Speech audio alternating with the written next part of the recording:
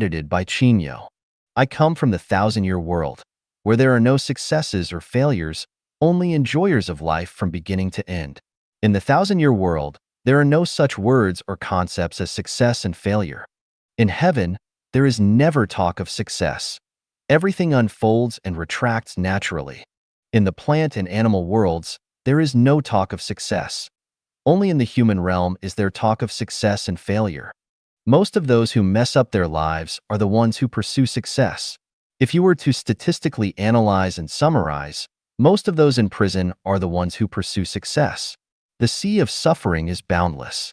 Take a look at those in the sea of suffering. They are all lives seeking success. So, I draw a conclusion. Success is a trap. Who invented this trap? The answer is the devil. Is my conclusion correct? Everyone carefully observes human society. Who are the ones that drive people to strive for success? How do those who aspire to success end up? Are most of those who mess up their lives the ones who want success? What is success? Contending for the space of a snail's antler, or contend for a flash of light. Is that success? Did Qin Shi Huang succeed? Broken walls where foxes sleep, deserted platforms where rabbits walk, all were places of singing and dancing in those days. Yellow flowers covered with cold dew, withering grasses looming in mist, all belong to the battlefields of the old times. Who succeeded?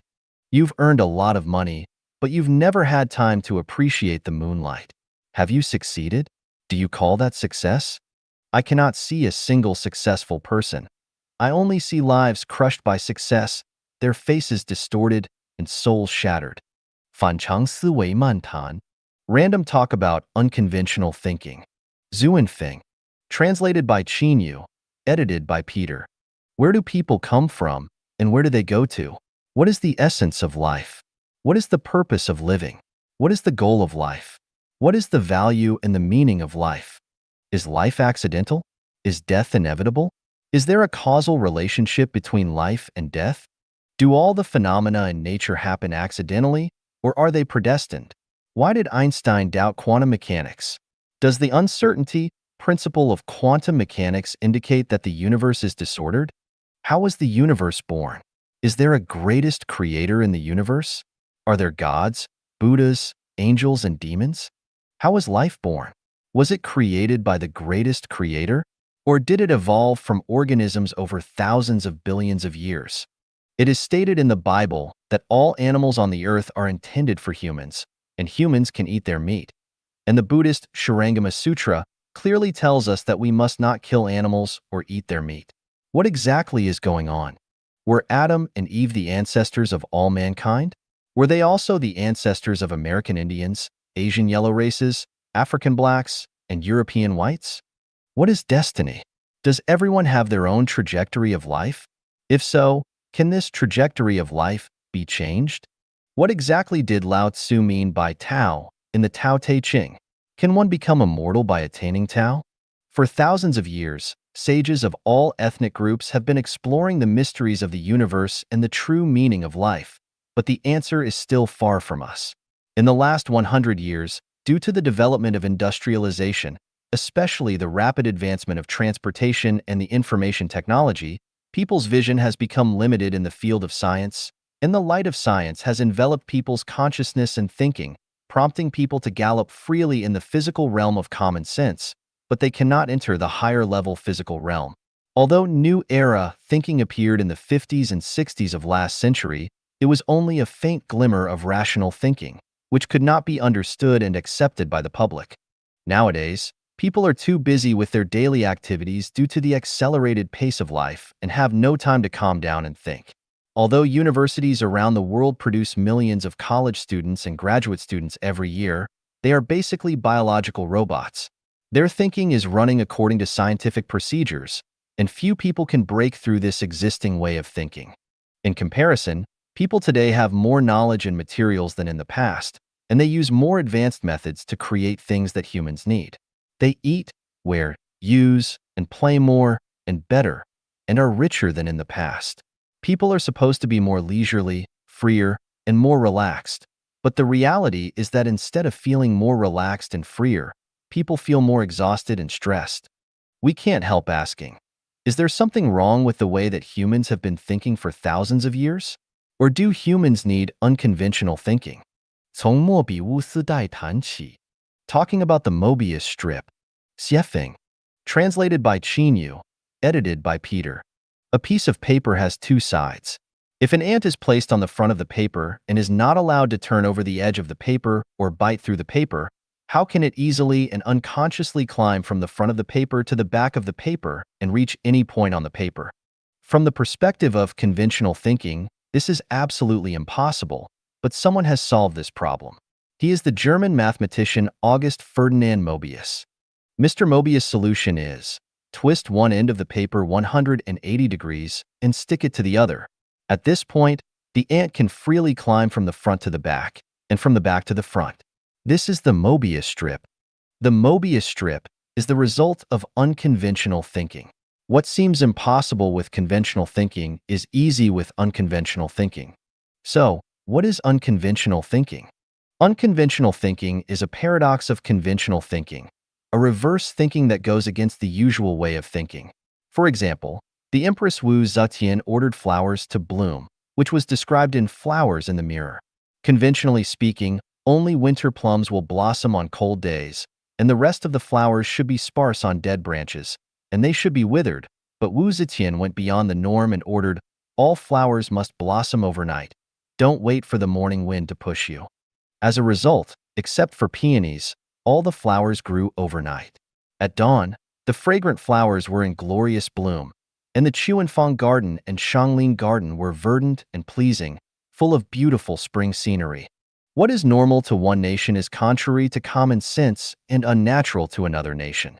For example, the order in which British, Americans, and Chinese write addresses is a kind of unconventional thinking, such as British and American, 38 Cosbill Street, Columbia District, New York City, United States. China, United States, New York City, Columbia District, Cosbill Street, number 38. For another example, when people die, their loved ones will cry to express their sorrow and sadness, but some nations use laughter to express sorrow. At funerals, some ethnic groups consider it respectful to wear white clothes, while others consider it respectful to wear black clothes. The secular view holds that one is born to pursue enjoyment, while most religions, especially Buddhism, believe that one is born to suffer. Traditional science believes that space and time are absolute. Space is like a box. Matter is a particle in this box, and time passes evenly. Modern science believes that space-time depends on the distribution of matter itself, and space-time is curved. Common sense believes that chicken feathers can fly in the sky, but iron blocks cannot fly in the sky, but today's reality shows that iron blocks, weighing tens of tons, can also fly in the sky. It was previously thought that any number could be represented by the ratio of two integers, but later it was discovered that some numbers, such as irrational numbers, could not be represented by the ratio of two integers. After the establishment of the theory of real numbers, the discovery of ethereal imaginary numbers was confusing. What is considered impossible in conventional thinking is easily solved by unconventional thinking. Topology is a kind of unconventional thinking. It can change the position of space and make the inside and outside of a confined space communicate, making it impossible to distinguish inside from outside. Just like the Mobius strip, it is impossible to tell which is the front side, which is the reverse side. How can a person enter a sealed room, and how can one then get out of it? With conventional thinking, it is absolutely impossible, but if you think unconventionally, this matter is easy. It is just a different understanding of space. Can people be invisible? Conventional thinking has to say, this is the dreaming of an idiot. It is absolutely impossible. In fact, it is just a temporary distortion of space and time. Mankind has launched many spacecrafts to explore space. There are many purposes for this. Regardless of whether they admit it or not, one of the subconscious purposes is to find out whether there are stars outside the Earth for humans to live on. One side effect of this space exploration is the realization that the Earth's immediate neighbors are not suitable for human habitation, and the farther planets are a few light years or tens of light years away, which humans cannot reach within their limited lifespans. Humanity has only one Earth. This is the pessimistic conclusion obtained by the current exploration of space. Impossible. Impossible. Absolutely impossible. This is the conclusion obtained by conventional thinking. Einstein realized that the speed of light is the limit speed of the movement of matter, but he did not realize that the speed of non-material movement is the negative cosmic speed, and people can instantly reach a planet tens of light years away. Quantum mechanics believes that only one speed and position of a particle can be obtained, and accurate data of both cannot be measured at the same time. This uncertain principle has actually entered conventional thinking. The movement of a particle is disturbed by an infinite number of forces, so it cannot have a constant speed. In addition, the movement path of a particle is affected by other forces, so it cannot have a fixed line, which is why its speed and location cannot be measured at the same time. However, if we have a way to consider all the forces received by the particles and the magnitude and mode of action, then it is not difficult to measure the speed and position of the particles at the same time. Everything in the universe runs in an orderly manner, and particles are no exception. The current problem is that human intelligence has not yet reached the level of understanding all the forces in the universe. Quantum mechanics has entered the frontier zone, but this does not mean that the frontier zone is the marginal area of science, and we can also develop this in depth. Quantum mechanics can only end in the uncertainty principle. The development of science is endless, but the more knowledge humans carry, the slower they will move forward. 100 years ago, if people were able to master all the knowledge mankind accumulated by the age of 20, it is not possible now.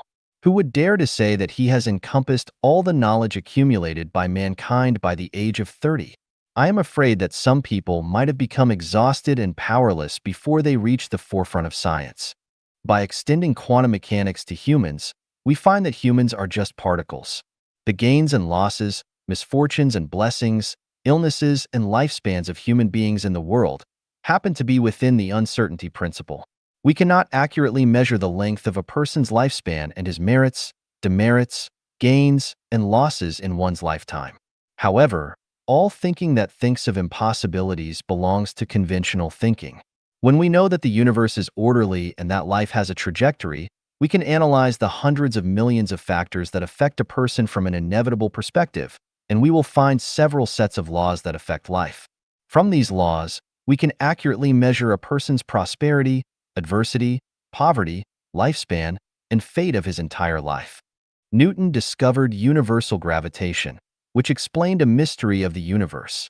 While benefiting mankind, at the same time it put a shackle on thinking of mankind. According to universal gravitation, it is impossible for a person to fly freely in the sky without the help of other tools. This has become conventional thinking again.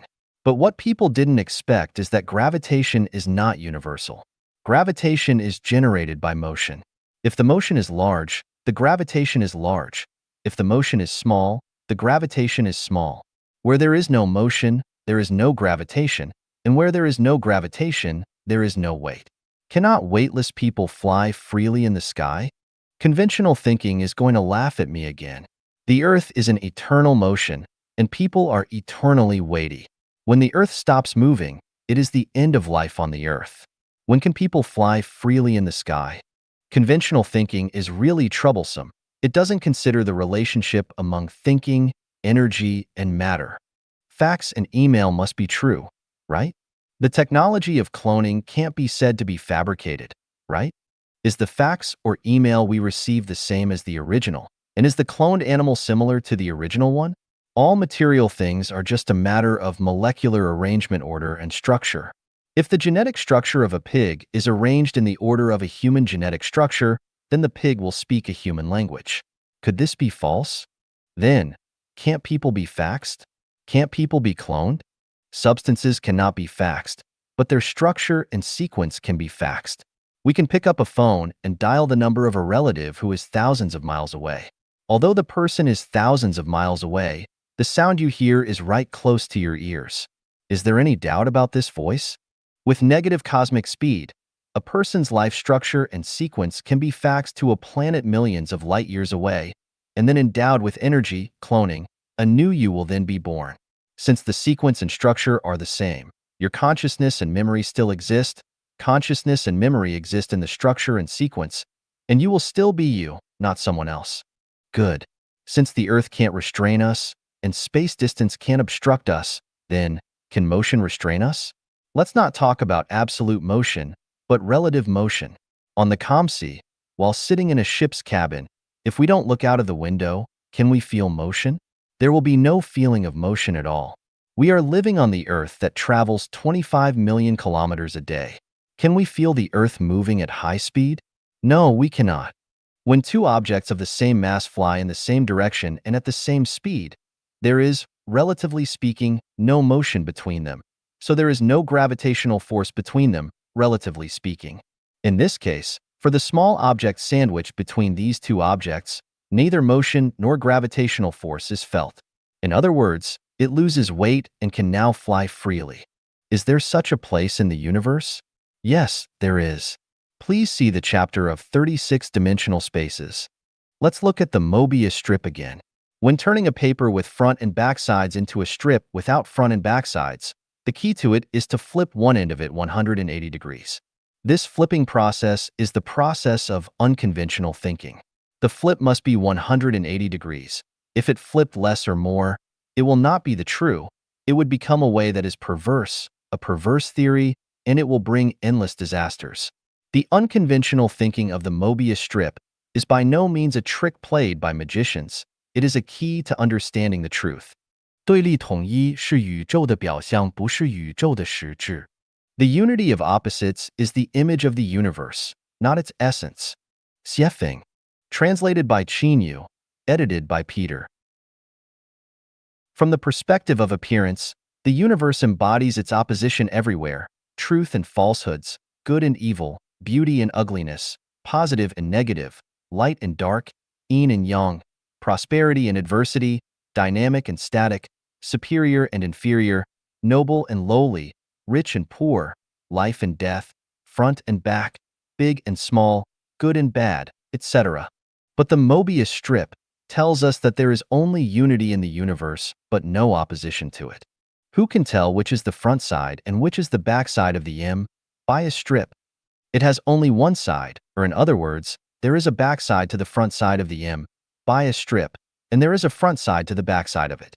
The front and the back side are perfectly intertwined and indistinguishable. Consider below the unity of opposites under conventional thinking. Up and down. Common sense believes that the top of the mountain is up and the foot of the mountain is down.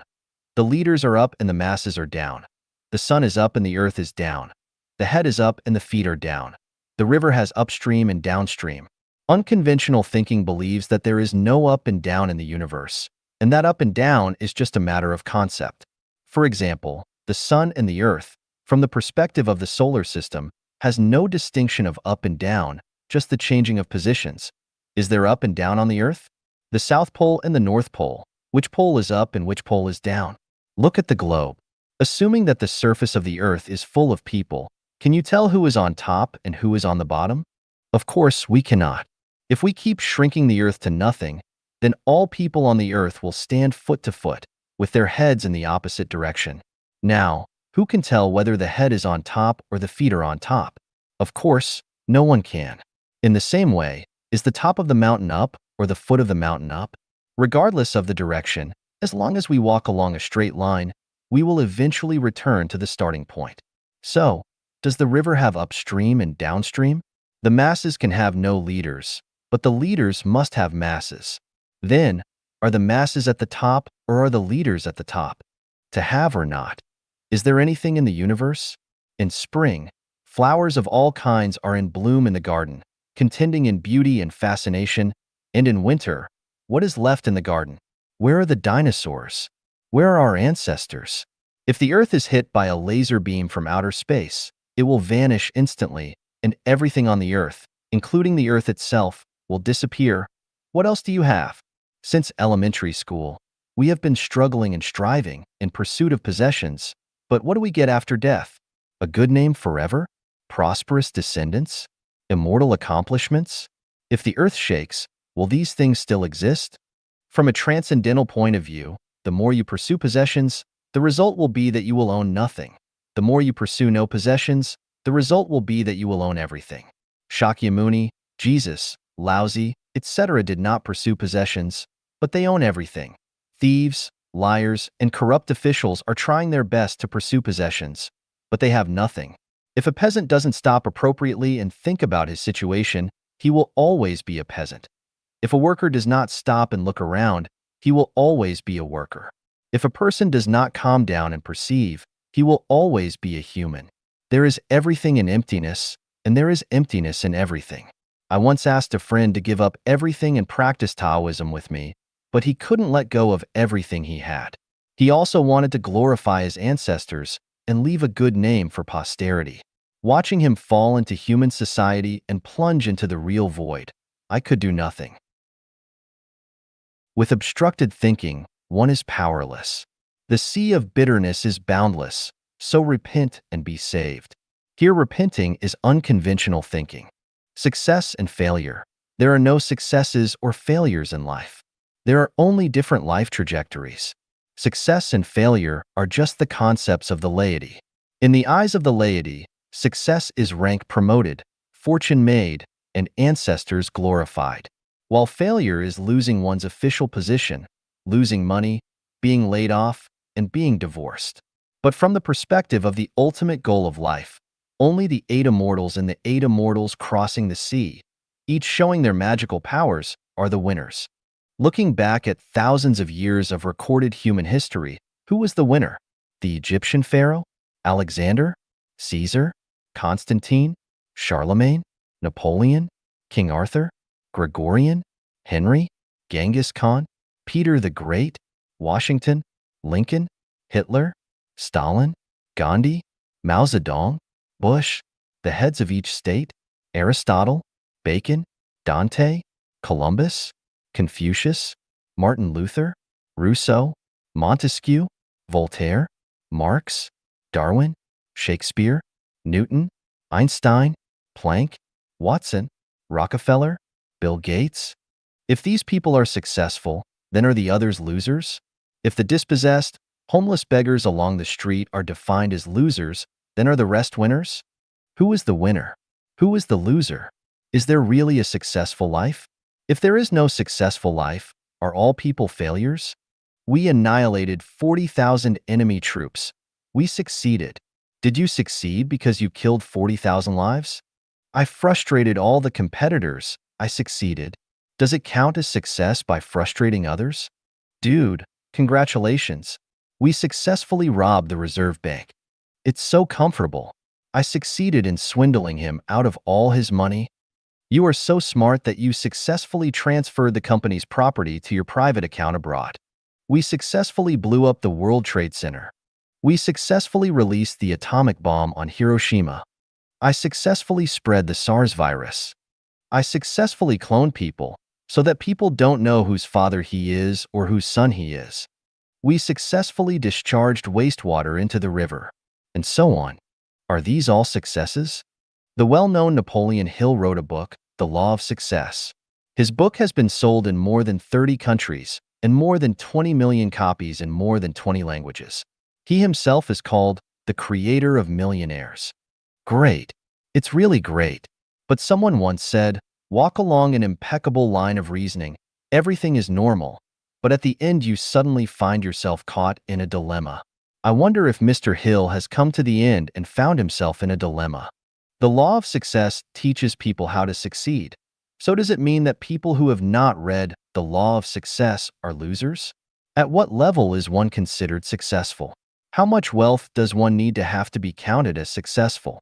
How many bank robberies does it take to be considered a success? How many times can piracy be considered a success?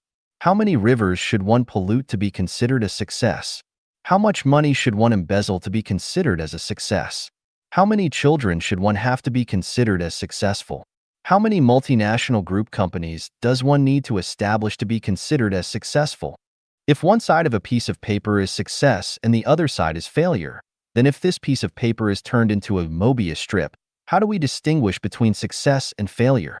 Gains and losses. Gaining is losing. Losing is gaining. The more you gain, the more you lose. The less you gain, the less you lose. Without losing, you will gain nothing. Without gaining, you will lose nothing. From middle school textbooks, we know the theorem of indestructibility of matter. Strictly speaking, it is not called the theorem of indestructibility of matter. It should be called the theorem of indestructibility of energy. Matter has birth and death, while energy is eternal in the universe. Energy is conserved, that is, the energy in the universe is a definite number. Energy will neither increase nor decrease. As the energy on the Earth increases, the energy on the Sun decreases, the temperature of water increases, and the amount of fuel is reduced. The more one experiences in life, the shorter one's life becomes. The more wisdom one has gotten, the whiter one's hair will be. Energy is a definite number, so what else is a definite number in the universe? Within the current range of the solar system, the time sequence is a fixed number. The 24 solar terms of the lunar calendar set by Chinese sages, beginning of spring, rain, awakening of insects, spring equinox, Qingming, grain rain, start of summer, lesser fullness, grain in ear, summer solstice, minor heat, major heat, start of autumn, end of heat, white dew, autumn equinox, cold dew, frost descent, start of winter, light snow, heavy snow, winter solstice are fixed numbers. The 5 elements, metal, wood, water, fire, and earth, and heavenly stems and earthly branches, jia yi bing ding wu ji gung xian ren kue, and zi cho ina meo chen si wu wei shin yu su hai, and the 12 animal signs, rat, ox, tiger, rabbit, dragon, snake, horse, sheep, monkey, chicken, dog, and pig, corresponding to each year, month, day, and hour are all definite numbers. The method of choosing the day of good fortune and bad fortune in the art of becoming invisible, Taoist magic, which was calculated from the primordial 8 trigrams by Wenwang of the Zhou dynasty and was later used by Jiang Zia, Zhang Liang, and Zhuge Liang, is a definite number. The Earth's moving trajectory and rotation speed are fixed numbers. The waxing and waning of the moon is a fixed number. The ocean's ebb and flow is a fixed number. Women's menstrual cycles are a fixed number.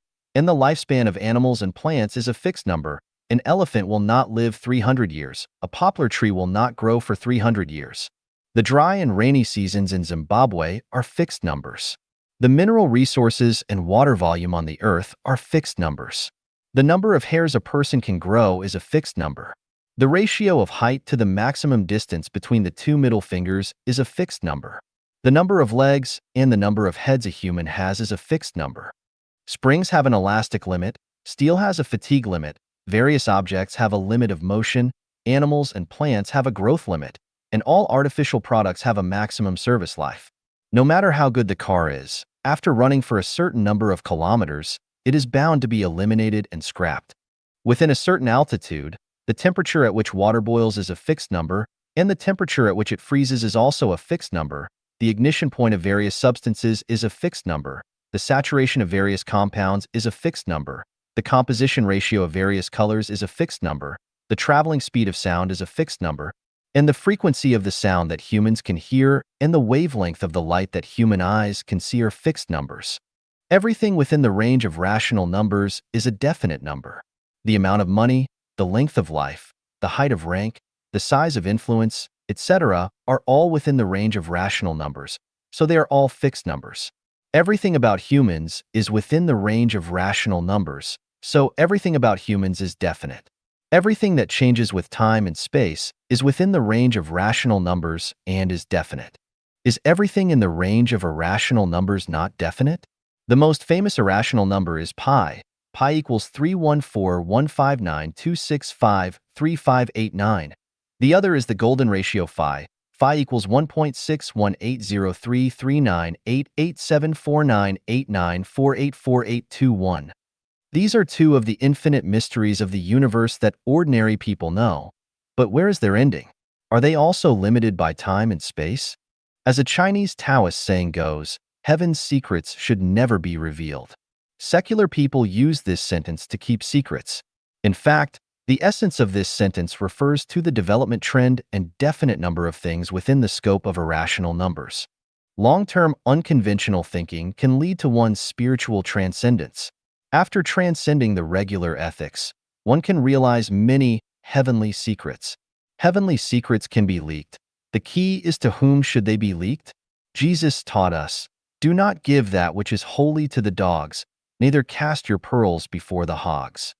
The Yellow Emperor's Hidden Talisman Classic says, after realizing the heavenly secret, virtuous people will settle down and practice it, while the villains will get carried away and act rashly and even ruin their destinies. The Tao Te Ching said, the main path, Tao, heavenly secrets, is easy to walk on, yet people love the small bypaths. He who knows does not speak. He who speaks does not know. Those who understand the secrets of heaven know the art of non-action, but if they reveal these secrets to ordinary people, it will lead to the downfall of unwise individuals who act recklessly and perish prematurely. Chuang-Tzu. Shakyamuni once said to Subhuti, the Tathagata expounds it to those initiated into the Mahayana and the Supreme Yana. Those who take delight in the Hinayana, Theravada, and hold the view of an ego, a personality, a being, and a life, cannot listen to, receive, hold, in mind, read and recite this sutra and explain it to others. The heavenly secret is not forbidden to be divulged. The key is that it will lead to a bad result if it is divulged.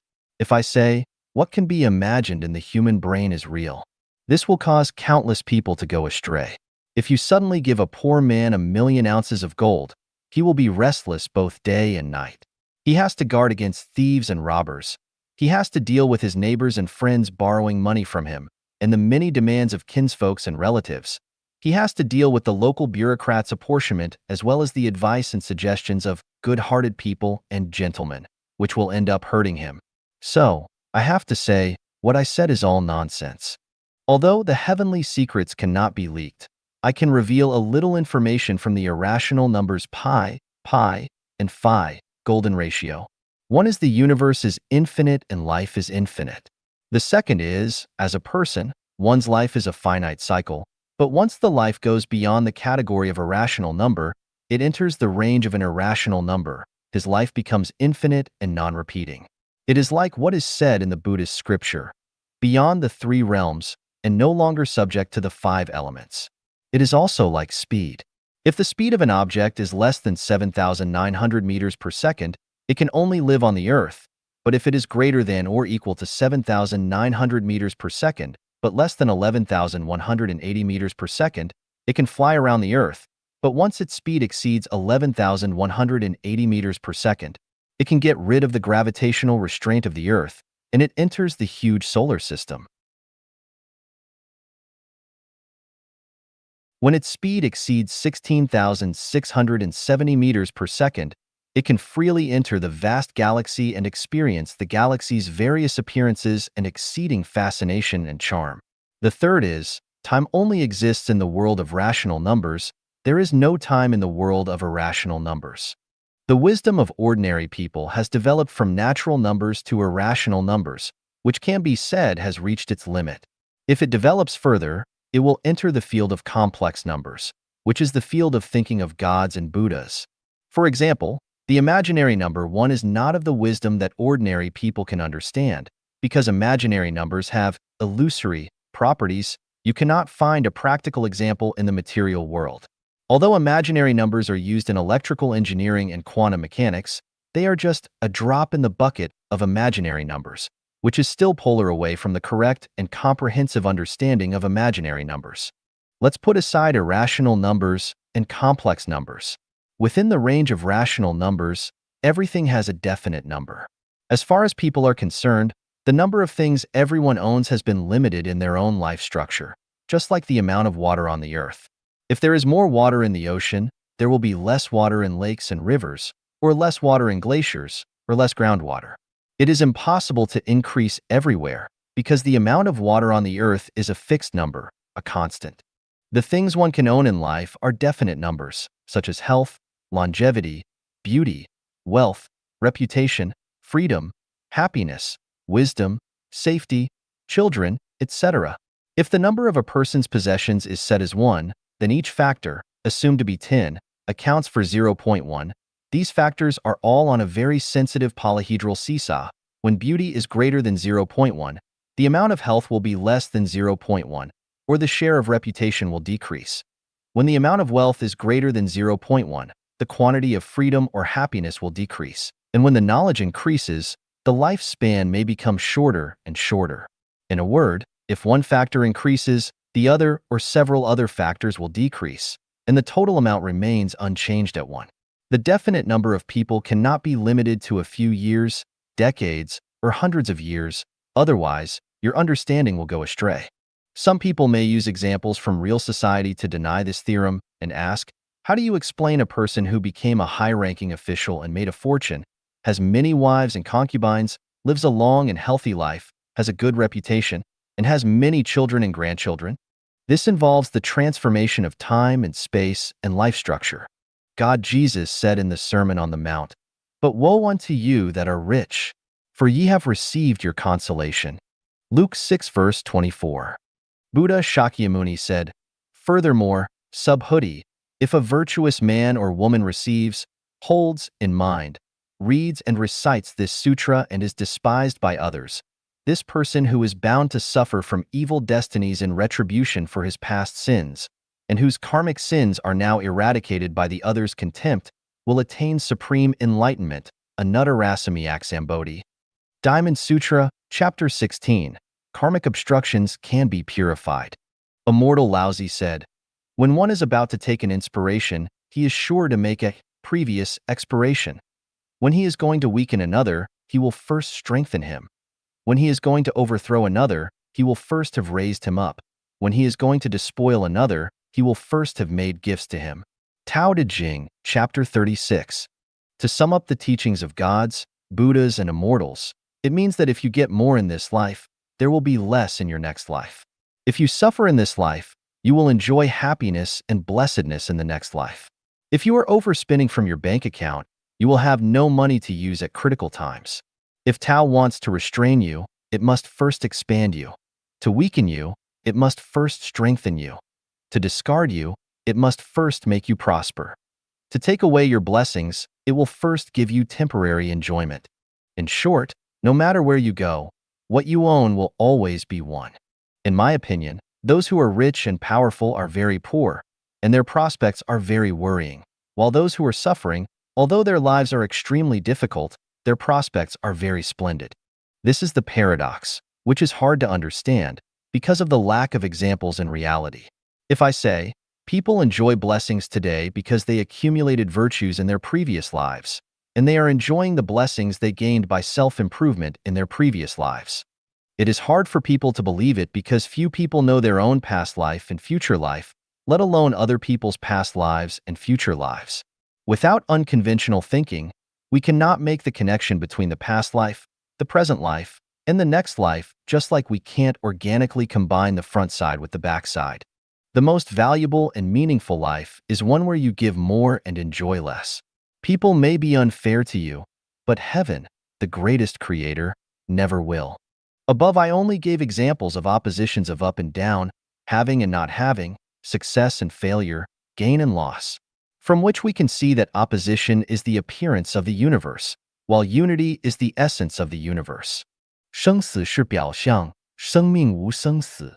Life and death are only images. There is neither life nor death in life. Xiefeng. Translated by Qinyu, edited by Peter. The Mobius strip tells us that life and death are not opposites. Life is death, and death is life. There is death in life, and life in death. The Yellow Emperor's Book of the Hidden Talisman said, "Life is the root of death, and death is the root of life." Babies cry when they are born. Why do they cry? Because life is bitter. How do you know that life is bitter? This is like a chick in an egg that has been hatched for 21 days, pecking at the shell. Although it does not know how thick the eggshell is, whether it can be pecked through, or whether there is a vast world outside the eggshell, it must peck. That is its instinct. What is instinct? Instinct is a kind of innate performance that biosomes can make without learning, such as chickens and eggshells pecking at them, bees making honey, migratory birds migrating with the seasons, mice digging holes, roosters crowing, etc. Babies cry as soon as they are born, and they know how to suck a breast. This is also an instinct. Everything has an instinct. If they do not have an instinct, everything will perish. So where did the instinct come from? This involves the origin of life. Please see the chapter of life. All things on earth are created by higher life, and instincts are embedded in the structure and order of life. The purpose of this chapter is to talk about life and death. Why do we say, life is death and death is life? To understand the true meaning of life and death, we must proceed from the following 3 points. First, do people have past lives? First of all, let me reprint the full text of an article compiled by Wang Jiankong and Li Liming and published in Reader magazine. Unbelievable, reborn girl. In 1926, a lovely little girl was born in Delhi, India. Her name was Shani Devi. When she was just born, there was nothing abnormal about her at all. But when she was 7 years old, little Shani suddenly said to her mother inexplicably, "Mom, I used to live in the city of Mathura." She also enthusiastically told her mother about Mathura and the situation at her home then. Later, Shanti mentioned this matter several more times. The parents were very worried when they saw their 7-year-old daughter talking about something irrelevant, so they took her to see a doctor. The doctor was puzzled after hearing Shanti's narration. "It's really strange. This child has no symptoms of mental abnormalities at all. How could she say these unbelievable things? Let's observe her for a while." However, at the age of 9, Shanti still did not forget about her living in Mathura. "Mom, did I mention that I lived in Mathura before? I got married there and gave birth to 3 children. My name was Luchi when I lived in Mathura." Shanti also told her mother the names and characteristics of the 3 children. The parents became more and more anxious after listening to their daughter's intoxicated chatter, thinking that the child's condition was probably getting worse. And they often wiped away their tears in secret. One day, a visitor came to see Shanti's mother. As soon as Shanti saw that person, she suddenly called out, "Mom, this person is my former husband's cousin. He also lives in Mathura." The guest was surprised when he heard Shanti's words and said, "Your daughter is right. I used to live in Mathura. But how did she know about it?" After the incident spread, it attracted the attention of the Indian government, and a special investigation committee was formed. The committee brought Shanti to Mathura for on-the-spot investigation. Shanti has never left Delhi since her birth. But as soon as she arrived in Mathura, she was able to warmly greet the local people who came to meet her in the Mathura dialect, as if she had met a long-lost friend. When she came to the door of a house, she stopped suddenly and said to others, "This is the house I used to live in." She walked in the door, pointed to an old man, and said, "He is just the father of my former husband." Then, she recognized her 2 children, and she also told people about her previous life in Mathura in detail, her association with her friends, the nearby landscape, and the school she was in at that time. The local people were very surprised when they heard her narration. What she said was completely correct, which was exactly the situation at that time. So little Shanti is the one who was reborn. The people who came to investigate this issue had to come to this conclusion. In India, the ancient Buddhist country, there are really many reborn people. Swarata Misho is one of them. One day, when he was traveling by bicycle, he pointed to a house he had never been to and said that he had lived here for a period and talked as if he just thought of it. He also talked about the past. This surprised the accompanying family members. They ran into the village to inquire, and what Swarata said was exactly what happened here decades ago. It is said that Swarata has been resurrected 3 times. There was also a young man in India named Gaspiel. He just died shortly.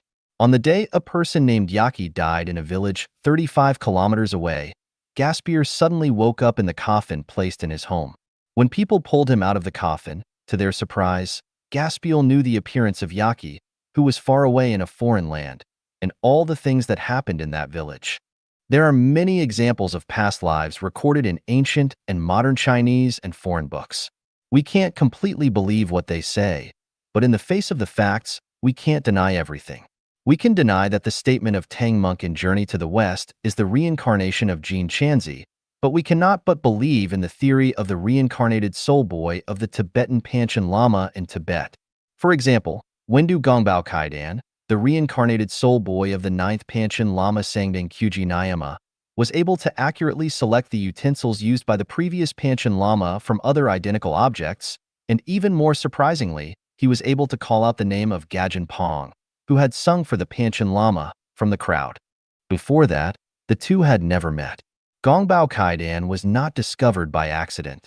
After the ninth Panchen Lama passed away, the Panchen Xingyuan, an organization dedicated to protecting the personal safety of the Panchen Lama of Tibetan Buddhism, began to search for his reincarnated soul boy. After several screenings and selections among the 17 possible reincarnated soul boys, 6 were initially identified. After many more procedures, it was finally identified that Kutinj Longer Gyatso was the reincarnated soul boy of the ninth Panchen Lama. However, Kutinj Longer Gyatso suddenly died of an illness. Why did he die suddenly? Because the real reincarnated soul boy was not him, but someone else. Having no choice, the Panchen Kinpo Conference Hall took the remaining 5 possible reincarnated soul boys to Kumbha Monastery. They wrote the soul boys' names on papers, wrapped the papers in tsampa, kneaded the tsampa into balls, and put them into a gold bottle. After a series of prayers and other activities, they shook the gold bottle in front of the public. A pill jumped out of the gold bottle during the shaking. They opened it, and it was Windu Gongbeo Kaiden's name on it. In fact, anyone who was a human being in the last life and reincarnated as a human in the next life will definitely have a feeling of déjà vu about a place suddenly and dimly in your life. In some places, although you have never been there, once you arrive, they must be reflected in your subconsciousness. You don't know what's going on, you just feel as if you have been here before. Of course, if you were an animal in your previous life, you will not have this kind of memory, but you must have a special love for a certain animal, and you are particularly disgusted or afraid of some animals. If you were a celestial in the 1,000-year world or the 10,000-year world, you will not have this kind of hazy memory, but you will definitely hate the selfishness of human society and subconsciously feel that you don't belong to this world. If you come from the Elysium world, you don't like meat by nature. Many wonderful hallucinations often appear in your mind, and you have an instinctive closeness to Buddhism. Second, do people really have an afterlife? It's hard for us to believe the hearsay of others, but we have to believe the theories and examples based on scientific research and clinical practice. There is an organization in this world called the International Association for Near-Death Studies, whose website is www.nderf.org.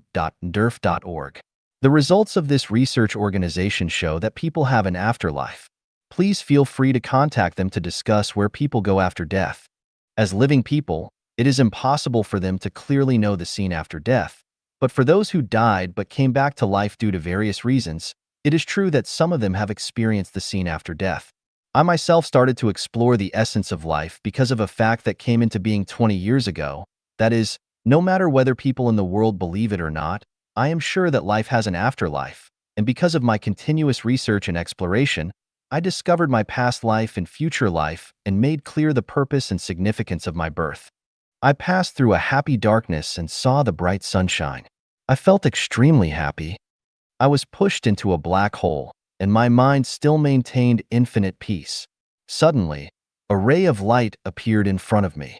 It was like a star in the sky at first, and then it turned into a sun at dawn in an instant. The radiant sun does not dazzle me. On the contrary, looking at this red sun, I feel unparalleled happiness. This is a beautiful place. I am very happy to come to this place. I feel delightful. I seem to have a nightmare. Countless ghosts came to claim my life, and a black tornado also hit me. I was frightened to death, and suddenly I was pulled back by a force. I watched the doctors tossing my dead body. Relatives and friends were mourning and crying, but I drifted farther and farther away from them. I was not sad.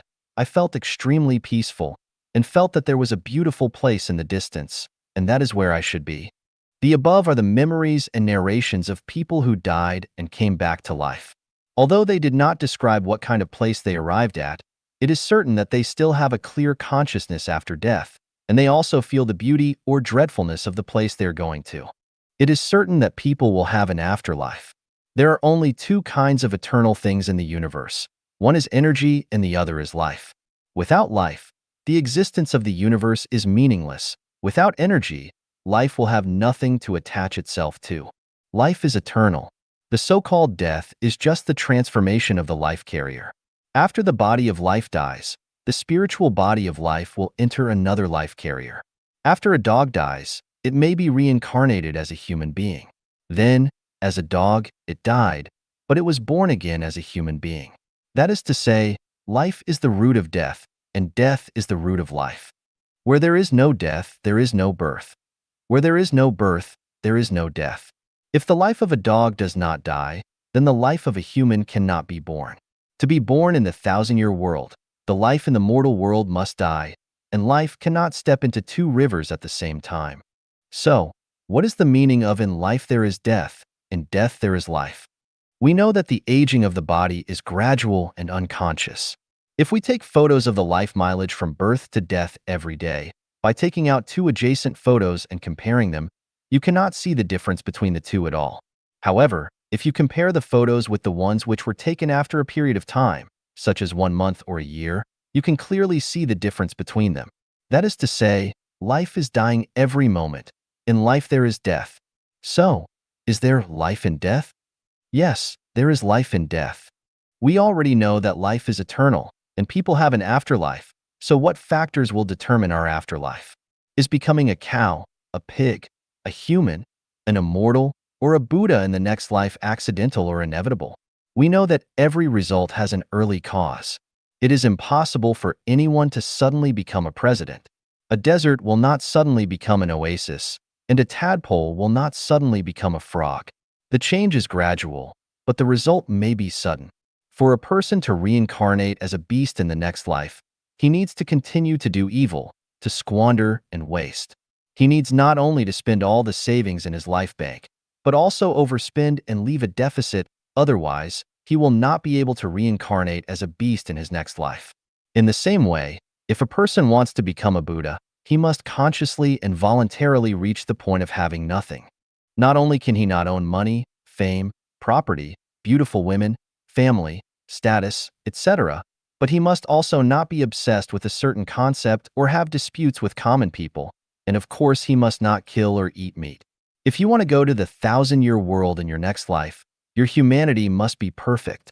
So, are there any signs that indicate what kind of reincarnation criteria a person has reached at the time of his death? Yes, that are the different structures of neurons in the central nervous system of the brain at the time of death. Different structures have different colors. If a color scanner can be invented when a person dies, open his neurocranium and you can see the color of his brain with the scanner. If it is colorful, it can be concluded that his life has gone to the 10,000-year world. If it is purple, he has gone to the Elysium world. If it appears red or green or blue, he must have gone to the 1,000-year world.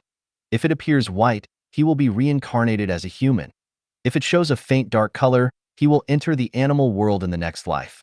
If it is black, he will definitely go to the netherworld, or the frozen layer, or to the inflaming layer. In short, life and death are only images. Life has neither life nor death. Just like Seth said, death is not the end of life. 物种是进化来的吗? Did life evolve from non-life? Refuting. Translation edited by Chinyo. Let's examine the validity of the evolutionist perspective, with Darwin as their pioneer, on the origin of species. Upon rejecting the Big Bang Theory and the notion of life arising accidentally from water, and upon analyzing the theory of evolution, we realize its shaky foundation. Without the birth of life, can evolution truly exist? Where do eggs come from without chickens? And without eggs, where does the chicken come from? Like how DNA formation depends on protein formation, without initial protein presence, DNA cannot form. Which came first, protein or DNA? The core tenets of the theory of evolution are as follows. Before evolution, there must be at least one or several lives. These one or several lives have evolved into a diverse array of life forms on Earth today. Organism evolution results from heredity, variation, and natural selection. Evolution follows the logic of natural selection, survival of the fittest, the law of the jungle, selecting the superior and eliminating the inferior. When a species cannot adapt to its environment, or when the environment does not support a species' survival, it evolves into another species. Due to brutal competition and survival of the fittest, the weak are naturally eliminated, leaving behind only the strong. This implies that low-energy forms fade while high-energy forms emerge. From these aspects, we can deduce the following. Earthworms, flies, turtles, dung beetles, cobras, dogs, humans, etc. originate from the same ancestor. Due to deteriorating ecological conditions, to ensure species reproduction, some dinosaurs evolved into humans, while others became lions and wolves. Since weaker organisms are naturally eliminated, all insects are weaker than birds and will evolve into birds or more powerful animals. Similarly, herbivores, weaker than carnivores, will evolve into carnivores for species reproduction. Carnivores, weaker than humans, will undoubtedly evolve into humans for survival. The final outcome of survival of the fittest is that all insects and animals will eventually evolve into humans. Regarding humans, the strong prey on the weak and the fittest survive. People survive by plundering and killing each other. Strong nations only remain invincible by eliminating the weak. All plundering and killing wars in history align with the theory of evolution. Acts of kindness toward other species appear cruel within one's own race. Conversely, cruelty toward other species is seen as kindness within one's own race. Whether it's burning, killing, looting, or cheating, any means to eliminate the weak and strengthen oneself are justified. Hence, Hitler's actions were 100% correct. Humans will continue to evolve. Eventually, wings will grow on their backs, eyes on the back of their heads, and they will breathe out fireworks and emit laser light from their eyes. Further analysis is unnecessary. Based on the 10 outcomes mentioned above, we can assess the viability of the theory of evolution. As we observe humans becoming smarter and more capable with each generation, we assume human evolution. However, this increased capability depends entirely on accumulated knowledge, and the essence of human life has remained unchanged since ancient times. Our genes, as human beings, have not changed. Our ancestors had 2 eyes, and we still do. Our blood was red then, and it remains red now. Our body structure has not gained or lost any organs or parts compared to our ancestors. If modern children could run like deer or zebras at birth, it would confirm human evolution. If monkeys' and apes' brains are similar to humans in learning, memory, and thinking, we can deduce that humans evolved from monkeys. I will delve further into the topic of biological evolution in future chapters, particularly in the Greatest Creator chapter of Life Genuine. I encourage you to continue contemplating this issue. Mong Chir, The Blind Zone. Xiefeng. Translation edited by Chinyo. If we observe a blind person, we will find that he is constantly feeling his way forward. He cannot stride confidently on winding roads, nor can he see the potholes and stumbling stones ahead. We feel genuinely saddened by this. But what about those of us with sight? We eagerly unpack our treasures, investing everything in a marriage, only to face the painful experience of divorce a few years later. Why couldn't we foresee the outcome back then? We sincerely invest time in friendships, only to be betrayed, robbed of our savings, and even lose our spouses. Were we blind to the truth from the start? We wholeheartedly support someone's rise to power, only to discover him indifferent to our well-being and willing to trample us underfoot. Why were we blind to their true nature? We extend compassion to someone in need, sparing no effort to help him overcome one difficulty after another. However, once his wounds are healed, he turns around to bite us, not only stealing our wealth but also spreading rumors and slandering us, portraying us as worthless. Did our eyes truly perceive their nature from the outset? Parents toil tirelessly and pour their hearts into raising their children, hoping to have support in their old age. Yet, in an instant, their children die on the battlefield or under the wheel and fail to provide the expected support. Given such outcomes, how accurate was our foresight from the start? We labor tirelessly to raise our children, pouring our hearts and souls into their upbringing. Yet, in our old age, we find ourselves abandoned, without the familial support we hoped for. What was the purpose of our endeavors? Were we blind to the future? When we were at school, we studied certain subjects for getting food and sleep, but after graduation, we were unable to pursue the majors we studied. If we knew this before, why did we bother to waste money and energy? We work from dawn to dusk, live frugally, rack our brains, and work hard all our lives. When we are about to die, think about what we have gained. What were we blindly busying for? We can't see the substances with wavelengths outside the light range of 400 to 700 nanometers. We can't see the epidemic germs flying in the air. We can't see the radioactive elements invading our nerve cells, and we can't see viral bacteria filled in the rivers. The welfare of the public is lost virtually. We also turn a blind eye. What will happen tomorrow? Our eyes are also invisible. How far and how deep can our eyes see? What on earth did we see? How different are we from the blind? The achievement of a general cost many lives. One family becomes rich and another 10,000 will be, relatively, poor. The predecessors are brilliant and the descendants will be bleak. In this life, behave like a tyrant. In the next life, one will suffer. What do we really understand? What did you see again? We are so busy every day. What on earth are we busy for? We are running with high spirits on the seemingly straight road. Is this road the best way of life? What is the point of what we are passionate about? We are working overtime to build a house somewhere, yet an earthquake is imminent in this area. So, the more we do, the greater our loss. And the more we hurry up, the more we waste, isn't it? We were sweating profusely and anxiously queued up to buy tickets for the maiden voyage of the Titanic. The day when you got the ticket, was it the day when the tragedy started? A few years ago, one night, I was driving a four-wheel drive Toyota pickup truck on a jungle path in Binka, Zimbabwe, when a rabbit jumped out onto the path and attempted to cross. I slammed on the brakes, but it was too late. The rabbit was crushed to death under the wheel. Oh, rabbit, why do you hurry across the road? If you slowed down for a few seconds, you could pass safely. Does speed really make you safer? Recently, while typing with the window open in the study room of Villa number 46, at night, a few bees would often fly in to look for light. By the next day, all these bees would be found dead. Oh, bees, why do you seek out the light instead of staying in the darkness of the night? Is any bright place a good place? How many tragedies in the world happen in haste?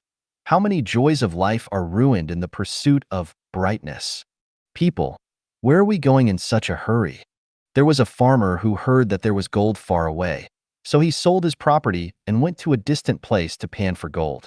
A few years later, he returned to his hometown empty-handed. Upon returning to his hometown, the first news he heard filled him with regret. The news is that the man who bought his property dug up a lot of gold on the land he sold. Everyone finds themselves in a blind zone, and it appears that we are navigating blindly. It appears that there are few individuals, both in ancient and modern times, from China and abroad, who can clearly guide us toward a path to happiness. The scriptures of major religions are profoundly deep, and we have yet to grasp their true meanings. How much farther must we tread within this blind zone? Why do wild animals not cultivate their own doctors? Self-reliance. Translation edited by Chinyo. Humans meticulously care for themselves, always fretting over and preparing for unforeseen future events, being precautious and preventative. Contemplating the future and taking precautions isn't inherently wrong, but the question remains: are we devoting too much time, energy, and resources to the future? By excessively fixating on the future, are we neglecting our present? Today, people seem to form friendships mainly for utilitarian purposes, rather than fostering genuine connections as our ancestors did, where hearts were in sync. At home, rely on parents. Outside, rely on friends. But why do we rely? We cloak our true intentions, compromising and pandering to friends, just to safeguard against unforeseeable future events, leaning on them, correct? Despite forced smiles, reluctant engagements, and considerable reluctance, we still go out of our way to garner support for others. Are we still being true to ourselves? How much of our time is squandered on fruitless pursuits? Why do we engage in this behavior? Is it all in anticipation of the unforeseeable future? We install security doors, set up alarms, erect fences, hang electric wires, manufacture weapons, construct hospitals, and purchase insurance. As humanity progresses, it appears the less secure we feel. Why is this? Will there come a day when everyone must wear bulletproof vests and dwell in heavily fortified underground bunkers? Is this truly the path of human advancement? Birds and wild animals do not have doctors or hospitals. Does that mean they cannot survive? The day before yesterday, I visited the Marandra Wildlife Sanctuary for observation. A large elephant mingled among a group of water buffaloes. According to the park staff, This elephant has been alive for nearly 30 years. It struck me. This elephant has lived for 30 years without ever seeing a doctor or receiving treatment from a hospital. How did it weather the storms and extreme weather conditions over these 30 years?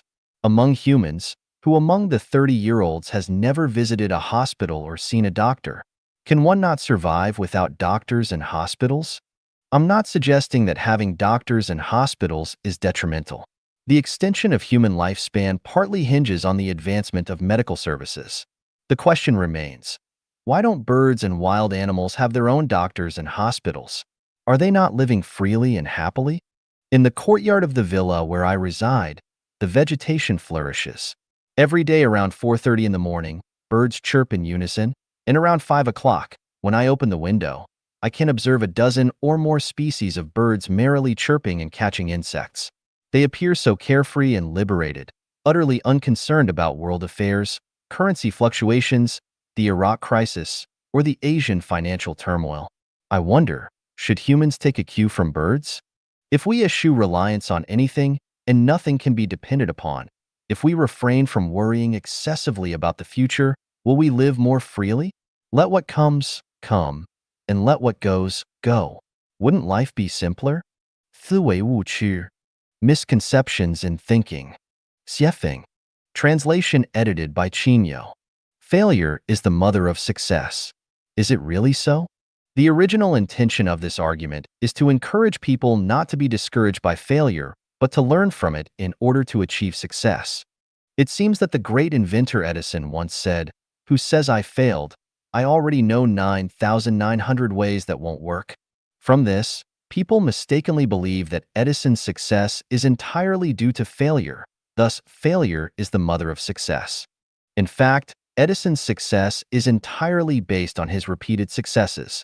Without the multiple successes in the early stage and the confidence gained from other successes, he would undoubtedly fail. The truth is, from the perspective of probability theory, success breeds success and failure breeds failure. Successful people will continue to succeed, while failures will continue to fail. Individual or minority examples are not sufficient to establish a theorem. True lovers eventually become a couple. Is it true? This idea seems to tell us that all married couples in the world are loving and affectionate lovers. Let's ask ourselves honestly, have you and your loved one become a married couple? The fact is, it is difficult for lovers to become married. If lovers do become married, the outcome is often the drowning of affection. Live and work in peace and contentment. Is it possible? Without a job, how can one live in peace? Would pies fall from the sky? It should be only by enjoying work can one live in peace. In today's world, many young people start their careers first and then start a family, which is correct. Safe and sound. Half right. Being safe leads to being sound, but being sound leads to being safe. Steel is refined through 100 trials. Try it. After 100 attempts, will it become steel or gas? Ever-changing. Yes, without rules to follow. Acting without rules, indeed it is ever-changing. Wisdom comes from experience. Must we experience everything to gain wisdom? Time flies, life is short. If we cannot cleverly make use of things, if we cannot learn from others' experiences and lessons and apply them to different situations to gain wisdom, and instead insist on trying everything by ourselves, isn't that foolish? The only way to catch tiger cubs is to go into the tiger's den. How many spy satellites are hovering over us, observing our every move? With interconnected computers, the world situation can be observed in an instant. In this era, do we still need to risk our lives to catch tiger cubs in their dens? Truth lies in the coffin. Don't expect to find truth just by closing the coffin. People will review history from thousands of years ago for comments. We should still follow Tao and not care about the content of the eulogy when we die. Associate with the wise and you become wise. Associate with the foolish and you become foolish. Nuns think about having a drink in the lively place, and prostitutes want to get away early and cultivate virtue. There are many corrupt officials among the emperor's followers, and there is justice among the gangsters. Who says, associate with the wise and you become wise? Associate with the foolish and you become foolish? A newborn calf is not afraid of tigers. The opposite is, a newborn tiger is most afraid of cows. The viewer sees better than those involved. The truth is, those involved see better, while the viewer is confused. He who has the truth on his side has the majority. Aside from negative cosmic energy, the rest seems to be, the strong have more help, the weak have less help. A dog relies on its master's power. Similarly, people rely on the power of dogs.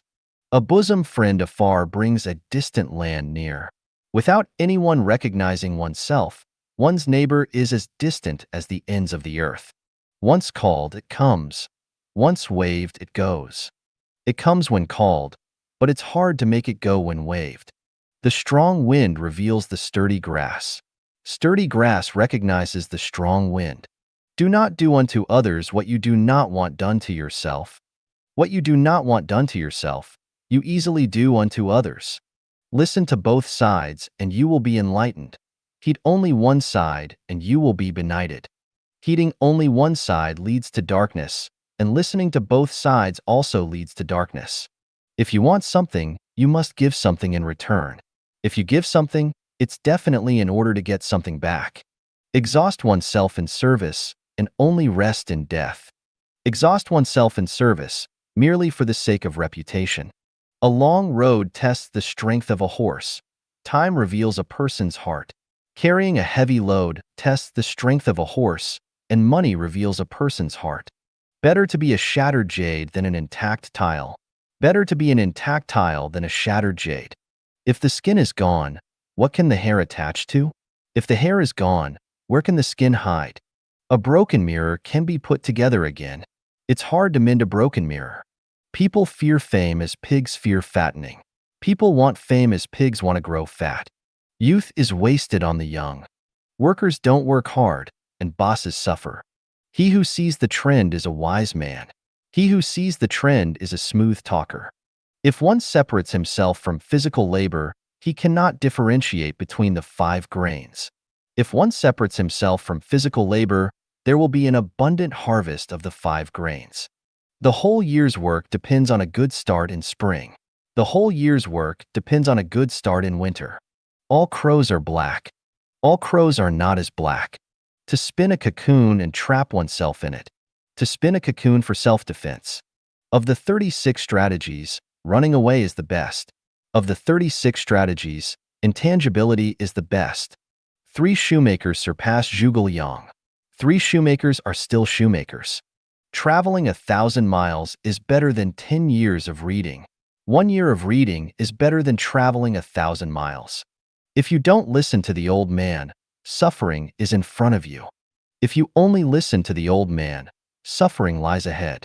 颠倒思维, reverse thinking. 斜风. Translation edited by Chino. Not having is having is not having. Up is down, down is up. Success is failure and failure is success. Gain is loss, loss is gain. You are me and I am you. Humans are Buddhas, and Buddhas are humans. People are ghosts, and ghosts are people. Humans are demons, and demons are humans. Life is death, and death is life. Moving forward is moving backward, and moving backward is moving forward. Destruction is construction, and construction is destruction. Being intelligent is being foolish, and being foolish is being intelligent. Science is a form of superstition, and superstition is a form of science. Politics involves governing people, and governing people involves politics. Workers are laborers, and cadres do nothing. Disorder is order, and order is disorder. A child is an old person, and an old person is a child. The infinitely large tends towards the infinitely small, and the infinitely small tends towards the infinitely large. The darker the place, the brighter it seems, yet the brighter it appears, the darker it becomes. The slower, the faster, and the faster, the slower. The richer one is, the more distressed one becomes, and the more powerful one is, the more dangerous one becomes. The kinder you are, the more foolish you may seem, yet the more foolish you appear, the wiser you may be. The poorer one is, the less trustworthy one is perceived, and the richer one is, the greedier one becomes. The more useless something seems, the more useful it may be, and the less one possesses, the freer one may be. The more enticing something appears, the more it may consume one's life. And the more delectable something seems, the more it may harm one's health. The more one has, the more one will gain. And the less one has, the less one will be bestowed. Looking at people from afar, they appear beautiful, but up close, they seem ugly. Similarly, pigs appear hateful from a distance, yet charming up close. The nourishment for humans is not food, but the different molecular structures of energy, qi, within food. If one consumes this energy directly, they may bypass the need for food altogether. When God created humans, humans began creating gods. When humans raise cows, cows start to raise humans. When humans invent computers, computers will eventually invent humans. Because we have eyes, we don't see what we should see, but we see what we shouldn't see. Because we have mouths, we don't eat what we should eat, but we eat what we shouldn't eat. Those who achieve success early often decline early. Early intelligence can lead to early confusion. Early sorrow can turn into early joy, and early happiness can turn into early sorrow.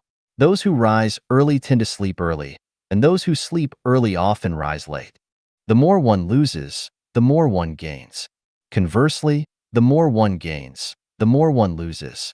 In having nothing to lose, one has nothing to gain, yet in losing everything, one gains everything. The ultimate objective of life is not to approach death, but to journey towards another world. Much like the ultimate aim of a fetus is not to grow within the womb, but to enter the world. Thus, human society acts as a grand womb, through which individuals must pass, seemingly through the gateway of death, to reach another world. Consequently, death is not the end, but rather the beginning. The you in dreams is not your true self. The true self slumbers in the real world. Similarly, the you in the present is not the true self. The true self is sleeping in another world. The dream, you, is unaware that your real self is slumbering in the real world, just as the present you is unaware that the true self sleeps in another world. Upon awakening, the dream ends. When the true self awakens in another world, life concludes. If one dies suddenly, it is because the true self in another world did not awaken naturally but was abruptly awoken by others. Thus, regardless of age or manner, death is not an inherently negative event, and the living need not sorrow but should rejoice in their timely cessation of illusion. From the perspective of conventional thinking, the sun unquestionably revolves around the earth, as observed rising from mountains, water, and the horizon, and setting on the opposite side at dusk. The ancient text, Shan Hai Jing, contains a fable titled Quafu Chasing the Sun, wherein the protagonist Quafu perishes due to his adherence to conventional thinking. Similarly, Copernicus was burned alive for expressing a treasonous and heretical notion. The earth revolves around the sun, rather than the sun around the earth. Consequently, conventional thinking is often the folly of fools. We frequently refer to sea level, yet it is not a level surface but rather a curved one. When traveling by Boeing 747 from Johannesburg to Hong Kong via Bangkok, the altitude of the plane remains relatively constant, leading us to assume it flies straight and parallel. However, the flight path is not linear but rather curved. You take a globe, imagine yourself standing in Oslo, Norway, and then picture the people in Cape Town, South Africa. Can you tell me who is on top, who is on the bottom? If you consider yourself on top, then the people in Cape Town would be below. Since they are below, and everyone's feet are planted on the earth, it is without doubt that the people in Cape Town live with their heads facing down. However, when you visit Cape Town, you find that people are heads up, making it seem like the people in Oslo are the ones with their heads down. Thus, our conception of up and down may be erroneous. Though we claim airplanes soar in the sky, changing spatial perspectives reveals they travel beneath the earth. Extending from the spatial positions of up and down to the abstract concepts of high and low, we often say, the greater the hardships endured, the more esteemed the person, man struggles upwards, water flows downwards. This erroneous perception of hierarchy makes people forget the meaning of life, trapped in the quagmire of upward ascent since childhood, unable to extricate themselves. By the time old age approaches, they still don't understand, remaining confused, thus muddling their once very beautiful lives. The more energetic a person is, the more susceptible they are to straying from the path. And the smarter and more talented a person is, the easier it is for them to become ensnared in the mundane. Conversely, those who are frequently ill, seemingly hopeless, are more likely to grasp the truth. This is reflected in the Taoist saying, "Illness breeds Tao in the mind, and the reason lies therein." Let's look at time again. We say, today is March 3rd, 2004, and 10 years from today will be March 3rd, 2014. Upon waking in the morning, we glance at the clock and exclaim, "Ah, it's already 7 o'clock." When conversing with friends, one might remark, "Time flies so quickly. I'm almost 40 years old." We feel as though we're swimming in the vast ocean of time. Life is fleeting, and the years are unforgiving. The older one gets, the more prone they are to sighs and regrets. The sunset is infinitely good, but it's almost dusk. Knowing today, why regret yesterday? Time, like a demon or cancer cell, consumes people's happiness, hope, and lives. But let me ask you, where does time come from? Does time truly exist in the universe? Is time really so precious? You may find yourself perplexed. If I were to tell you, time is a construct of humanity, it doesn't truly exist in the universe, and time isn't inherently valuable, you might find it puzzling. If I were to further assert, you've created time as this specter, this illusion, to intimidate and torment yourself, you might begin to question my sanity. Delving deeper, have you ever dreamt of deceased loved ones? The relatives you see in your dreams aren't truly dead. They've merely transitioned to a different realm of existence or shifted to another space. Would you then consider me delusional, spouting nonsense? The truth is, if you were to think so, you'd be correct, indicating your normalcy, practicality, and rationality, but lacking the concept of unconventional thinking. 3 meals a day are considered essential. The diet should be varied. Otherwise, malnutrition may ensue. This is conventional wisdom. If you firmly believe it to be an absolute truth, then indeed it is. You become accustomed to 3 meals a day. Should you miss one, you'll feel hunger and uneasy. If you believe 2 meals a day suffice, then indeed they do. If one day you were to consume an extra meal, you'd experience stomach discomfort. If you believe 1 meal a day is adequate, then it is. Regarding food, if you subscribe to the theories of nutritionists, you'll include chicken, duck, fish, various fruits, vegetables, etc. in your diet. If you adopt a diet that is too simplistic, it will result in your physical and mental emaciation, accompanied by fatigue. But if you reject the conventional nutritionist's approach, believing that consuming only 1 egg and a glass of milk per day provides ample energy, then indeed it does. Furthermore, if you firmly believe that subsisting on a spoonful of honey, an apple, and an adequate amount of spring water per day is sufficient, then it is. Should you believe that abstaining from food and drink altogether, existing as your own cosmic entity, allows for longevity, then you've grasped the mechanics of animal hibernation, attaining the wisdom of Bodhidharma. Expanding upon this, should you experience faint stomach pains one day, subsequently suspecting stomach cancer and thinking daily, "Oh no, I have stomach cancer," within 3 months, a medical examination confirms your fears. Conversely, after an examination reveals lung cancer, should you firmly assert, "This cannot be lung cancer. My lungs are perfectly healthy, and there's no way I could have lung cancer," 3 months later, the lung cancer dissipates. The key lies in the power of the mind. It only works when one believes sincerely. With sincerity, one can split gold. I'm old. I'm no longer capable. I'm already 40. What else can I do? This life is what it is. If there's an afterlife, I must. I'm already 80. This illness cannot be cured. This is impossible. This is too fantastical. These sentiments, born of conventional thinking, lead one down a path of negativity, a suicidal mindset, a misconception of human nature, a spreading virus. Some may argue, I'm already in my 70s, nearing the end. Even if I were to break free from conventional thinking, what good would it do? Let me tell you, every day of a person's life, every age, marks both an end and a new beginning. Each day heralds the birth of a new self. People can live not only to 100, but even 200 years. The reason for disbelief lies in the millennia of conventional thinking constraining minds and thoughts, coupled with the misleading notions of shallow science, claiming a pituitary gland at the back of the brain secretes a fluid controlling lifespan and asserting that humans undergo only 7-cell divisions from birth to death. These are all negative inductions. Be practical and realistic. Don't aim too high. Human lives rarely exceed 70. You're almost 80. Be content. Do you really believe in a second youth?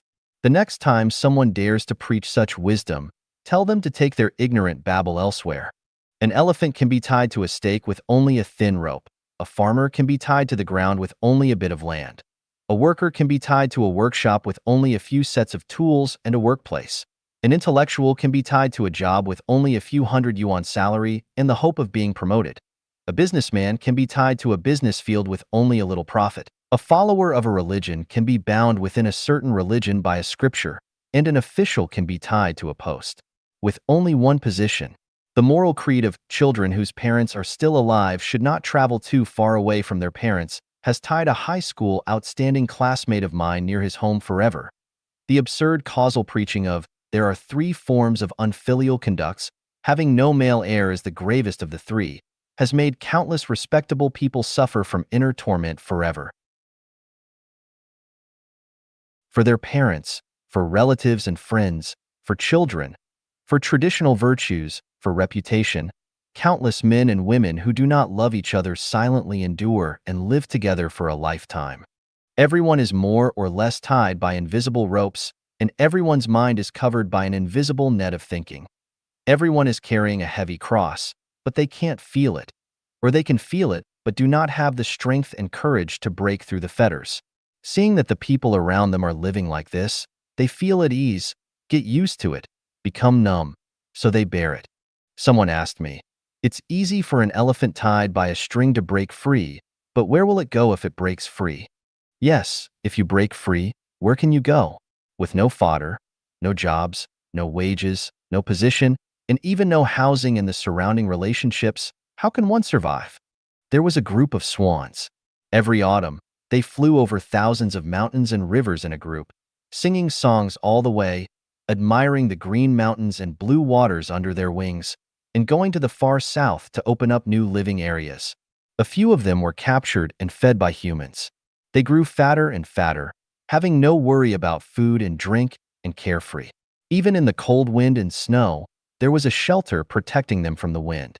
As time went by, they got used to the food given by the master and got used to the joy with the chickens, ducks, pigs, and dogs. Their brothers and sisters flew back the next year, and they met with a burst of kisses and hubbub. Autumn was here again, and the brothers and sisters came to encourage them to fly to the warm south together. But they advised their brothers and sisters in turn, stay here, there is food, drink, and housing here. Why bother to fly back and forth every year? Besides, the place you fly to may not necessarily be lush with water and grass. Even if the food is abundant, you have to find food yourself. How can it compare to us here having food and drink and being free and easy? The brothers and sisters shook their heads in puzzlement, one by one. They spread their wings and flew away. In the 3rd year, spring had come, and the flowers were in bloom. The brothers and sisters flew back again with singing. But except for 2 nephews and nieces, their original brothers and sisters were nowhere to be seen. They asked their dirty nephew, where did your uncles and aunts go?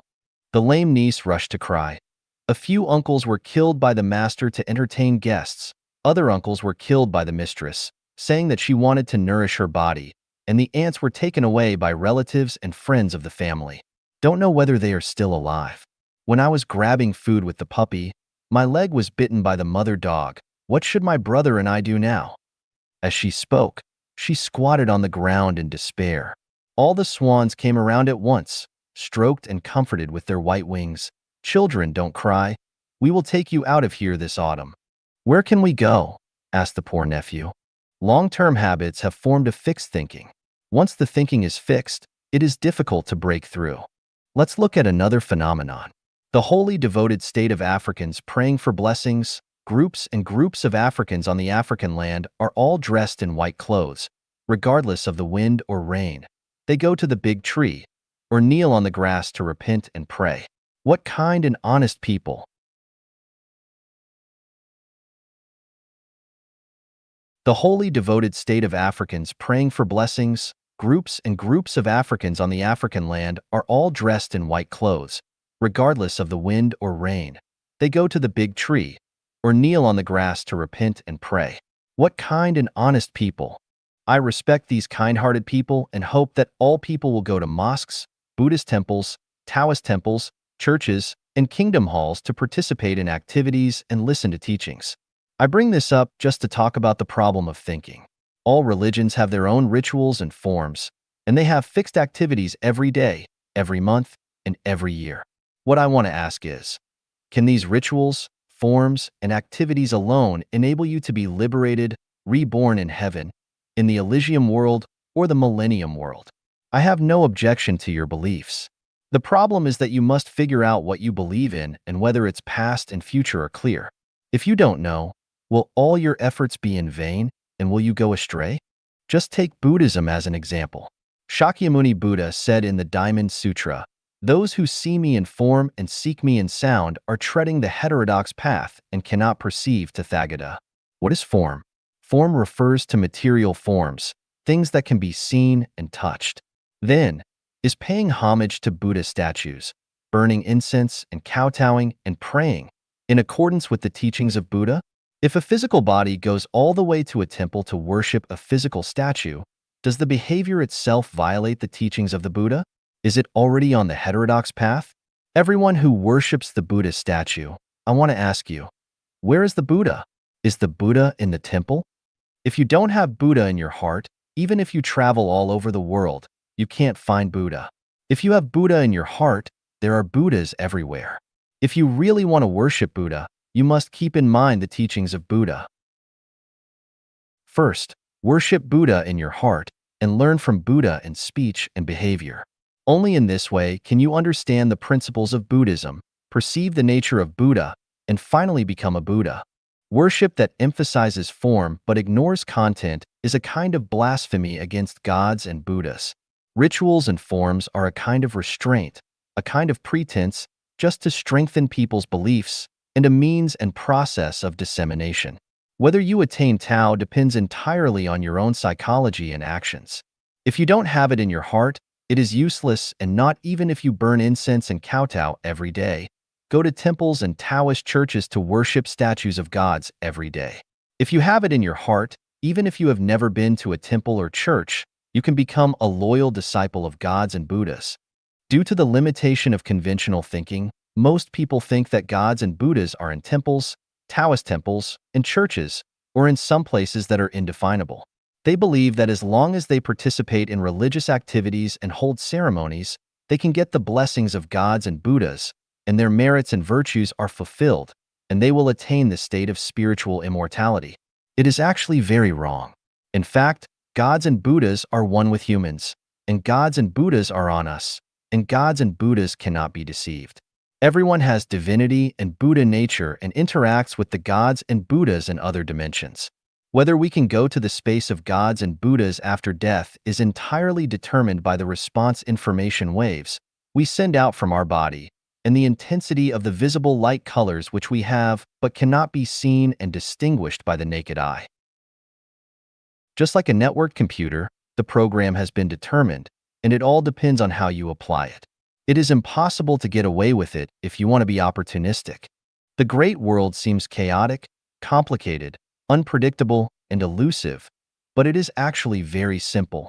Our every word, deed, every action, every thought is recorded on our body without omission. Even in the pitch-dark night, one does things secretly, thinking that the gods do not know it, and the ghosts do not notice it. In fact, the information waves and light emitted from us have changed and have been clearly revealed. Divine punishments, though slow, are always sure, with big meshes yet letting nothing slip through. Who can you fool? Thuwei de Wei Li. The Power of Thinking. Xiefeng. Translation edited by Qinyo. Let me begin with an example. In the 5th issue of Reader in 1997, there was a short article with the following content. One day, during a casual conversation, Zhang Jindua asked Liu Jimin, "Do you know how one can die the most peaceful death?" Jimin was at a loss for words. Jindua remarked, The best way for someone to die is by falling from an airplane. It's the most peaceful death. Ironically, on October 17, 1958, while leading a cultural delegation to Afghanistan, Jinda's plane crashed, and he passed away at the age of 61. You must have recognized the power of thinking. Zhang Jinda's death from falling out of an airplane was not accidental, but rather a result of his thinking.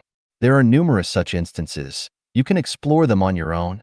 Thinking is a form of non-material that communicates with negative cosmic energy. The path ahead of us is not determined by our actions, but rather controlled by our thinking.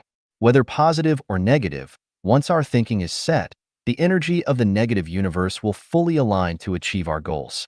I'd rather not delve deeper into this, to prevent others from mastering its laws and causing harm to others.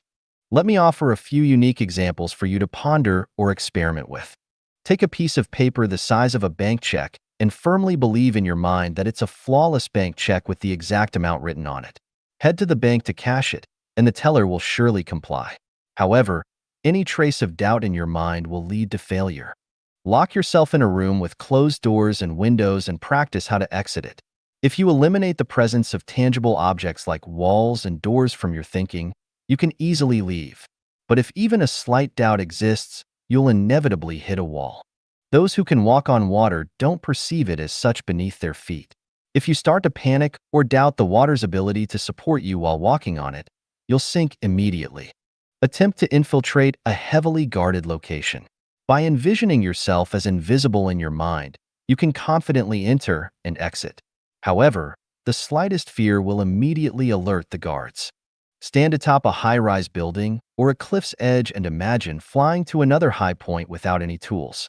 Conventional thinking deems it impossible and reckless, yet unconventional thinkers can achieve it.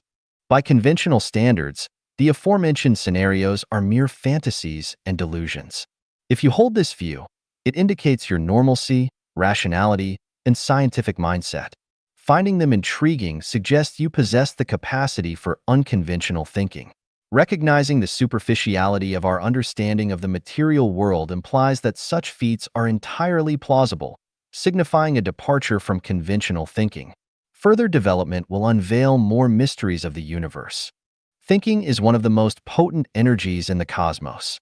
Those who master it wield boundless power and can invisibly influence life and death. Mastery depends on our self-cultivation, while accessing higher realms hinges on our self-improvement. Here, what I want to declare is, when it comes to unusual endeavors, start with the small steps. Don't rush to summon winds and call forth rain or command the wind and clouds right from the start. As your self-cultivation improves, many things will naturally come to fruition. If you're eager for success and attempt to achieve it overnight, pushing hard before it's time, you do so at your own risk. The path to attaining great power is deceptively simple. Once hinted at, it becomes clear. With heightened spiritual power, compassion becomes paramount. Avoid arrogance, complacency, or actions that may harm others. If you stray onto a darker path, don't blame me when regret sets in too late. Should you ever ascend to higher realms, remember the origins of your unconventional thinking in your heart, so as not to violate the rules of heaven and end up like water without a source or a tree without roots. 我反常思维的契机及过程. The origin and process of my unconventional thinking. Self-reliance. Translation edited by Chinyo. To explain the origins of my unconventional thinking and to provide insight into the scientific approach to unconventional thinking, let me briefly outline the process through which I began to think unconventionally. The first person to recognize my unconventional thinking was my wife. She always said I was peculiar, different from others, and later she even labeled me as a monster. Because of this, we often couldn't reach a consensus on many family matters due to our different ways of thinking.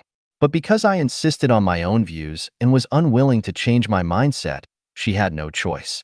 I said to her, "You may be right, but give me a chance. As long as you do as I say, our lives will undergo a significant change every 5 years. If there's no major change in the first 5 years, I'll always listen to you." Of course, practice proved that my thinking conforms to objective laws. In fact, in my opinion, normality is abnormal, and abnormality is normal.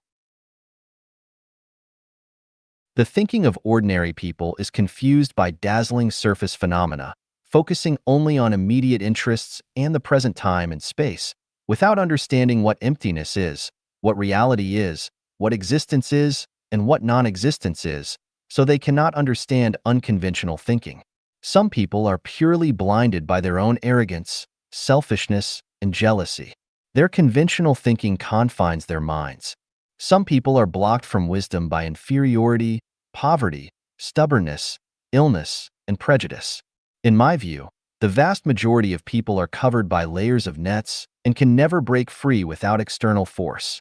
Some may ask, am I not doing fine? Where should I break free from? Aren't you just like me, living on the earth? Indeed, I am just like you, living on this earth. The difference is that I know why I'm alive, while you are living in confusion. When I die, I know where I'm going, while you may end up in hell. Now, let's get back to the point. In the first issue of the Reader's Digest in Gansu, China, in 1987, there was a question in a reader survey. What are your hobbies? My answer was, self-anesthesia. This statement appeared in another issue under the Report on the Reader's Survey Form section, with a comment. A reader pessimistically wrote, self-anesthesia?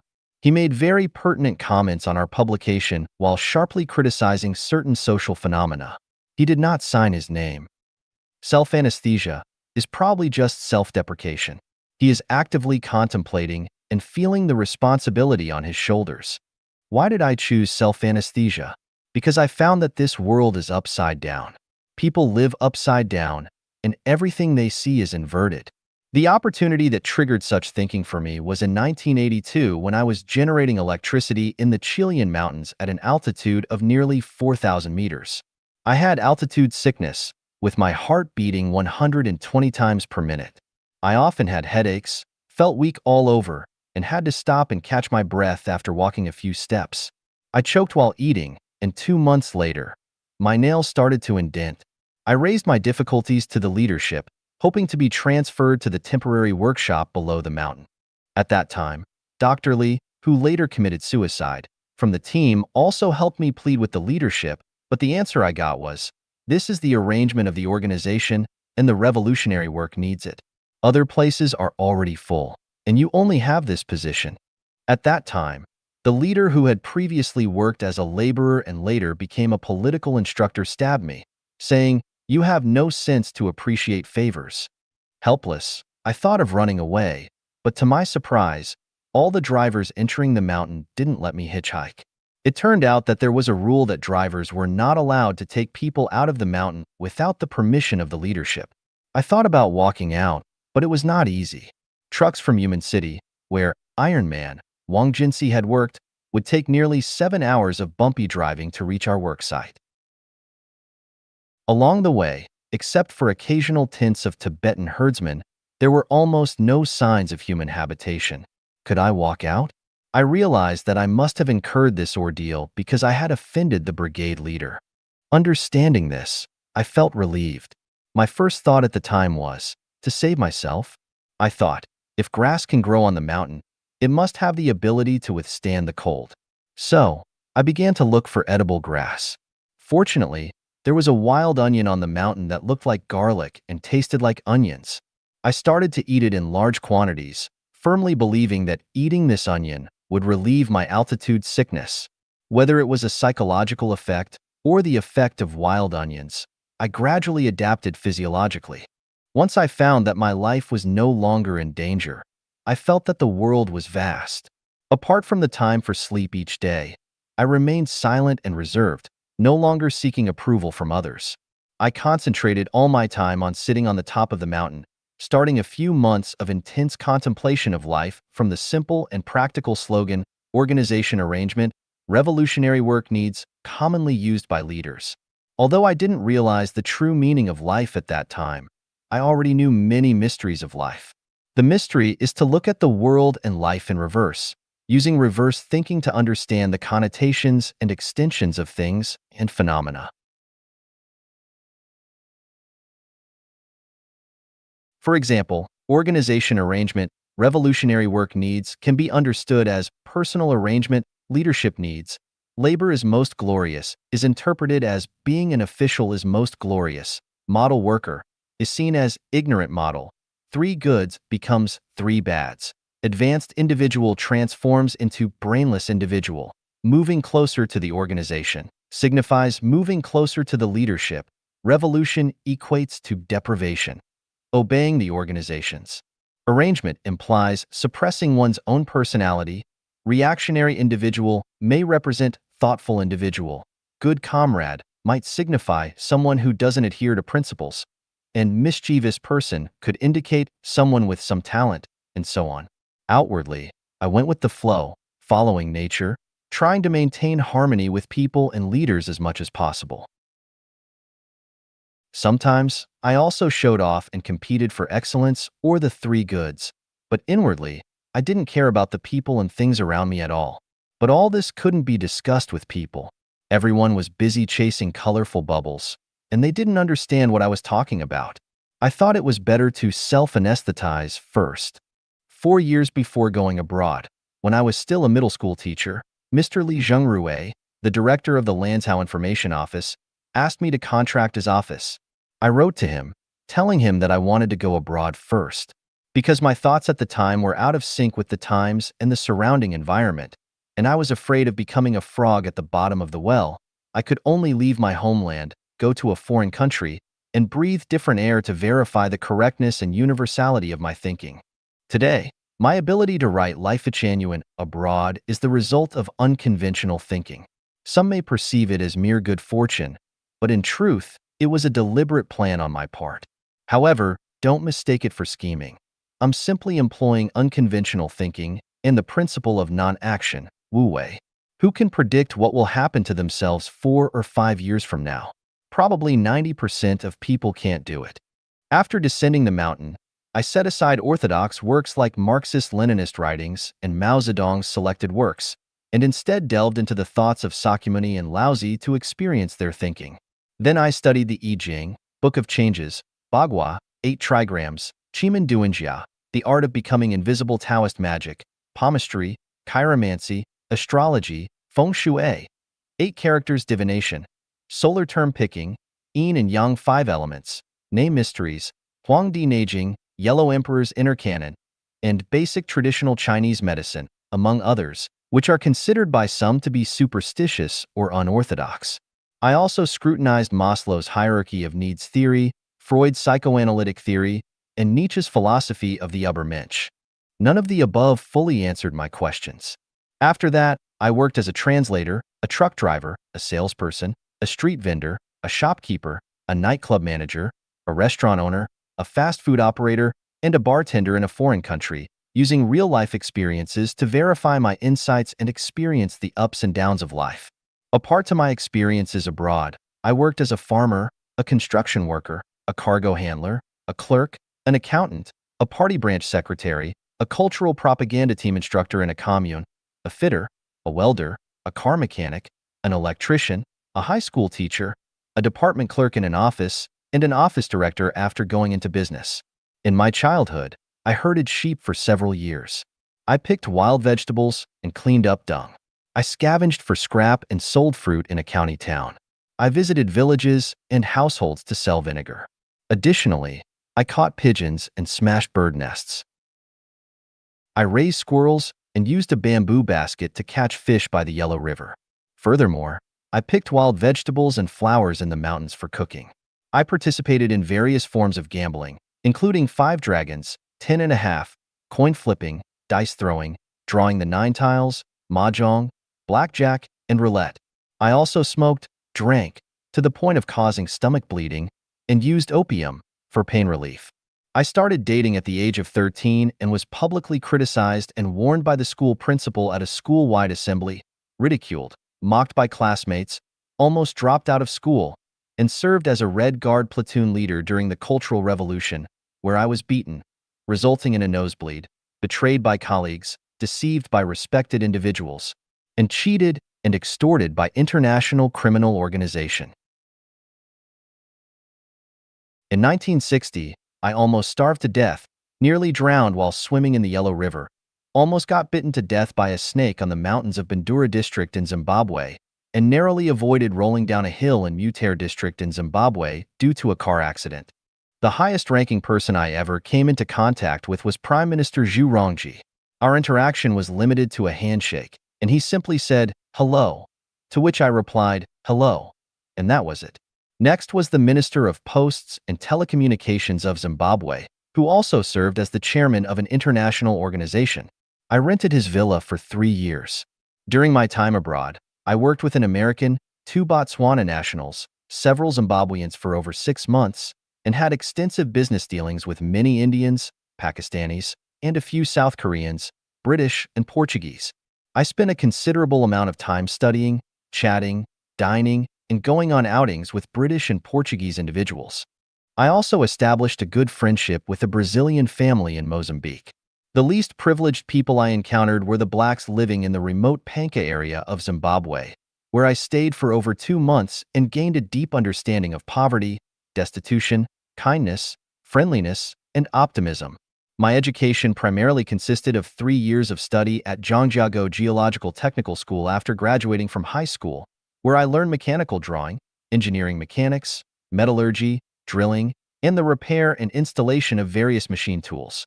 I later studied Chinese literature at Lanzhou Education College, where I memorized the Book of Songs, Chu Yuan's Li Sa, and Tang and Song poetry.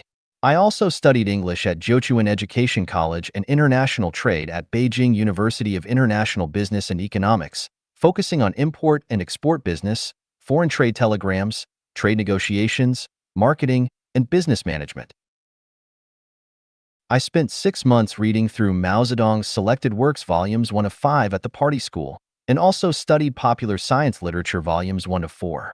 My wide-ranging and colorful experiences, extensive learning, and social engagements did not lead me to fully grasp the essence of life. It was the opportunity of delving into the study of the Bible for a span of 4 years and continuous contemplation that truly brought me enlightenment. I first tackled the question of the origin of life. I had earnestly explored Darwin's On the Origin of Species, intending to use Darwin's theory of evolution to refute the theory of God creating humanity. However, the results of my investigation, comprising tens of thousands of staggering facts, led me to completely overturn Darwin's theory. I came to a profound realization that Darwin merely scratched the surface on the question of the origin of life and fundamentally failed to grasp the essence of life.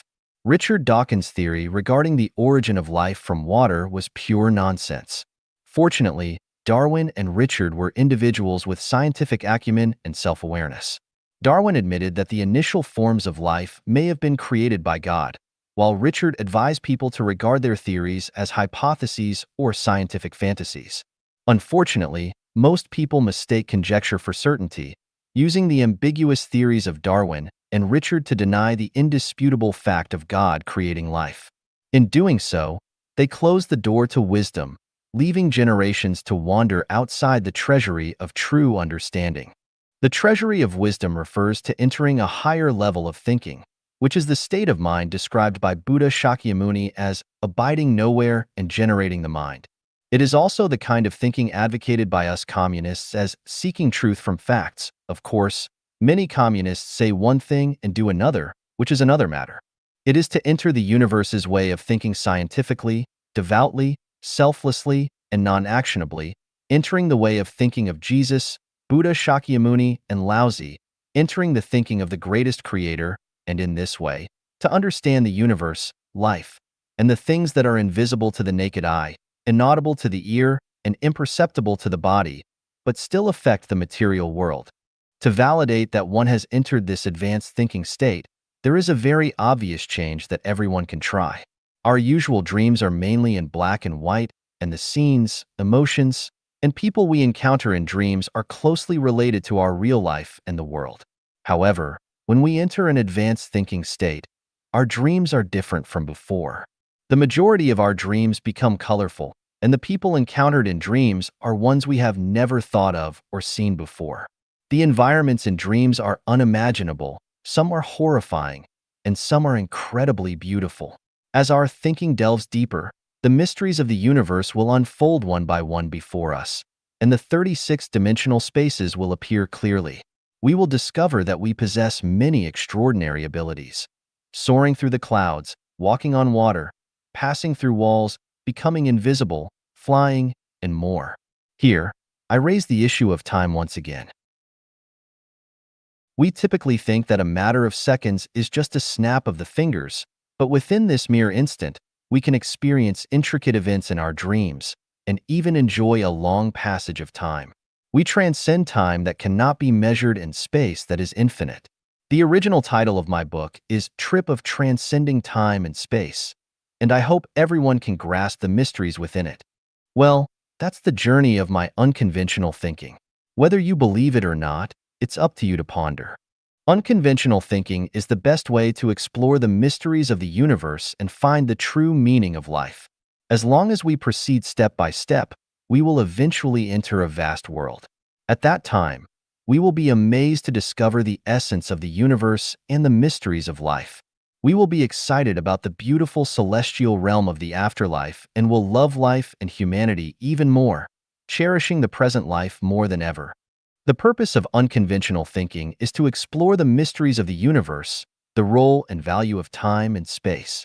Let's now move on to the second chapter of Life Chanyuan, the Universe, Time and Space chapter, to explore its mysteries. Fan Chang Si Wei 18 Tao, 18 Items of Unconventional Thinking. Xiefeng. October 8, 2005. Translation edited by Chinyo. There is no absolutely closed space. Time does not exist. Everyone is a cell of the greatest creator. Going straight forward, one will return to the origin. You can put on your shoes first and then your socks. Rotating 360 degrees, one cannot return to the origin. Stones can also cross rivers. Life is not life, but death. Death is not death, but life. Parallel lines can intersect. What the eyes see is not real. Human beings cannot manage themselves well. Man has no original sin, only primitivity. Consciousness determines everything. Paradise exists in every possible way. Truth and falsehood, good and evil, beauty and ugliness, love and hatred coexist with each other. There is no absolute truth, goodness, beauty, and love, nor absolute falsehood, evil, ugliness, and hatred. What the brain can imagine is real. The more you possess, the more you lose. People can live completely in consciousness. Entering Life Genuine without new content may disappoint visitors. Today, I don't feel like writing an article, so let's just piece something together and consider it plain water to drink. 两点之间直线最长曲线最短. Between 2 points, the straight line is the longest and the curved one is the shortest. Xiefeng. April 25, 2007. Translation edited by Chinyo. Between 2 points, the shortest distance is a straight line. This is common sense in mathematics, and I have no objection. I'm just thinking about it from another angle. I tried to connect the 2 points of Beijing and New York with a straight line, because the straight line between the 2 points is the shortest, but after tossing about for a long time, I found that the straight line between the 2 points is the longest. The principle is that the Earth is round, and there is no straight line connection between any 2 points. Once you want to connect with a straight line, the connection must go straight out along the tangent, and it is difficult to connect with another point. Only a curved connection represents the shortest distance. I took a Coca-Cola bottle and marked 2 points on its surface and tried to connect the 2 points with a straight line but failed. The result still proved that the straight line between the 2 points was the longest, and the curve was the shortest. As a result of various thinking and experiments, it is found that the conclusion that the straight line between 2 points is the shortest only holds true in two-dimensional space, and beyond the two-dimensional plane, this conclusion becomes invalid. In addition, this conclusion is valid in theory, but not in practice. That is to say, 2 points that are not in the same dimension cannot be connected by a straight line. The more you want to use a straight line to connect, the farther the distance will be. At the same time, what is correct in theory cannot be applied in practice. What will be the result of extending this discovery to other fields? In the field of thought, 2 points cannot be connected by a straight line. For example, the thoughts of Jesus, Buddha, Laozi, Muhammad, Marx, Lenin, Mao Zedong, Osho, Seth, etc., represent points that cannot be linearly linked. The shortest distance is a curved line. In the social field, such as the systems of the United States and China, there is no straight line between these 2 points. The shortest is only the curved one. In the field of belief, such as atheism and theism, evolution and creation, idealism and materialism, cannot be connected in a straight line. In human culture, for example, the values of Eastern and Western cultures cannot be linearly connected. In terms of love, the more direct the connection, the shorter the lifespan. A winding path leads to a hidden spot. A meditation chamber lies deep within the flowering trees. The more curved, the more nerve-wracking, the tastier. In terms of happiness, the more you want to get happiness in a straight line, the less you can get happiness. Many people have walked for a lifetime and finally find that the more direct road is the farthest way from happiness, and it does not lead to any destination. In fact, the Chinese know the truth of the curve best. Bribery is not done directly to oneself, but through his wife, his sisters, or his wife's sisters. It is not necessarily the bribe being his money, but to provide convenience for profit. They do not go directly to the office to ask for help, but invite people to go to the hotel first to talk about it. Although they are anxious, they pretend to be okay. Strategies such as playing hard to get, relieving the state of Zhao by besieging the state of Wei, crossing the sea under camouflage, making a feint to the east and attacking in the west, advancing secretly by an unknown path, resurrecting a dead soul by borrowing a corpse, abusing the locust tree while pointing to the mulberry, stealing the beams and pillars and replacing them with rotten timbers, using seductive women to corrupt the enemy, sowing discord among the enemy, etc. all exemplify taking indirect paths to achieve one's goals. The more curved the road of life, the better, and the more direct, the worse. What's so good about being born without experiencing anything and going straight to the grave?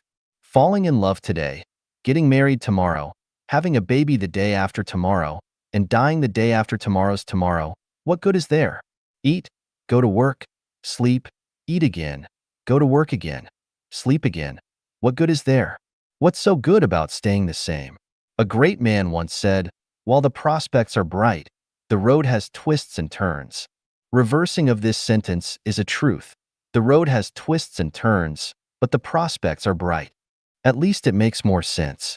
The same is true in the field of life. If a master were to reveal the mysteries of life directly, and we were to journey to the Elysium Islands continent tomorrow, firstly, we would be unable to reach them, and secondly, we would miss out on the rich and diverse experiences of life.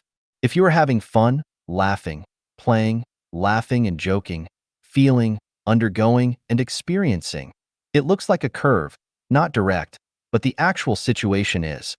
The straight line between 2 points is the longest, and the curve is the shortest. I like unconventional thinking and regard the normal as abnormal, and the abnormal as normal. As a result, thinking can extend to infinitely strange and broad fields, and often have the feeling of, just as the weary traveler despairs of finding a road, lo, a village appears, and the shade of willows and riotous flowers beckon. Often think from a different perspective. Often look at things upside down. This enlivens your spirit. 两点之间直线最长曲线最短. Between 2 points, the straight line is the longest and the curved one is the shortest. Xiefeng. April 25, 2007. Translation edited by Chinyo. Between 2 points, the shortest distance is a straight line. This is common sense in mathematics, and I have no objection. I'm just thinking about it from another angle. I tried to connect the 2 points of Beijing and New York with a straight line, because the straight line between the 2 points is the shortest, but after tossing about for a long time, I found that the straight line between the 2 points is the longest. The principle is that the Earth is round, and there is no straight line connection between any 2 points. Once you want to connect with a straight line, the connection must go straight out along the tangent, and it is difficult to connect with another point. Only a curved connection represents the shortest distance. I took a Coca-Cola bottle and marked 2 points on its surface and tried to connect the 2 points with a straight line but failed. The result still proved that the straight line between the 2 points was the longest, and the curve was the shortest. As a result of various thinking and experiments, it is found that the conclusion that the straight line between 2 points is the shortest only holds true in two-dimensional space, and beyond the two-dimensional plane, this conclusion becomes invalid. In addition, this conclusion is valid in theory, but not in practice. That is to say, two points that are not in the same dimension cannot be connected by a straight line. The more you want to use a straight line to connect, the farther the distance will be. At the same time, what is correct in theory cannot be applied in practice. What will be the result of extending this discovery to other fields? In the field of thought, two points cannot be connected by a straight line. For example, the thoughts of Jesus, Buddha, Laozi, Muhammad, Marx, Lenin, Mao Zedong, Osho, Seth, etc., represent points that cannot be linearly linked. The shortest distance is a curved line. In the social field, such as the systems of the United States and China, there is no straight line between these 2 points. The shortest is only the curved one. In the field of belief, such as atheism and theism, evolution and creation, idealism and materialism, cannot be connected in a straight line. In human culture, for example, the values of Eastern and Western cultures cannot be linearly connected. In terms of love, the more direct the connection, the shorter the lifespan. A winding path leads to a hidden spot. A meditation chamber lies deep within the flowering trees. The more curved, the more nerve-wracking, the tastier. In terms of happiness, the more you want to get happiness in a straight line, the less you can get happiness. Many people have walked for a lifetime and finally find that the more direct road is the farthest way from happiness, and it does not lead to any destination. In fact, the Chinese know the truth of the curve best. Bribery is not done directly to oneself, but through his wife, his sisters, or his wife's sisters. It is not necessarily the bribe being his money, but to provide convenience for profit. They do not go directly to the office to ask for help, but invite people to go to the hotel first to talk about it. Although they are anxious, they pretend to be okay.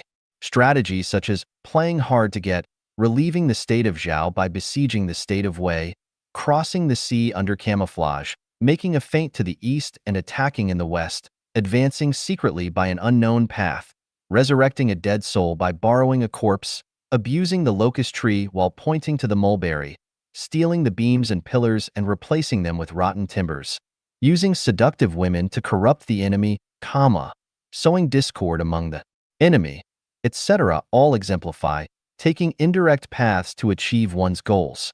The more curved the road of life, the better, and the more direct, the worse. What's so good about being born without experiencing anything and going straight to the grave? Falling in love today, getting married tomorrow, having a baby the day after tomorrow, and dying the day after tomorrow's tomorrow, what good is there? Eat, go to work, sleep, eat again, go to work again, sleep again. What good is there? What's so good about staying the same? A great man once said, "While the prospects are bright, the road has twists and turns." Reversing of this sentence is a truth. The road has twists and turns, but the prospects are bright. At least it makes more sense. The same is true in the field of life. If a master were to reveal the mysteries of life directly, and we were to journey to the Elysium Islands continent tomorrow, firstly, we would be unable to reach them, and secondly, we would miss out on the rich and diverse experiences of life. If you are having fun, laughing, playing, laughing and joking, feeling, undergoing, and experiencing, it looks like a curve, not direct, but the actual situation is. The straight line between 2 points is the longest, and the curve is the shortest. I like unconventional thinking and regard the normal as abnormal, and the abnormal as normal. As a result, thinking can extend to infinitely strange and broad fields, and often have the feeling of, just as the weary traveler despairs of finding a road, lo, a village appears, and the shade of willows and riotous flowers beckon. Often think from a different perspective. Often look at things upside down. This enlivens your spirit. He. 如何先穿鞋子再穿袜子? How to put on shoes before socks. Xiefeng. February 12, 2022. Translation edited by Chinyo. Yesterday, a netizen asked me how to put on shoes before socks. Since I didn't have time to respond yesterday, I am writing this article to answer today. Putting on shoes before socks is the 5th item in my article, 18 Items of Unconventional Thinking, in the chapter on Unconventional Thinking. Attempting this reverse order of dressing using conventional logic might seem absurd, as it is exceedingly challenging from a traditional perspective and could be considered impossible. To tackle this unconventional concept, one must employ unconventional thinking. Once unconventional approaches are embraced, solutions become apparent. Renaming shoes and socks offers a simple workaround. Call shoes socks and socks shoes. This semantic switch allows for the unconventional act of putting on shoes before socks. In the thousand-year world, where I resided, footwear was singular in form, referred to interchangeably as either shoes or socks. If one desired to wear two pairs, layering was the solution. This allowed us to distinguish the inner layer as shoes and the outer layer as socks. Isn't this a clever way to don shoes before socks?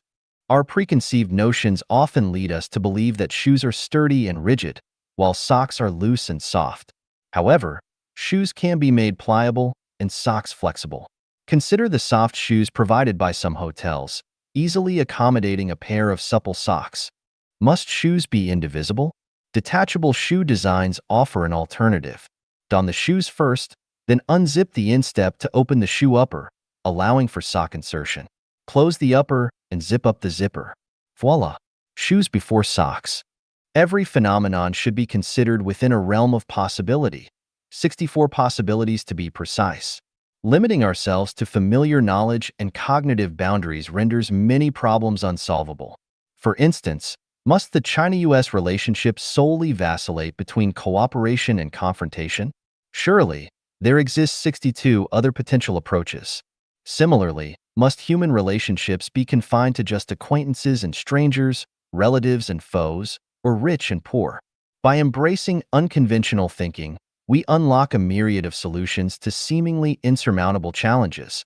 Must we adhere to the notion that human society's survival mode must either be capitalism or socialism? Is communism the only future for humanity? Many seemingly unsolvable or difficult problems can only be resolved or answered through unconventional thinking. 情感依赖妨碍人类进入高级文明. Emotional dependence hinders humanity's entry into advanced civilization. Refuting.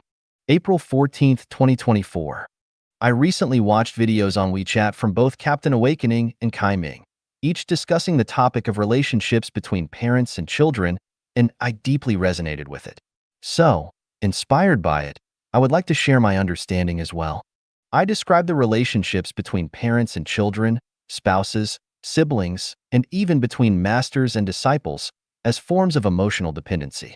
Emotional dependence has a comforting and numbing effect on people, but at the same time, it hinders personal growth and the realization of potential. The more one depends on emotions, the more one loses independent consciousness, the more one degenerates and becomes parasitic, which is bad for everyone. Harmful to parents, children, husbands, wives, and everyone. The pinnacle of civilization that humanity can attain is exemplified by the model of the thousand-year world in heaven. From the perspective of this pattern, the main factor that hinders and prevents humanity from entering an advanced state of civilization is the emotional dependence between people.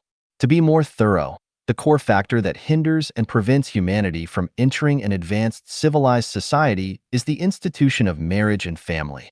Within the framework of the family, an individual's autonomy, independent consciousness, and freedom are restricted and determined by the emotional relationships among family members.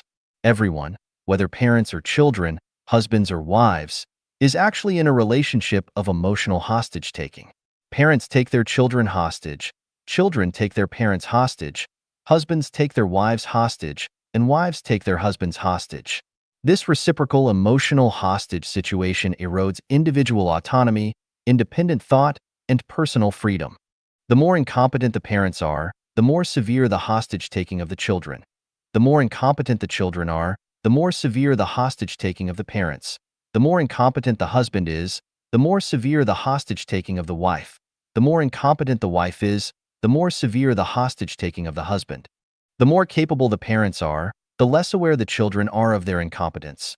The more capable the children are, the less aware the parents are of their incompetence.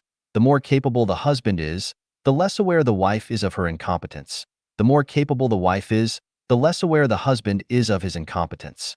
Parasites never know that they survive by sucking the blood of their hosts. When the host is weak, parasites not only fail to be grateful to the host, but also complain and condemn the host for lacking blood. Doesn't the neat generation mirror parasites feeding off their parents? Aren't parents who live off their children's support like parasites living off their children? The same applies to the relationship between spouses.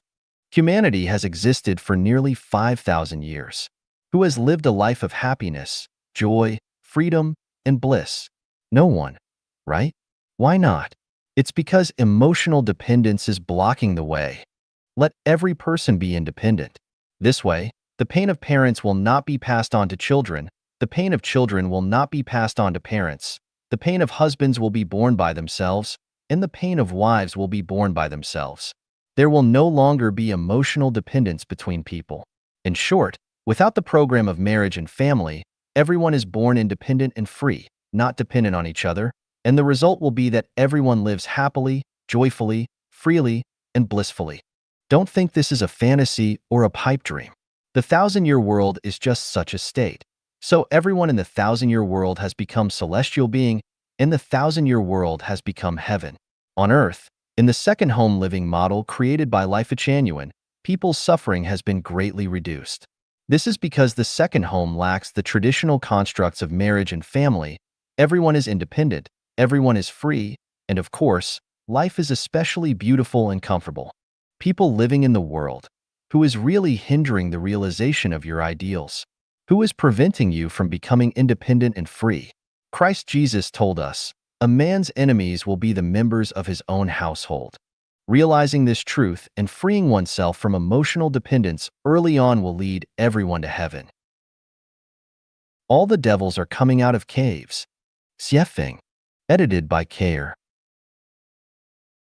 There is no doubt that the genetic engineering now underway is of epic significance and its future is immeasurable, but when we are complacent and blindly optimistic about it, believing that each moo of a field can produce 10,000 gene of grains and each fruit tree can produce 10,000 gene of fruits, that tomatoes can be bigger than watermelons and peaches can be sweeter than honey, that pigs can weigh 100 kilograms after only half a month's growth and skin and organs can be reproduced, that a new kind of medicine will satisfy people's need for food for 3 months and needed species can be cloned, and that diseases can be eradicated and cancer can be conquered to make people enjoy unlimited longevity. Who would imagine that all the devils are coming out of the caves and that we might be facing doom at any time? Genetic codes are the golden locks that maintain the relative ecological balance and stability of nature, and that prevent the devils from coming out of the caves. But once they are unlocked, the following scenes are not just to scare you because they could happen at any time. You wake up to find that some people around you have grown tails and that their features and voices have changed because they have eaten animal meat from mutant genes. You call a friend who is thousands kilometers away, but only hear chirp chirp noises coming out of your phone. You do not know that your friend has grown feathers and a beak from his mouth because he has eaten poultry or bird meat with mutant genes. You and your guests are happily drinking tea and chatting in the living room, when suddenly hundreds of cockroaches, bigger than eagles, crawl in from the kitchen because they have drunk water contaminated by specific genes. You are driving your family in your car, when suddenly the road ahead disappears as tens and thousands of hills rise before you. It turns out that potatoes have absorbed the soil nutrients contaminated by specific genes and are growing wildly like hills. You are sleeping soundly one night when you are suddenly awakened by the sounds of walls collapsing and sharp screams. So you open the windows and see hundreds of large rats, bigger than dogs, running through the yard and staring at you covetously. You come home from work and turn on a national television channel to watch the news, but no matter which channel you tune to, you find nothing, not even test patterns. In fact, the country has been infected with a gene that has rapidly mutated and spread, and everyone has gone mad and died within hours. You see plants growing wildly one day and learn that their reproduction and growth rates have grown faster than ants running. They spread over highways and bridges, climb mountains, float across rivers, occupy towns and cities, climb up tall trees and skyscrapers, and enter into caves and buildings, sweeping through to the ends of the earth. In places where they reach, from hill to hill no bird in flight, from path to path no man in sight. The devils are out of the caves and strange things will happen. The mortal world is no longer the one that we have known. People do not look like human, wolves are not wolf-like, and some plants grow wildly as some animals die instantly. At this point, any regrets are much too late. Perhaps people believe that through the efforts of scientists from different places, we will be able to handle the issues of genetic engineering rationally and cautiously and will not act recklessly. We can only hope. The point is that no one can be so sure that they have mastered all the secrets of gene interactions and can guarantee that there will not be gene hackers.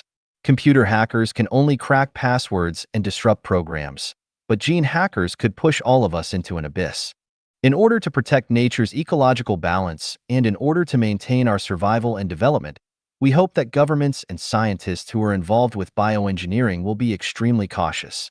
It would be better to suspend its development for a century than to act recklessly or to compete with each other for the most radical and extreme advancements. We must avoid catastrophes that are waiting to happen.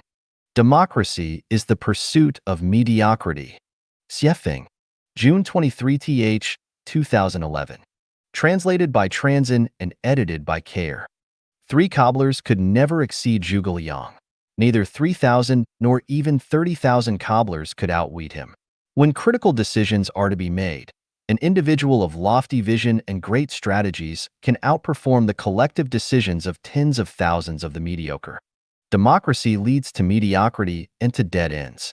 We can illustrate this point by the several ups and downs of Chairman Mao Zedong during early 20th century Chinese history. June 1929.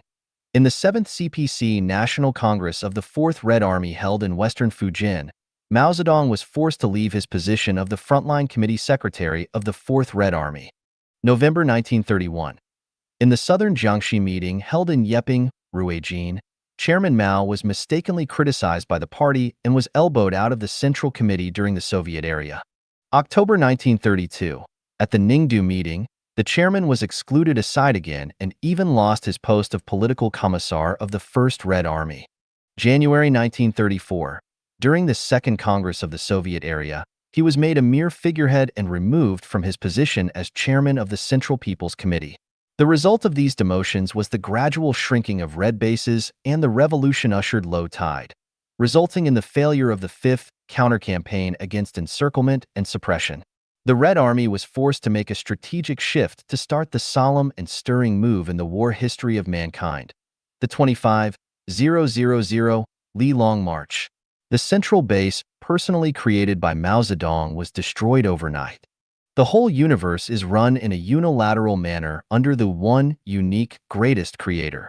It is only when all life in the universe follows the will of the greatest creator that the universe can run orderly and all life can survive and live effectively. In any other way, the universe would collapse. If a cat or dog were not convinced and cried out, "Oh, greatest creator," you have been too autocratic and domineering. The throne of the greatest creator should be shared in turns, and the greatest creator should be chosen by democratic elections from the whole universe. Then all would disappear. As it is with life genuine. If the guide were to be decided through a democratic election and if I were not elected as such, then life genuine would inevitably dissolve. And if that were to happen, the hopes and dreams of all the Chanyuan celestials would become impossible to achieve. Napoleon famously said, "Nothing is more difficult and therefore more precious than to be able to decide." It is only when the chief commander makes the decisions that they can be effective and orderly. The sage embraces the one and becomes the model of the world. The greatest creator is the one in the universe. The state leader is the one in the government. The boss is the one in a company. The conductor is the one in an orchestra. This is the model of the world, and sages must comply with it. Whoever creates a business should be the boss, with all big and small decisions being made by or delegated by that boss. Question: what types of people want democracy? Answer: 8 of those types are described here. Irresponsible people. People with mediocre minds. People who scramble for power. People who do things stealthily. People who are selfish. People who shift responsibilities. People without definite views of their own. Profiteers from others' labor without sacrificing. All matters, big and small, must be managed by responsible individuals. They should be the ones to make decisions within the scope of their responsibilities. There should be no arguments, debates, discussions, or consensuses.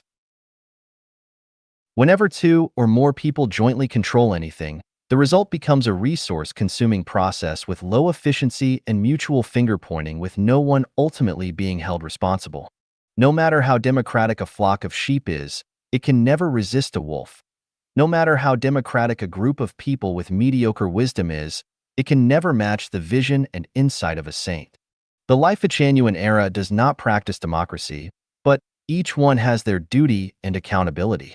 Like the 8 immortals crossing the sea, each one shows his or her special prowess. Each undertaking is in the hands of one responsible person. Others should cooperate fully and follow the exact requirements of the one in charge strictly and meticulously. If a leader cannot control their rule, but decides every affair through compromises and consolidations, then they are not being responsible and are incapable of assuming their responsibility. They are consuming and wasting everyone's time and energy, as well as their natural and human resources. Democracy always leads to mediocrity, and the wise should guard against that. But what should we do when a leader is self-willed, domineers their power, and exercises tyranny? I do not know. What do you think? 为别人而活的人最自私. The most selfish are those who live for others. Refuting, July 3, 2010. Translated by Treasure and edited by Care. The world always sings praises for those who live for others. Therefore, the world is full of lies and deceit. Those who claim to live for others are selfish and hypocritical. They are criminals.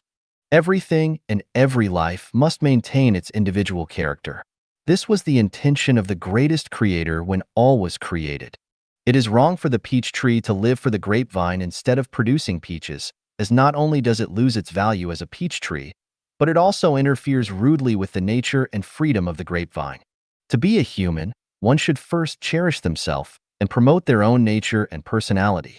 If not, they disobey the will of the greatest creator. Every molecule must maintain its structure. It must be selfish, or the universe will regress to its random state. Every life must struggle to maintain itself, or they would go extinct. Every person must ensure their own survival first, or the devil wins. It is a fact that very few people live completely for others, but for themselves by nature. Anyone who claims to live for others is lying and is concealing their true, selfish nature. Is there an emperor who lives for the people within his jurisdiction? No, none. Is there a parent who lives for their children? No, none.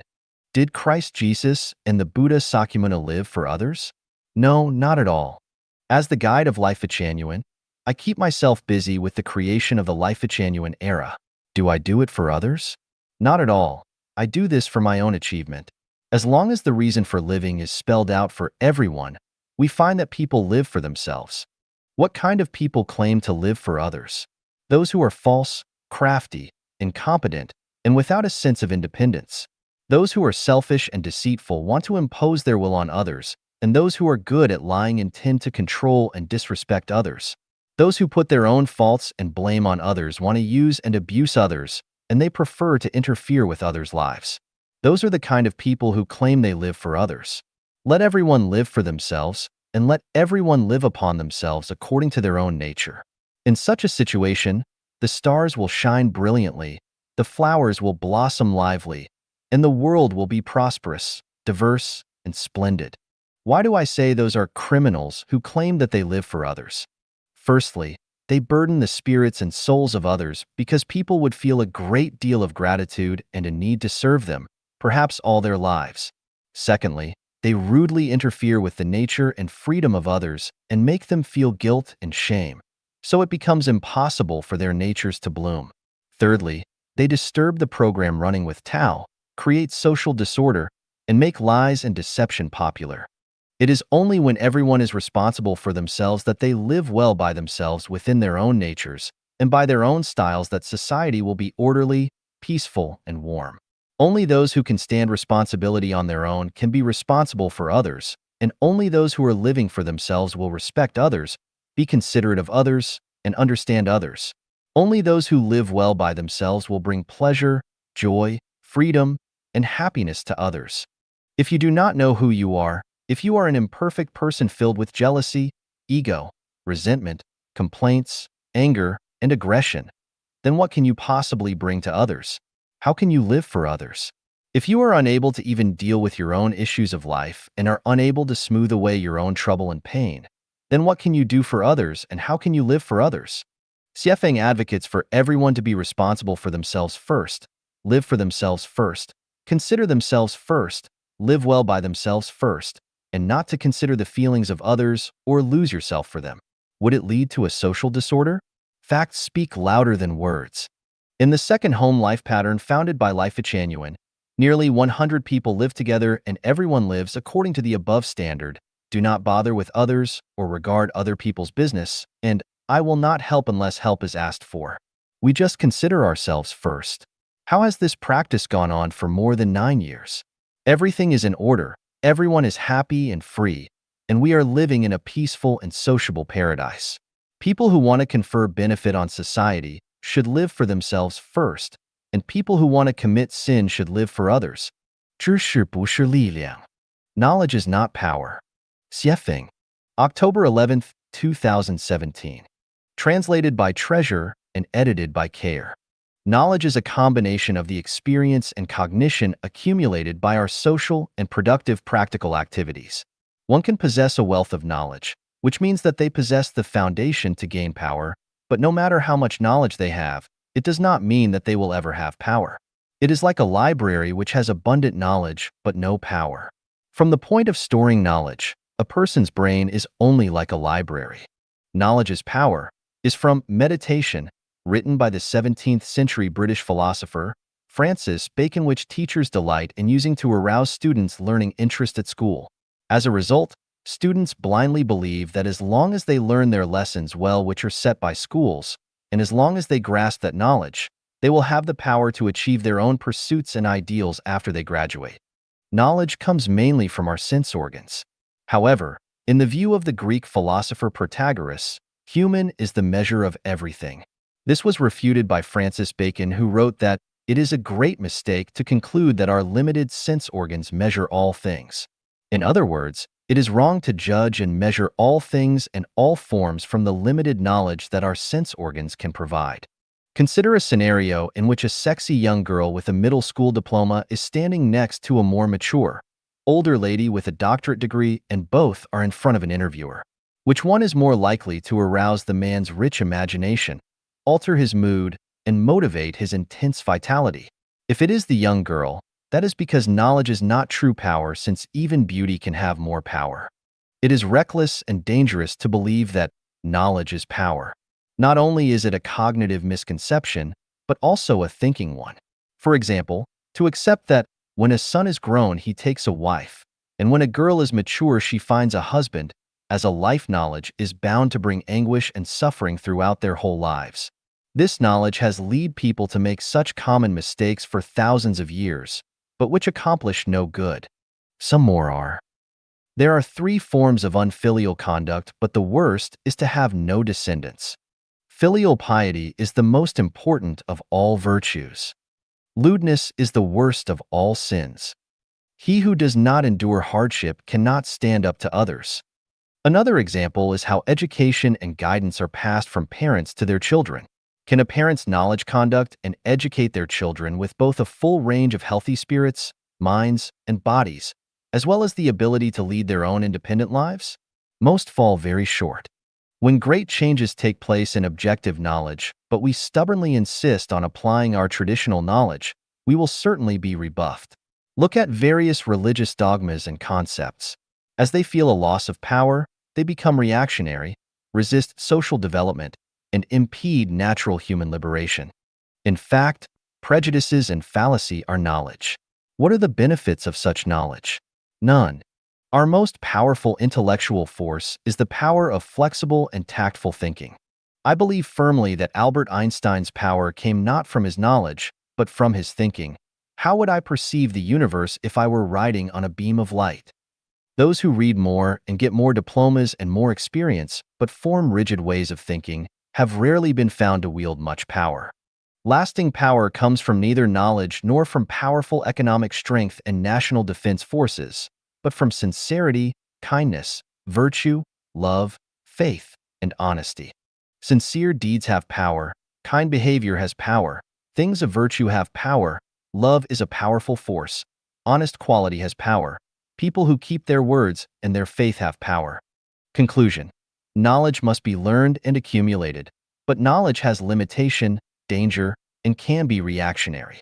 Never believe blindly that having knowledge is synonymous with having power. Rather than spending your precious time on chasing knowledge, you would be well advised to concentrate your efforts on sincerity, kindness, virtue, love, faith, and honesty, for those are the people who will enjoy lasting power. Meanwhile, take pains to develop your way of thinking by never spending time and effort reciting your former knowledge, or stubbornly judging and adapting to a changing, living reality with dead, prejudicial knowledge. 思维是一种法力. Thinking is a magical power. 写法.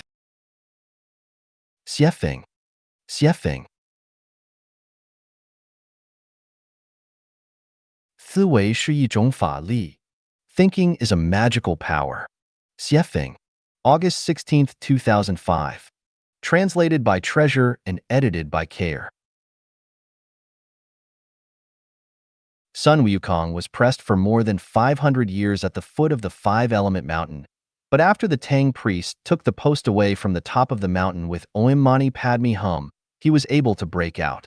It seemed that the weight of the post was more than that of the five-element mountain. So what was the post and how did it have such great power? Some people cannot be crushed by great hardships or difficulties, but when their hopes are dashed, they will collapse easily. Some people who are unaware that they have a horrible disease can live happy lives every day, but once they find out the truth, they become paralyzed from the knowledge. There was a young boy in my village of about 11 or 12 years, and every time he crossed a bridge on his way home from school, he would scream with a pale face, even in the daytime. We eventually discovered that the reason for this behavior was that he had overheard some adults in the village talking about ghosts without heads residing under all small bridges. People's casual words controlled his thinking like a spell. The above are extreme examples. In fact, our thinking is more or less confined by some incantations.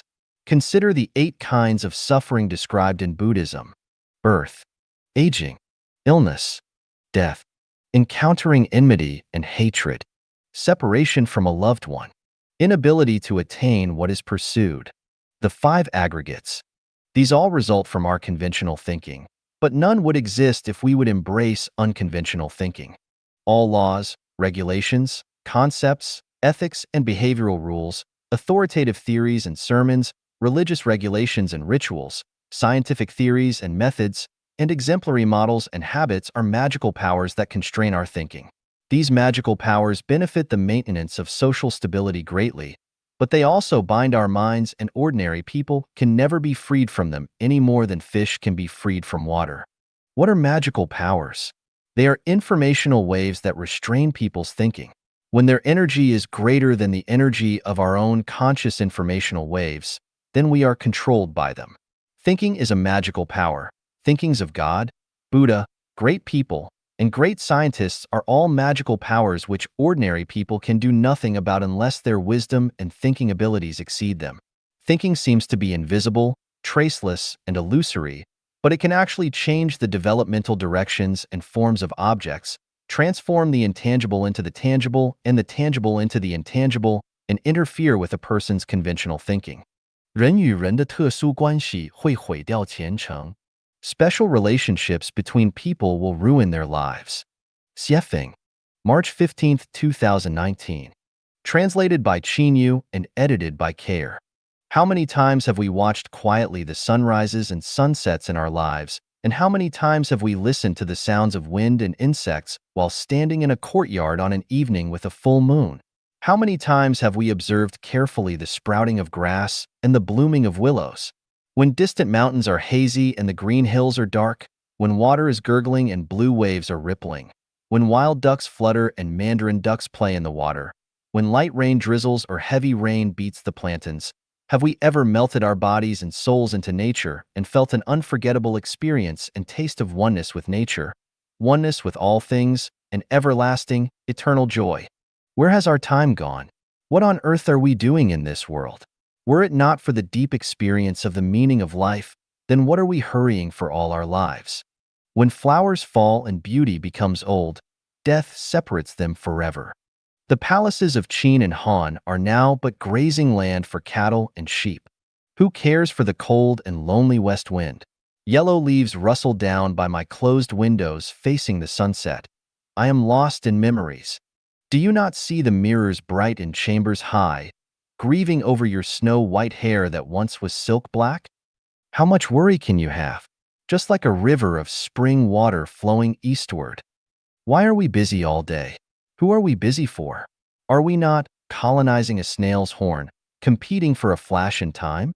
Is it not that, down in the plain and up on the mountain, all of nature's boundless glory is their prey? But when they have sipped from 100 flowers and made honey, for whom is this toil? For whom is this nectar?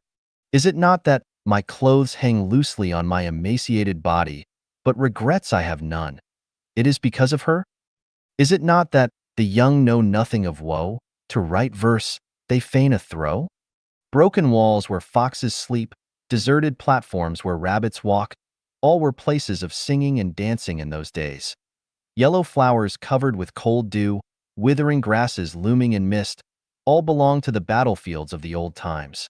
When we are old and weak, looking back on the past, will there be regrets? Who took away our teenage time? Who killed our youth? Who made our middle age toil around? Who made us full of sorrow after the age of 60? The answer is that it was those with whom we had special relationships. They were our parents, children, grandchildren, husbands, wives, friends, lovers, brothers, sisters, buddies, and the rest.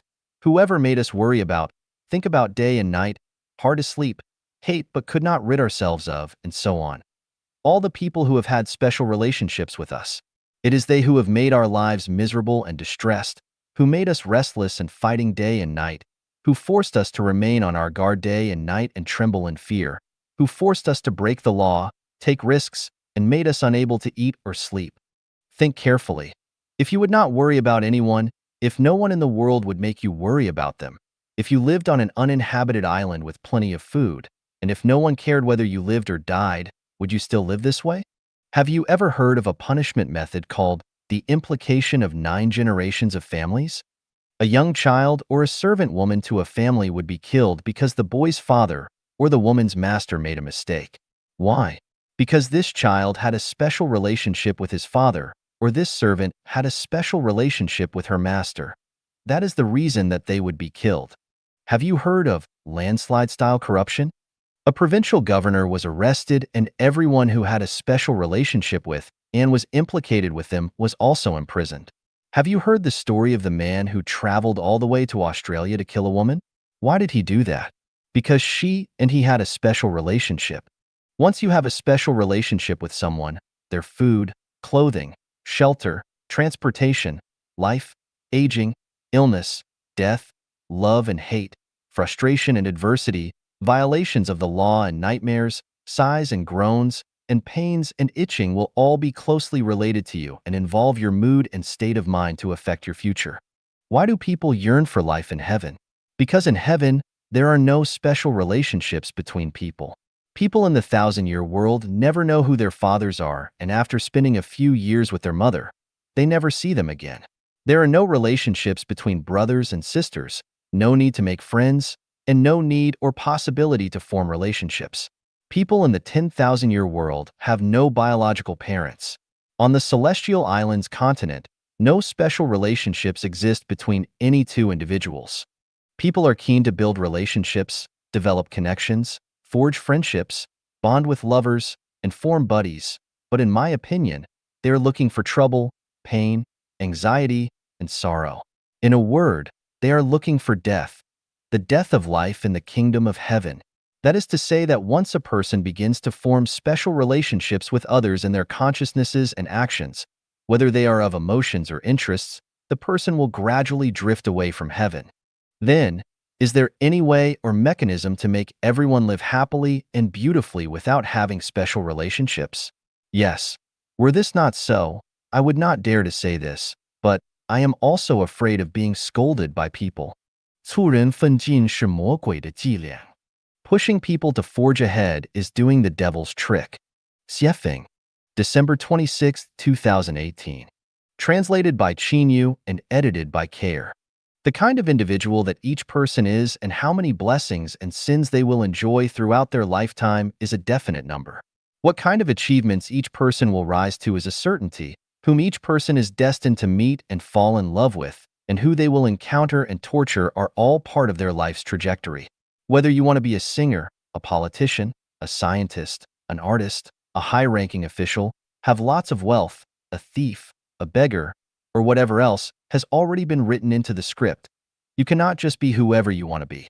Similarly, who can become a celestial being or Buddha, who can become a monster or demon, who will fly to heaven, and who will fall to hell have long been decided.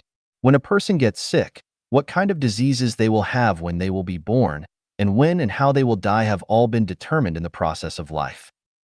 What kind of life a person can live, and whether they are rich or poor have also been determined, and no one can escape the arrangement of the cosmic script. If you fertilize, water, and maintain a Chinese cabbage, it will grow very plump and fat, but in no case can it become lettuce. Feed a sheep more grass and grain, and it will grow fat, but it will never become a cow. Do not bother with a giraffe's neck, it will grow long naturally. Do not tell lions how to catch zebras, they will figure it out. Do not teach mice how to dig holes, they are born to dig them.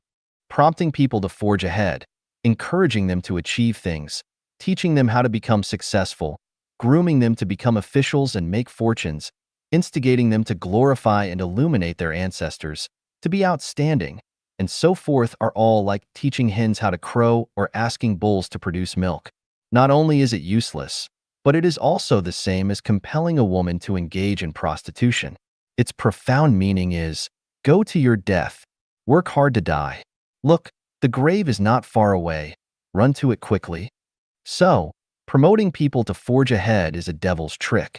According to Apple Daily, more than 260 officials and corporate executives over the last 5 years have taken their lives by shooting themselves, cutting their wrists, drowning themselves, hanging from beams, jumping off buildings, and lying on rails. All these people were successful and outstanding, but what were their results? Had they been allowed to choose their path again, would they still work so hard to become so successful? Can we see how their past hard work was actually leading them to their deaths? Do you think that the higher an official's rank, the happier and freer they will be? Do you think that the more money they earn, the more freedom and happiness they will enjoy? Do you think that becoming the chairman of a board or a president is joyful? Do you think that the more powerful and capable people you associate with, you will have a better and more satisfactory life? Wrong. The more you possess, the more troubles and pains you will have. Barefoot people and those who wear high-class leather shoes, who are happier? Children with bare butts playing in the mud and those who practice hard, dress in fashionable clothes, and play pianos on stages, who are happier? I used to live in Binka, the most backward area of Zimbabwe, Africa, where most children do not wear shoes. Under the moonlight at night, in the middle of dozens of simple thatched huts, there were bonfires with young people beating drums. The children were jumping and laughing around those bonfires, and a few thin dogs were running around and barking. At that moment, I understood what happiness meant. I lived with a primitive tribe in the Pacific island nation of Vanuatu. During the day, many people would sit or lie down chatting in shabby houses with air leaks on all sides, or sit or lie down drinking tea in the shade of the outdoor courtyard. They live like this for more than half of each year, and who can say that they are not happy? It is said that a wealthy person once came to relax in a seaside resort. They saw a fisherman lying on the bow of his boat every day enjoying the sunlight after having caught only a few fish. The wealthy vacationer felt that this was a waste of good time, so they showed kindness and went to teach the fisherman how to succeed. They told the fisherman that he should hurry up every day to catch and sell more fish, and then if he got enough money, he could form a fishing team to catch even more fish, and then he could set up a fish processing factory. In this way, in a few years, the fisherman could become wealthy and successful. The fisherman asked, "What would I do if I become wealthy?" The rich one replied, "When you have money, you can come to the beach to enjoy your vacation like me." The fisherman asked again, "What do you think I am doing now? Why do you want to forge ahead? Why do you want to be diligent? Why do you have to work hard? Why do you want to be a winner? Is it not good enough to just live in compliance with nature? Life only lasts for 100 years, if that. Playing in the mud in childhood, chasing members of the opposite sex and playing around in your early youth, going to school when you were young, falling in love and working in your prime, drinking tea and chatting when you were old, and watching flowers bloom and fade in your old age. Is this not a good life? Mice dig holes, cats catch mice, seedlings strive to grow, and fruit trees bear fruit. But what about people? Without instigation and encouragement, they will naturally follow their lives' paths.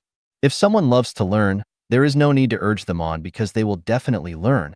If they love to work, then they will definitely study technology and work hard. But if they deserve to be a boss, without instigation, they would definitely be uneasy working as an employee. If they would like to steal or rob, it would be useless for you to attempt to instill morality and ethics into them. If they want to be a saint, they will study the philosophy of saints and understand the truth of the universe. It is a waste of effort for you to attempt to bring a saint into the world. If they want to become a celestial being or Buddha, they will naturally look for the environment conducive to that end, and nothing can stop them. 20 years ago, I read Napoleon Hill's The Complete Book of Success. I became very ambitious and wanted to earn more money. As a result, I was deceived and defrauded out of more than 400,000 RMB yuan. From then on, I have hated success. For more than 20 years, I have been studying and finally found that promoting people to forge ahead is the devil's trick. Someone might ask, you, Xiefeng, write articles day and night to create Life-Chanuan and Chanyuan homes. Are you not working hard? My answer is that I love it. No one urges me to do it.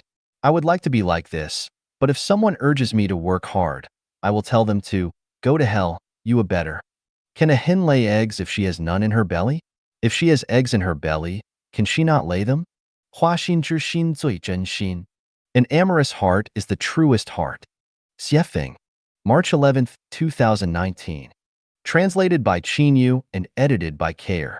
People are amorous, so amorosity is the true color of the human heart. Forms give birth to souls and souls give birth to all phenomena.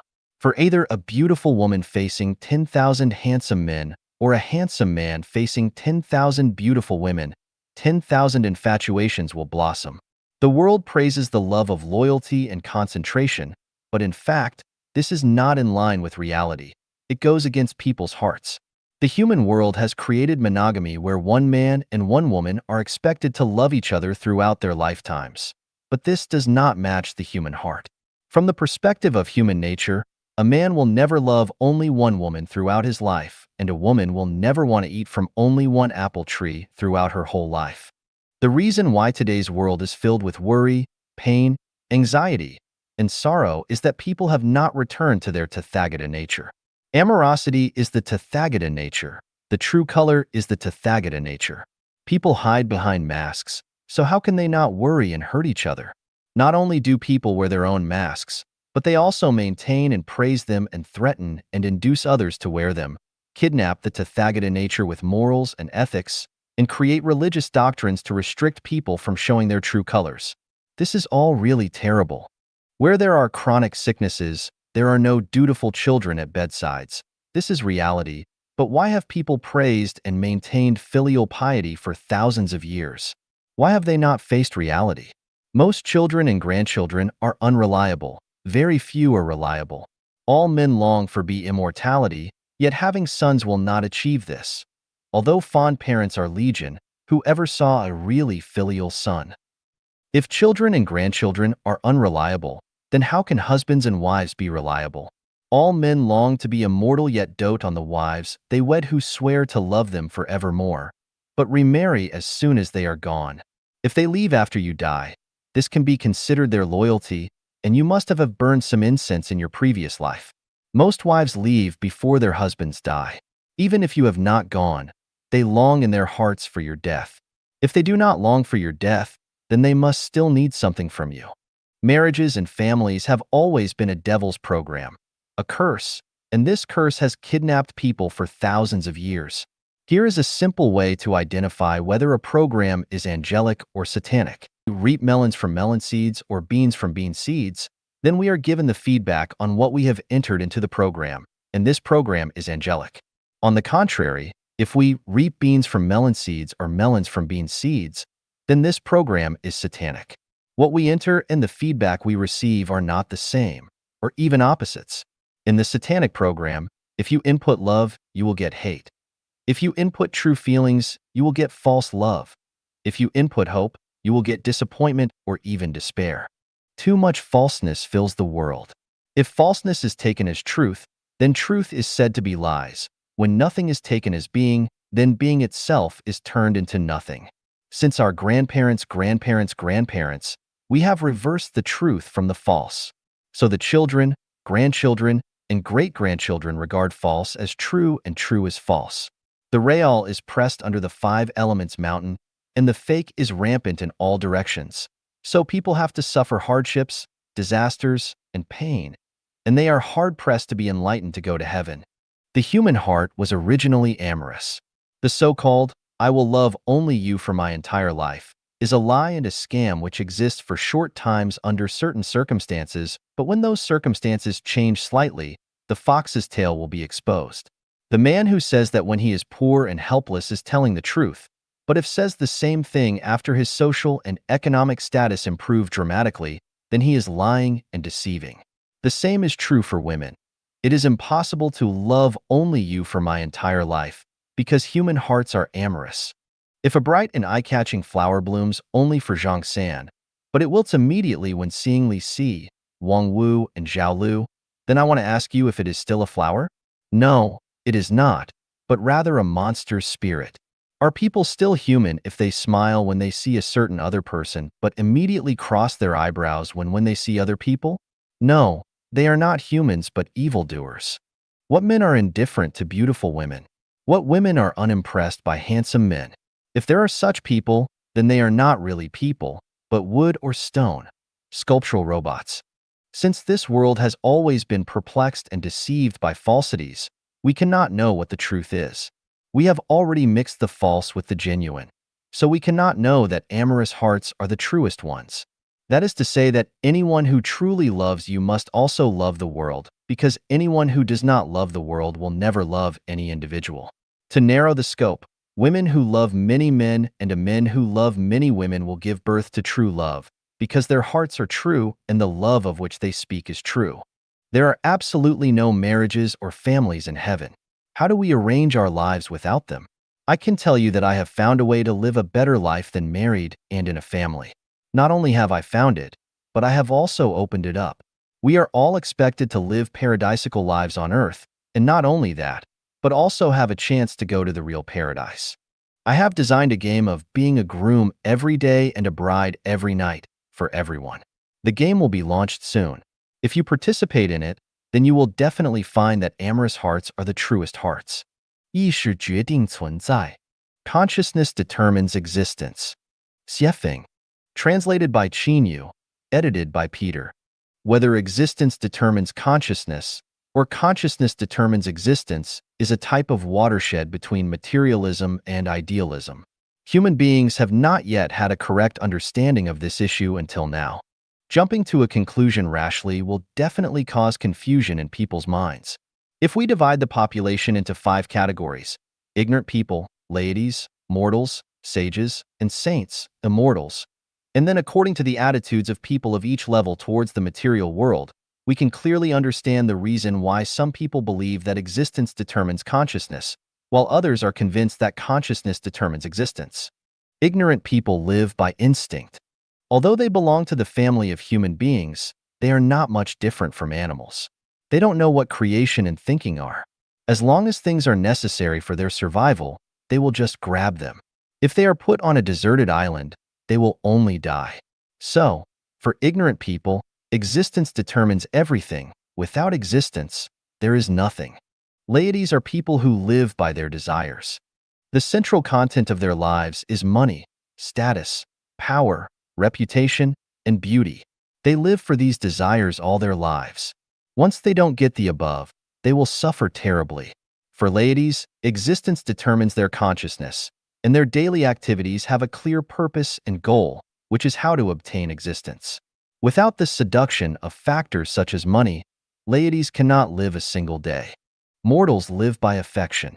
The core content of their lives is family affection, relatives and friends, colleagues and classmates, group and clan, country and nation. With these, they can live a flavorful life. Without these, they will feel alone, bored, empty, and lonely. Therefore, for mortals, it is still existence that determines consciousness, and without existence, their consciousness will collapse. Sages are people who live by reason. They are people who often ask why, people who want to understand the essence behind superficial phenomena, existence. Existence is the basis of sages' consciousness. Without this basis, they cannot think deeply. People such as scientists in various fields, philosophers, and thinkers all belong to the category of sages. Although existence is the basis of the consciousness of sages, they also pay more attention to the reaction of consciousness to existence. Therefore, for sages, existence and consciousness are equally important. Because they devote more time and energy to the field of consciousness than on the basis of existence, sages tend to become the best among human beings. Saints, immortals, are people who rely on spirituality. What is perceived through sight, hearing, smell, taste, and touch is not important to them. What is important is what is realized through their spiritual sense. Spiritual perception is purely an activity of consciousness. So, for immortals, it is consciousness that determines existence. To sum it up, for ignorant people, laities, and mortals, existence determines consciousness. If you tell them, consciousness determines existence, it is like casting pearls before swine. They might even give you a back kick. For sages, existence is equivalent to consciousness. There is no question of who decides what. For immortals, consciousness determines existence. If we tell immortals that existence determines consciousness, they can only think that we are ignorant.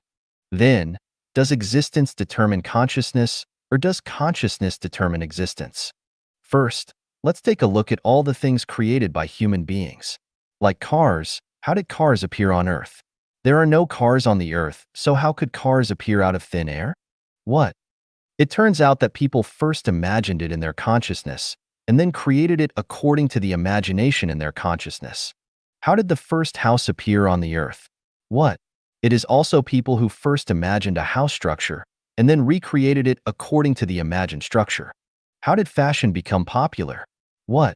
It turns out that fashion designers first realized it in their brains, and then made it to guide the trend.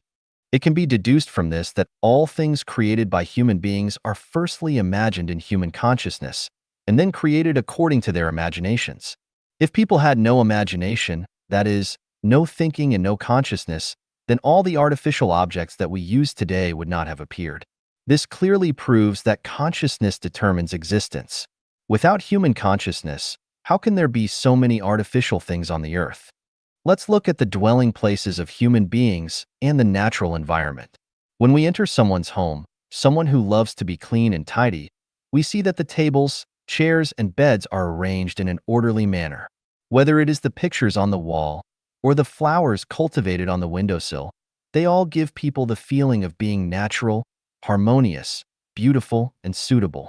Why is this happening?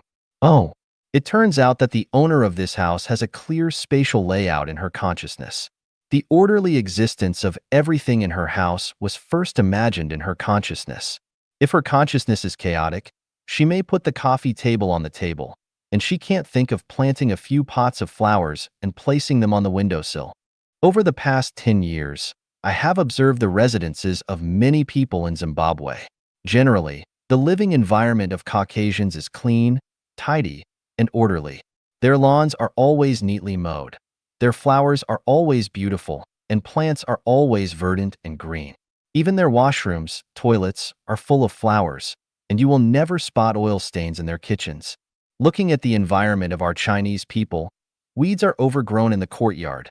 Dog excrement is everywhere. The washroom smells bad. Cockroaches are rampant in the kitchen, and the stove is greasy. Why is there such a big difference? Aren't they all human? It turns out that the difference lies not in existence, but in consciousness. Chinese and Caucasians have different consciousness of the environment. The quality of the living environment depends on the consciousness of the people in this environment. If there is a good consciousness, there will be a good environment. Without a good consciousness, Of course, it is impossible to have a good environment for existence.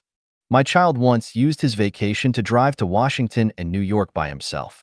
I asked him on the phone, "What is your biggest impression after seeing New York?" Unexpectedly, he replied, "New York's Chinatown is too dirty and messy. It does not match the civilization and prosperity of New York." Can it be that existence determines consciousness? If a Chinese has lived in China from beginning to end, it can be barely said that the existence of the dirty, disorderly, and bad surrounding environment leads to the dirty, disorderly, and bad living environment of his own. But after we came to a beautiful country, where the existence is beautiful, why does the environment change when we live there? Isn't it that our consciousness determines our existence? Suppose we Chinese exchange with Japanese and Germans. We all live in Japan and Germany and let Japanese and Germans live in China. Within 50 years, China will become the most beautiful and graceful country in the world, while Japan and Germany will become too dirty, disorderly, and bad countries. Consciousness determines existence, and what kind of consciousness is there, there will be that kind of existence. If everyone is belligerent, the world will be in a constant state war. If everyone loves peace, how could there be wars? Consciousness determines existence. Look at Islamic mosques, Christian churches, and Buddhist temples. Their architectural styles and shapes are quite different. Why? Because the consciousness of designers and builders is different from each other. Consciousness determines existence. When comparing the urban layouts of Harare, the capital of Zimbabwe, and Beijing, the capital of China, Harare's commercial, industrial, and residential areas are clearly separated, with a distance of at least 1 kilometer from each other, while Beijing's commercial, residential, and industrial areas are almost intertwined. The reason for the formation of this pattern of existence is that the British and the Chinese have different consciousness of people, and it is the different consciousness that determines the different urban layouts. Consciousness determines existence. When comparing the wearing and the style of dress of women during the Chinese Cultural Revolution and the wearing and style of dress of people at this present stage, from the perspective of time and space, they are definitely two different worlds. During the Cultural Revolution, women did not bother to perm, dye their hair, draw their eyebrows, and put on lipstick. Even their clothes were mostly yellow, gray, and blue. Skirts and high-heeled shoes were absolutely not allowed. About their breasts, they would find ways to press them tightly to their chest. If you budged a little, people would look at you differently, and you would be regarded as a hot, foxy spirit descending on the world, a symbol of restlessness and flirting. Look at today's women, one by one. They are more enchanting and beautiful, with all kinds of postures, styles, curvaceous beauty, sexual beauty, and temperamental beauty that is fully displayed, living out their individuality, freedom, and elegance, as if all the fairies in heaven have descended to the world. The reason why different eras have different ways of dressing is that people in different eras have different consciousness, and it is the consciousness of different eras that determines the existence of those different eras. Consciousness determines existence. Why is the population of the United States growing more slowly than that of China and India? Why do couples with higher IQs, who are richer, and with higher education levels have fewer children, while poorer, less educated couples have more children? Why can a man have several wives in some countries and regions, while most countries and regions can only be monogamous? Why could a couple in our previous generation have many children, but we can only have one child at this stage of China? Aren't all these differences determined by our human consciousness? Consciousness determines existence. Why are most of the Nobel Prize winners Americans? Why is there not a single Nobel Prize winner from mainland China? Are Americans so smart and Chinese so stupid? The main reason is that Americans and Chinese have different consciousness. If you want to eat hamburgers, you will definitely not make noodles. If you want to eat chicken, you definitely won't put pork into the pot. The reason is so simple. Do we still doubt that consciousness determines existence? Consciousness determines existence. Why do the political systems of various countries in the world differ from each other? Why does the President of the United States only serve 2 terms at most, while the presidents of some countries can serve many terms? Isn't it their existence determined by the national consciousness of various countries? How was the Earth born?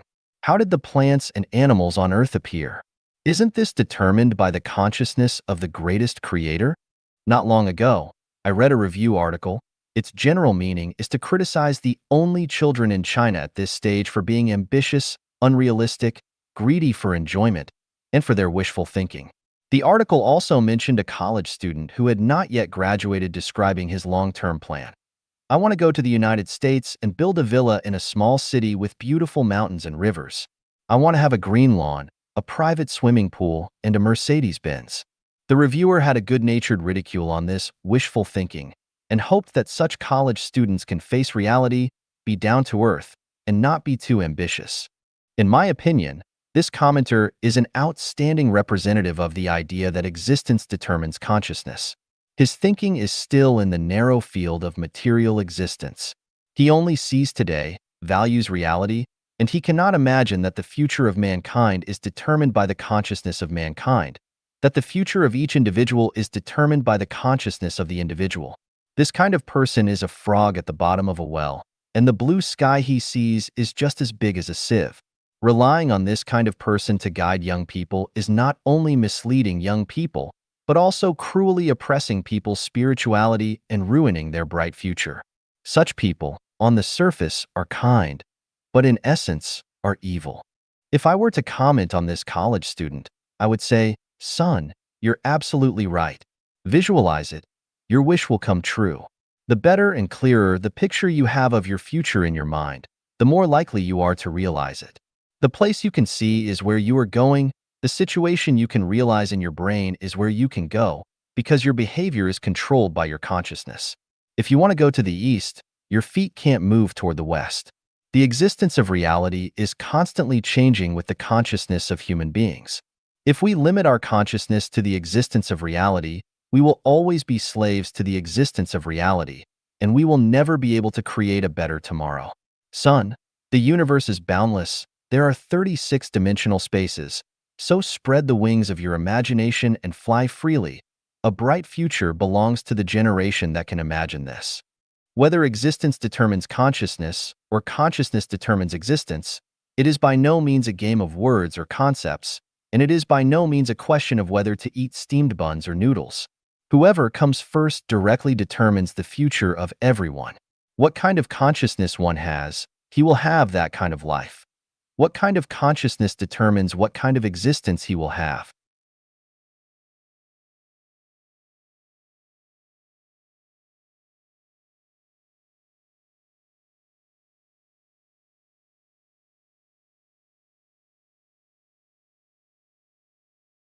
Discussing with Dajin Celestial the people and events that enter one's life. Xiefeng, January 27, 2023. Translation edited by Chinyu. Some say, the people and events that enter our lives are there to fulfill us. I say that the true, good, beautiful, loving, trustworthy, and sincere individuals and events that come into our lives are there to fulfill us. Conversely, the fake, evil, ugly, hateful, deceitful, and hollow individuals and events that enter our lives are there to pull us towards hell. Dajin Celestial believes that if the viewpoint, the people and events that come into our lives are there to fulfill us is invalid, is incorrect, consequently, the Chanyuan value of the world is faultless. All faults lie within us is also invalid and mistaken. She further explains that beautiful things can fulfill us because a part of our soul is inherently good and kind. Similarly, ugly things can also fulfill us as they reveal the parts of our soul needing rectification. We no longer oppose the external world but introspectively correct ourselves. In doing so, the fulfillment gained in that moment stands firm. Dajin Celestial's inclination to present different or even opposing viewpoints, stemming from thoughtful analysis, deserves recognition and praise. Only truths entirely comprehended can become guiding principles and beliefs one consciously and willingly acts upon in their life's journey. Any truth not understood, regardless of its correctness, becomes a stepping stone easily discarded when faced with personal interests and turmoil. Regarding whether all the people and events that come into our lives are there to fulfill us, I've analyzed and negated this perspective in my article. Are the people and events that come into your life meant to fulfill you? Now, let's discuss whether rejecting this viewpoint also rejects the Chanyuan value of the world is faultless. All faults lie within us. Old Wang called little Lu, informing him of a quick opportunity to amass wealth. Excitedly, little Lu requested a meeting. After the meeting, Old Wang advised little Lu to sell his house to invest in the overnight wealth global financial company, promising a doubling of profits within a year with a $100,000 investment. Overwhelmed by excitement, little Lu invested $1 million, dreaming of turning it into $2 million in a year, so that he no longer needs to work, but merely to reap profits. However, a year later, not only did little Lu not gain any profit, but he could not even retrieve the initial investment. The overnight wealth global financial company had collapsed, and the CEO vanished with everyone's investments. Now, we must ask, are the people who come into our lives there to fulfill us, or do they lead us into suffering? Furthermore, where does the fault lie? Is it with the overnight wealth financial company, Old Wang, or is it within little Lu himself? So, Dejin Celestial, in presenting such a straightforward example, do you believe that rejecting the viewpoint that the people and events that come into our lives are there to fulfill us simultaneously rejects the value of the world is faultless? All faults lie within us? Clearly not. The overnight wealth global financial company is not at fault. They indeed amassed wealth overnight. Old Wang is not at fault. He gained some benefits. The fault lies within little Lu, blinded by greed, wanting something for nothing, wanting the moon. Beautiful things can fulfill us, ugly things can also fulfill us. This is Daijin Celestial's perspective, and I admit it's valid. Many ugly things can serve as negative examples, teaching us how to properly handle the people and events that come into our lives. In this regard, ugly things can fulfill a person. For instance, Old Wang's arrival and the investment fulfilled little Lu by teaching him a lesson.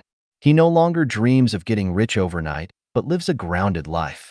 Yet, I ask the reader, do you wish to be like little Lu, losing everything? Do you want such an ugly event to fulfill you?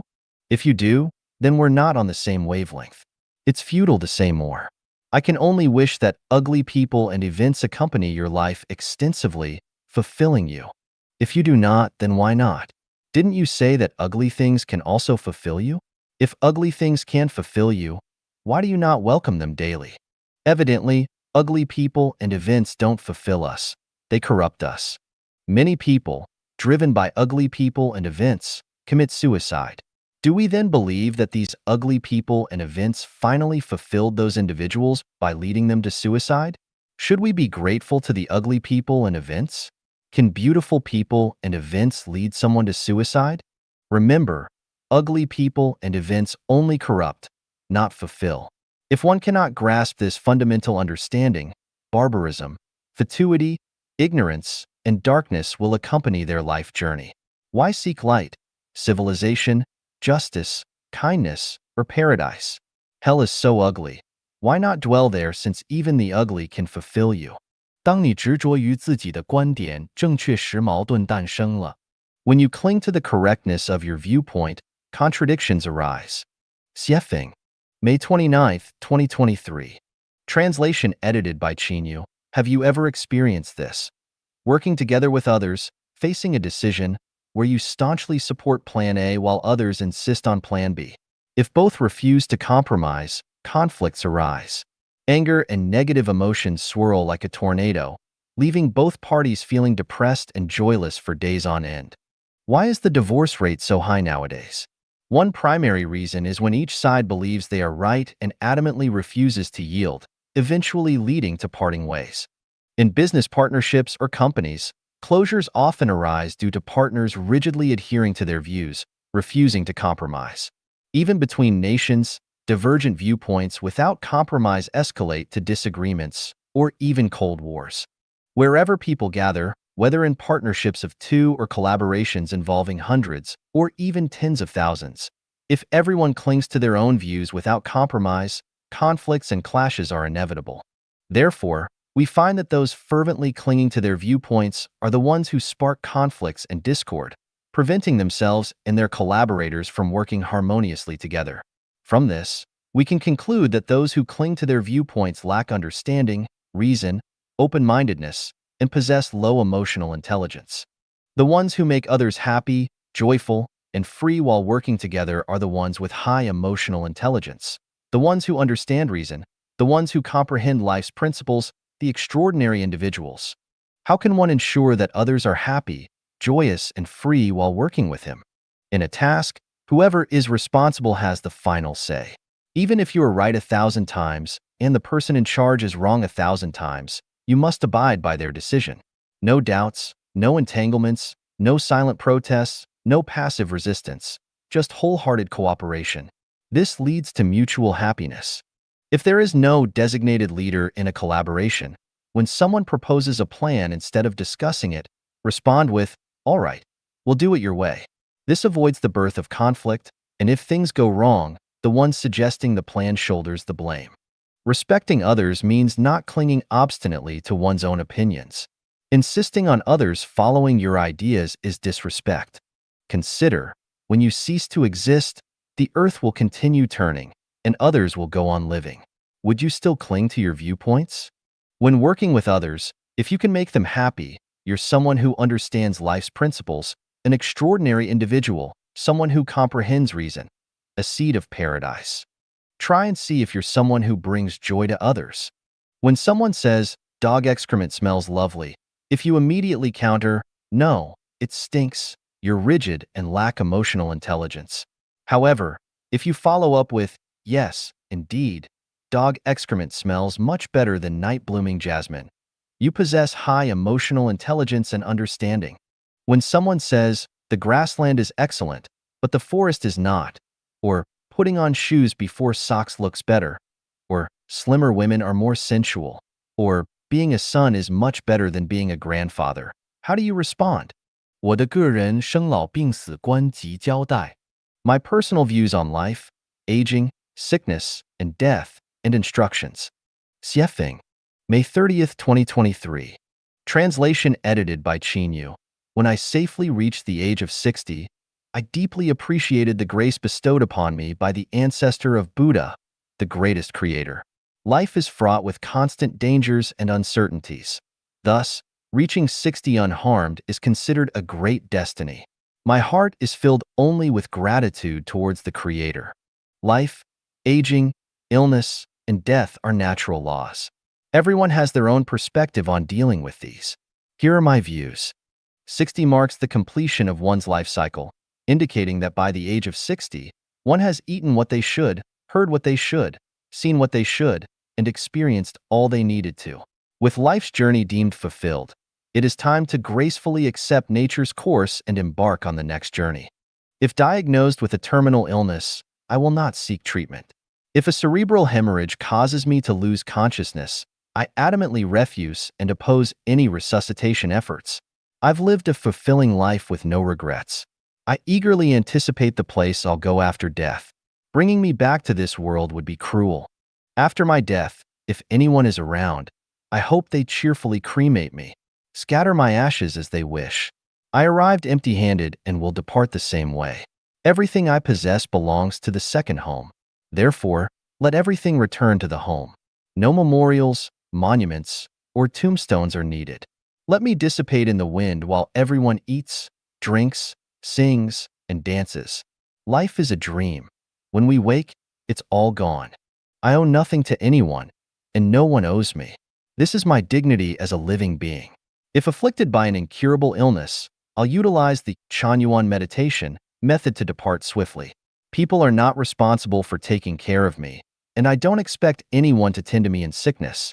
That would strip me of my dignity as a living being, devalue my existence, and further incur debts. I don't wish to owe debts and return to this world again. I've established theories and models for a new human way of life. If anyone benefits from it, it's not my achievement. It's the grace of the ancestor Buddha, the greatest creator, and the guidance of gods, Buddhas, celestials, and saints, and the collective wisdom of past sages through tireless efforts. All glory goes to the divine and wise. I merely played a small role, doing what I should. Don't praise me. My reward is sufficient to fill my heart with gratitude. So please, do not regard me as someone deserving of praise or honor. I'm not worthy of any acclaim. People desire longevity, wishing to live to 1 or 10,000. While it's a common desire, I don't aspire for longevity. Since turning 60, I joyfully accept life's end anytime, anywhere. I have no desire to reach 100. I don't want technological or medical advancements to prolong my life. I reject organ transplants and blood transfusions. Let me finish my life journey following nature's rhythm. If I lie sick and unattended, I will not blame anyone. I have done my best for my child, never expecting him to care for me in my old age. Modern young people are already burdened enough. I don't wish to be a burden on his life's journey. If my child can live happily, that is the greatest filial piety and respect for me. I don't expect him or anyone else to take care of me in my old age. So, to anyone who knows me, don't harbor any guilt in your heart because no one owes me anything, and I haven't done anything for anyone. I joyfully accept whatever outcome nature has in store for me. I have one wish. If circumstances allow, I hope those affectionate and capable enough would take care of a Huang in her later years if I depart before her. She's given her all to Refuting, the construction of the second home, possessing no personal wealth. If Refuting persists, I hope everyone living in the second home treats her kindly. I persist in living because I believe I still hold value. The day I become a burden to those living, rather than being of value, is the day I suffer with every passing moment. I'd rather seek an end to this journey sooner than prolong suffering and move on to the next path. Craving life is a natural human inclination, entirely acceptable and not subject to criticism. Yet, for those dedicated to enlightenment and spiritual ascension towards heaven, this desire can obstruct the path to achieving immortality or Buddhahood. Therefore, I choose not to crave life. If I am fortunate enough to embark early on the journey to heaven, it's a divine reward, an immense blessing. These are my personal views on life, aging, illness, and death, along with my instructions. I hope everyone understands and fulfills my wishes. 心灵间，人的思维阶梯, the ladder of human thinking. Self-reliance, the essential difference between people lies in their thinking. We say Jesus is a god because his thinking aligns with that of a god's. We say Sakyamuni is Buddha because his thinking is that of a Buddha. Similarly, Muhammad founded Islam because he had the thinking of a saint. Laozi was able to write the Tao Te Ching because of his sage thinking. The reason why cows and horses are cows and horses is that their thinking has not reached the level of human thinking. If a fox could have human thinking, it could become a fox spirit. If a pine tree had the thinking of a Buddha, it could become a Buddha. An ordinary person, even if they live for 1,000 years, will remain ordinary if they do not change their conventional thinking. But if their thinking changes, they can develop towards the existence of corresponding thinking. That is to say, if a person learns from animals, over time, they will descend into an animal. If a person learns from saints and sages, over time, they will ascend to be a saint or sage. Therefore, the most important thing in life is not to find ways to possess material things, but to find ways to change thinking. Because a pig, despite having 10 pig pens and mountains of feed, is still just a pig. Similarly, a person, despite having 10 villas and billions of dollars in the bank, is still just a person. No matter how majestic a horse is, no matter how many female dogs a dog has, no matter how many mountains a tiger can dominate, even if a fish occupies the entire reservoir, there are few people who want to become a horse, a dog, a tiger, a fish. Why? Because animals are inferior to humans. Similarly, even if a worldly person has a wealth of treasures, a group of wives and concubines, and a prominent position, gods, Buddhas, and celestials would never want to become a worldly person. Flies find dog feces very sweet, but bees disdain it. Phoenixes would rather die than nest in eagle nests. We judge where a person comes from and where they are going based on their state of thinking. If a person's thinking throughout their life is similar to that of an animal, then it can be completely determined that he will be reincarnated as an animal after death. If the state of his thinking at the time of death was the thinking of a saint, then it can be determined that he has gone to a higher life space. Refuting always says that the universe is infinitely mysterious, and Self-reliance always says that the future of Refuting academicians is bright. This is by no means nonsense or unfounded talk. If the academicians believe in me, I will certainly reveal some of the mysteries of the universe to you in due course. This issue of thinking is one of the mysteries. Please pay high attention to it, academicians. Thinking has a ladder-like nature. I have divided human thinking into 8 rungs on this ladder. I encourage you, as academicians, to ascend these rungs step by step. Material thinking, image thinking, associative thinking, illusory thinking, visualized thinking, taiji thinking, formless thinking, holographic thinking. The highest realm of thinking is holographic thinking. This is a kind of thinking that ordinary people cannot imagine. It can be said that this is the thinking of God. The realm that Sakyamuni reached is formless thinking. The realm that Laozi reached is taiji thinking. The thinking that Muhammad reached is visualized thinking. The thinking that Zhuge Liang and others reached is illusory thinking. The thinking that Einstein and others achieved is associative thinking. The realm that artists like Beethoven reached is image thinking. The thinking of the general public is material thinking. Some prophets, witches, magicians, astrologers, fortune tellers, eccentrics, etc., have illusory thinking. My requirement for academicians is to abandon the first 4 kinds of thinking and directly enter visualized thinking. The term visualized thinking originally came from Tianhe Celestial. I hope he will explain it to us in the future. The thinking I have is holographic thinking. The origin of the universe, the origin of life, the origin of mankind, the origin and characteristics of the greatest creator, the 36 dimensions of space, etc., are the results of my being in a state of holographic thinking. Visualized thinking is mentioned in my self-refinement articles. I hope Tianhe Celestial will not hesitate to teach. I once praised Taiji Celestial for having Taiji thinking, but that is just a spark of spirituality in Taiji Celestial, a drop in the ocean. I hope Taiji Celestial will focus on Taiji thinking, first thoroughly understand the Tao Te Ching, and gradually gain a deeper understanding. If you have any questions, I will guide you. Formless thinking.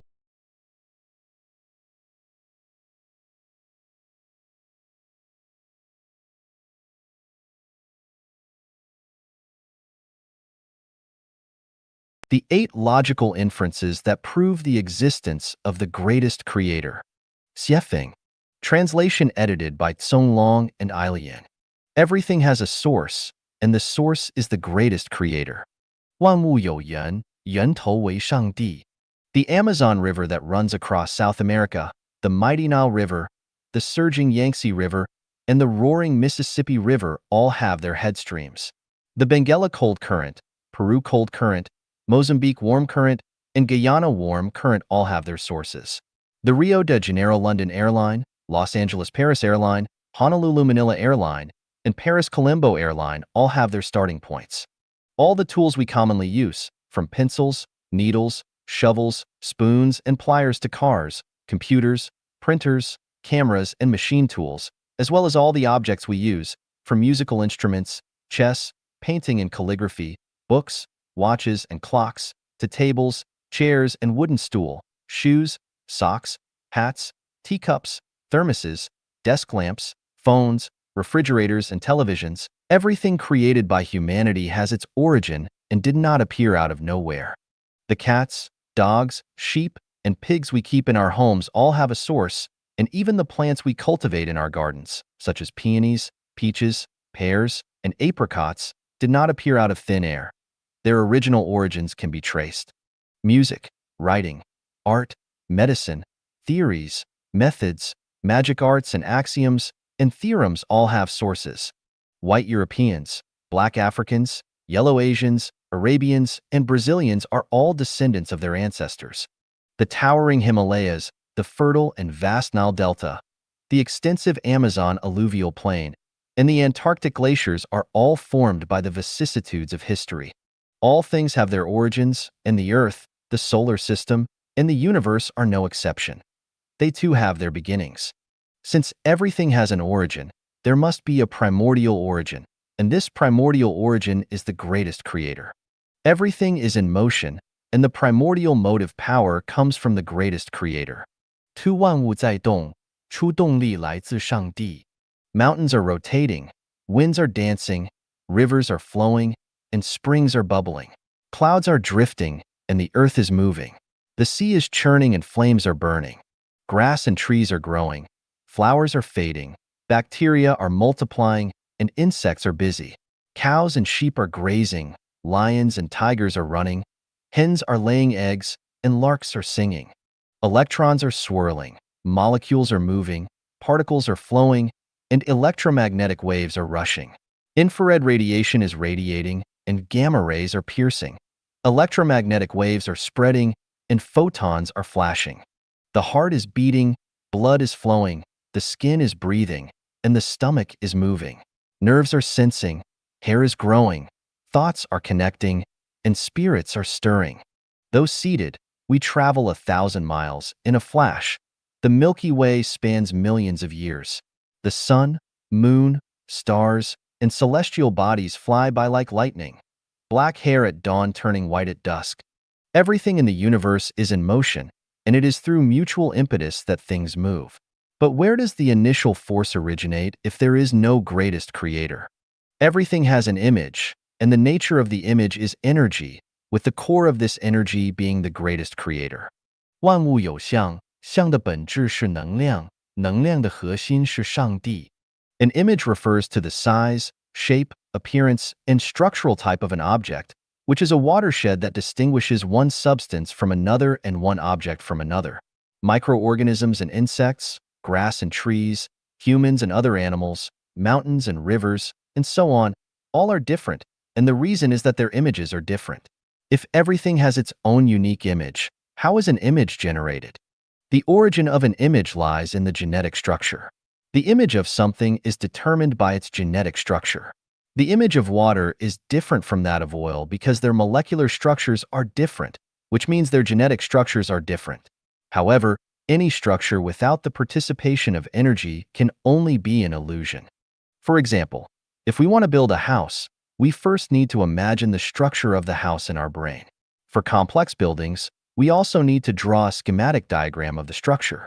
But without the input of mechanical and human energy, the structure we imagined in our brain can only be an illusion.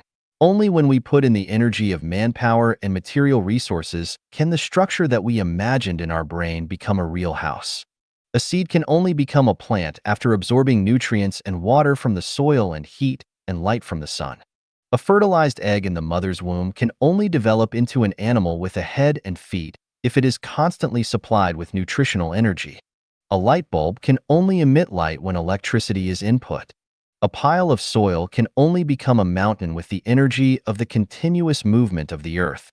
A river can only become a raging torrent with the energy of thousands of streams. So where does this energy come from? Let's trace it back to its source. For a small sapling to grow leaves, it needs to absorb water, which mainly comes from the infiltration of rainwater. So where does the rainwater come from? Rainwater comes from clouds that carry water vapor from the sky. And where do the clouds come from? The wind carries them from the ocean. And where does the wind come from? The cold and hot air currents on Earth form it through convection. And how are the cold and hot air currents formed?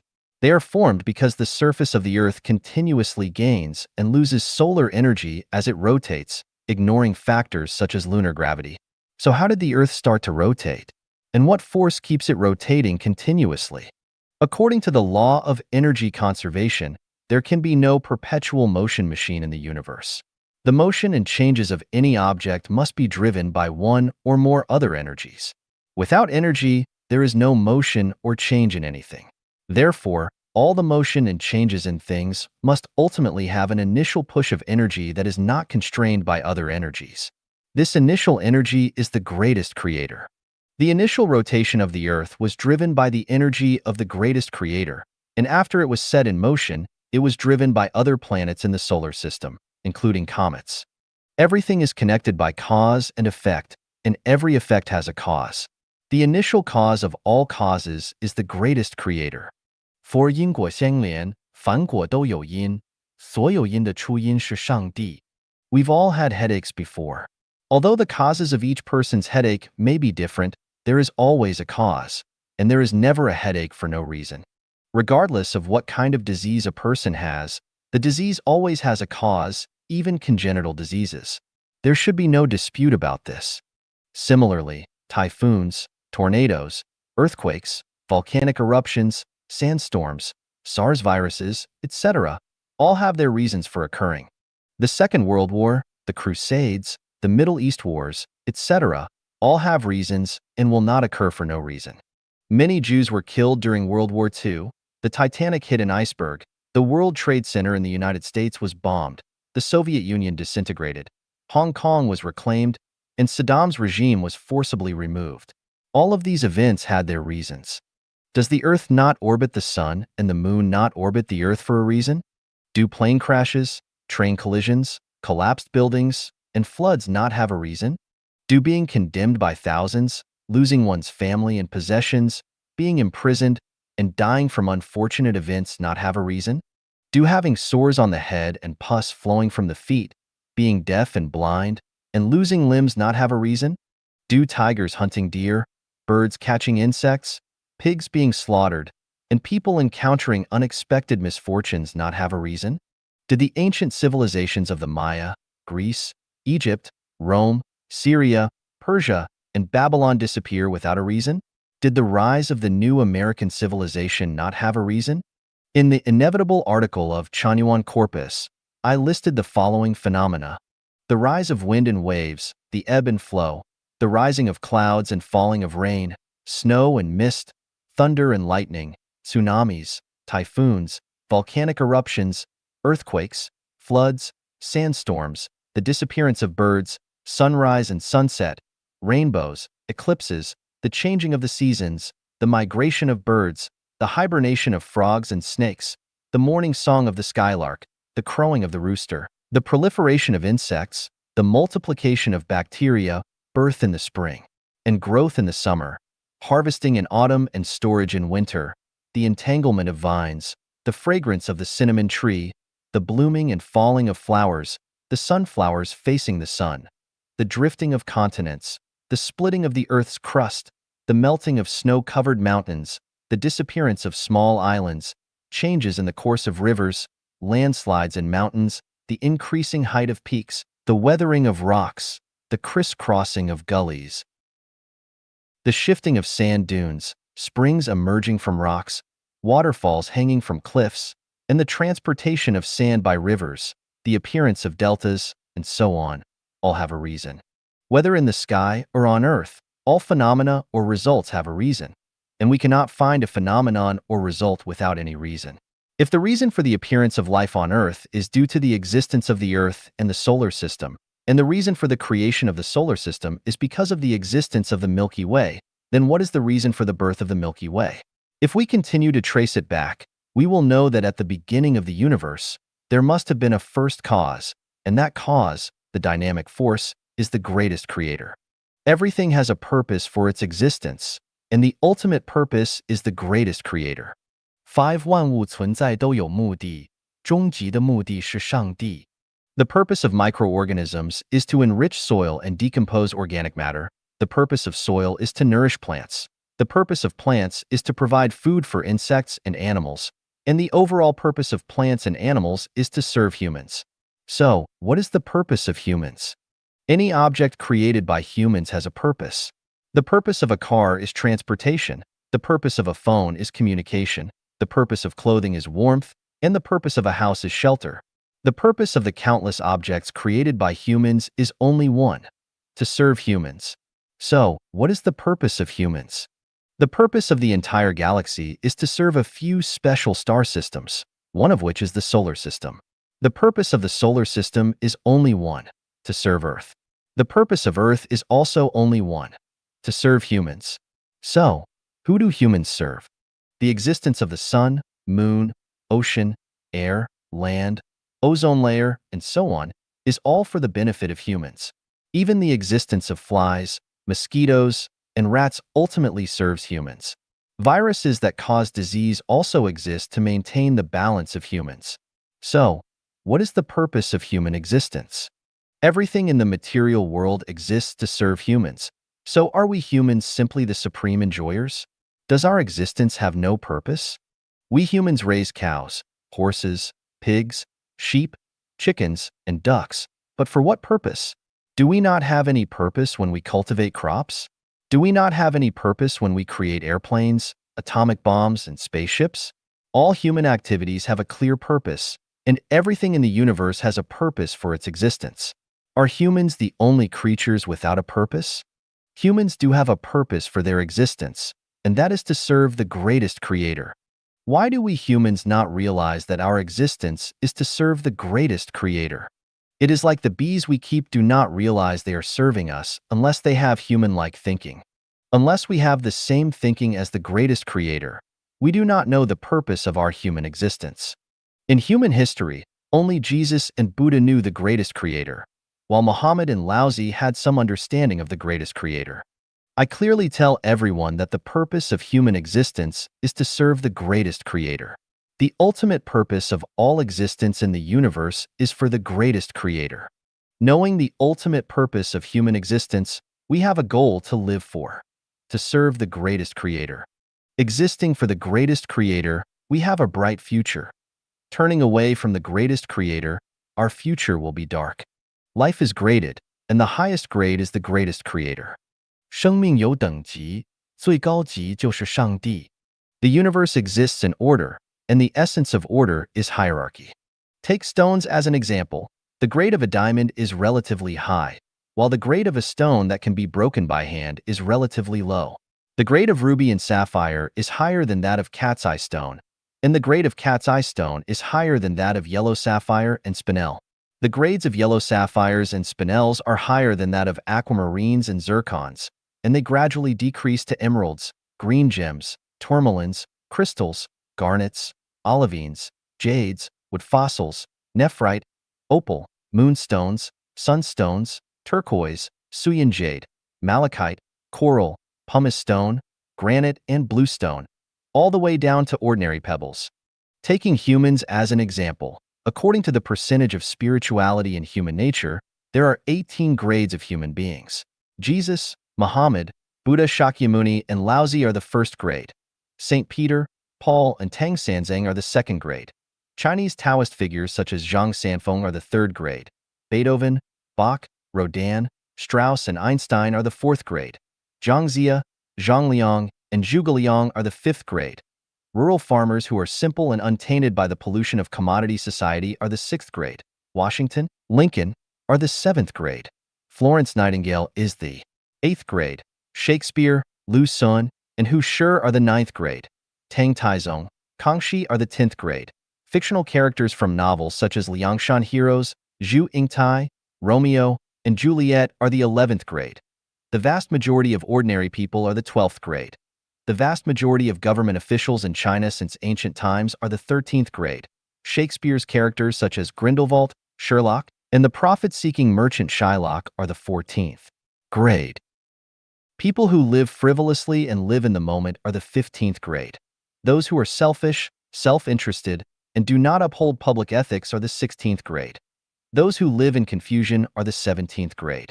Those who confuse good and evil are the 18th grade. Taking life as an example, from low to high, they are life in molten lava and flames, life in ice and snow, life in eternal darkness, life in mountains and rocks, life in soil, life in water, life in air, plants, insects, land animals, aerial animals, livestock and poultry, dogs, human beings, people in the 1,000-year world, celestial beings in the 10,000-year world, Buddhas in the Elysium world, gods in the heaven world, and the greatest creator in the zero world. Life has grades, and wherever there are grades, there must be the highest grade. The highest grade of life is the greatest creator. Everything is in order, and the greatest creator is the maker of order. 7. 万物有序，秩序的制定者是上帝. Human society is organized with orders. A country can only have one president. This is an order. If there were two presidents, the country would surely split into two. When 10 companies merge into one, there will be one CEO, not 10. Subordinates obey superiors, employees obey bosses, police restrain criminals, and businesses must have a license, etc. All these are orders. Although the Constitution and laws are made by humans, it cannot be said that orders are made by humans. The order created by humans must conform to human nature and the basic norms of society. For example, No matter how extremely bright and intelligent the people in a country are, you cannot establish the order of having two presidents in one country because the order of having one leader for a group is established by the greatest creator, which cannot be violated. Whether it's a group of ants, a hive of bees, a group of goats, a pack of wolves, a family, or a clan, there can only be one leader. The order of human life, from fetus, baby, adolescent, young adult, middle-aged, menopause, old age, to death, is established by the greatest creator and cannot be violated. Being hungry requires eating, and eating requires excretion. This is also an order that cannot be controlled by humans. Each person has their own life trajectory, which is the program of life that cannot be changed by subjective will. Every parent hopes that all their children will become successful and bring honor to the family, but the hope remains a hope. Children will live according to the program of their own life trajectory, which is why some children succeed while others do not. If personal will could determine one's life trajectory, pigs and dogs would become humans, and everyone could become an emperor. The vast majority of people, especially those who are wealthy and influential, do not want to die. But wanting to live does not change the fact that death is inevitable because it is the order established by the greatest creator. If the people before you do not die, there will be no way forward for those who come after. Everyone is equal in the face of death, and this is the order. The moon revolves around the earth revolves around the sun and rotates on its own axis, and the solar system follows the Milky Way. This is the order. Dragons give birth to dragons, phoenixes give birth to phoenixes, and the offspring of mice dig holes. This is the order. Those who respect the greatest creator and live according to the order established by the greatest creator can enter the higher level of life space. Those who despise the greatest creator and live against the order established by the greatest creator will inevitably descend to the lower level of life space. This is also the order. Everything has order. So who created this order? Was it our human ancestors? Was it an emperor from a certain dynasty? Was it the dinosaurs? Definitely not. Apart from the greatest creator, who else has this ability? All things are interconnected, and the end point of this interconnection is the greatest creator. 8万物相互感应，感应的终端是上帝. In the universe, everything is connected to each other through reaction. Reaction is the process by which something senses and responds to external stimuli. External stimuli can be divided into two types: explicit and implicit stimuli. Explicit stimuli are mainly conveyed through form, smell, color, sound, temperature, texture, and brightness. Implicit stimuli are mainly conveyed through sound waves, electromagnetic waves, thought waves, biological waves, same frequency waves, radiation, and other means. For example, when people see beautiful birds, blue skies, handsome men, and beautiful women, they feel happy. When they see caterpillars, snakes, dark rolling clouds, or devils in horror movies, they feel afraid. When they see sexy women in short skirts, they feel aroused. When they encounter things they dislike, they feel disgusted, mainly due to different forms of stimuli. Smelling the fragrance from the kitchen can increase one's appetite, while smelling the stench of overflowing feces in the toilet can make one feel nauseous. The fragrance of flowers can make one feel refreshed, while the smell of vomit from a drunk person can make one feel uneasy, mainly due to different odor stimuli. Seeing colorful flowers can make one happy. Seeing the bloody scene of a murder can be distressing. Seeing the color blue can feel refreshing, and seeing the color red can feel warm, mainly due to different color stimuli. Beautiful singing, moving melodies, and sweet words from a loved one can make people's emotions surge and their thoughts wander, while the sound of a shovel scraping against concrete, funeral music, and ferocious and malevolent shouting can make people feel fearful, irritable, and depressed, mainly due to different sound stimuli.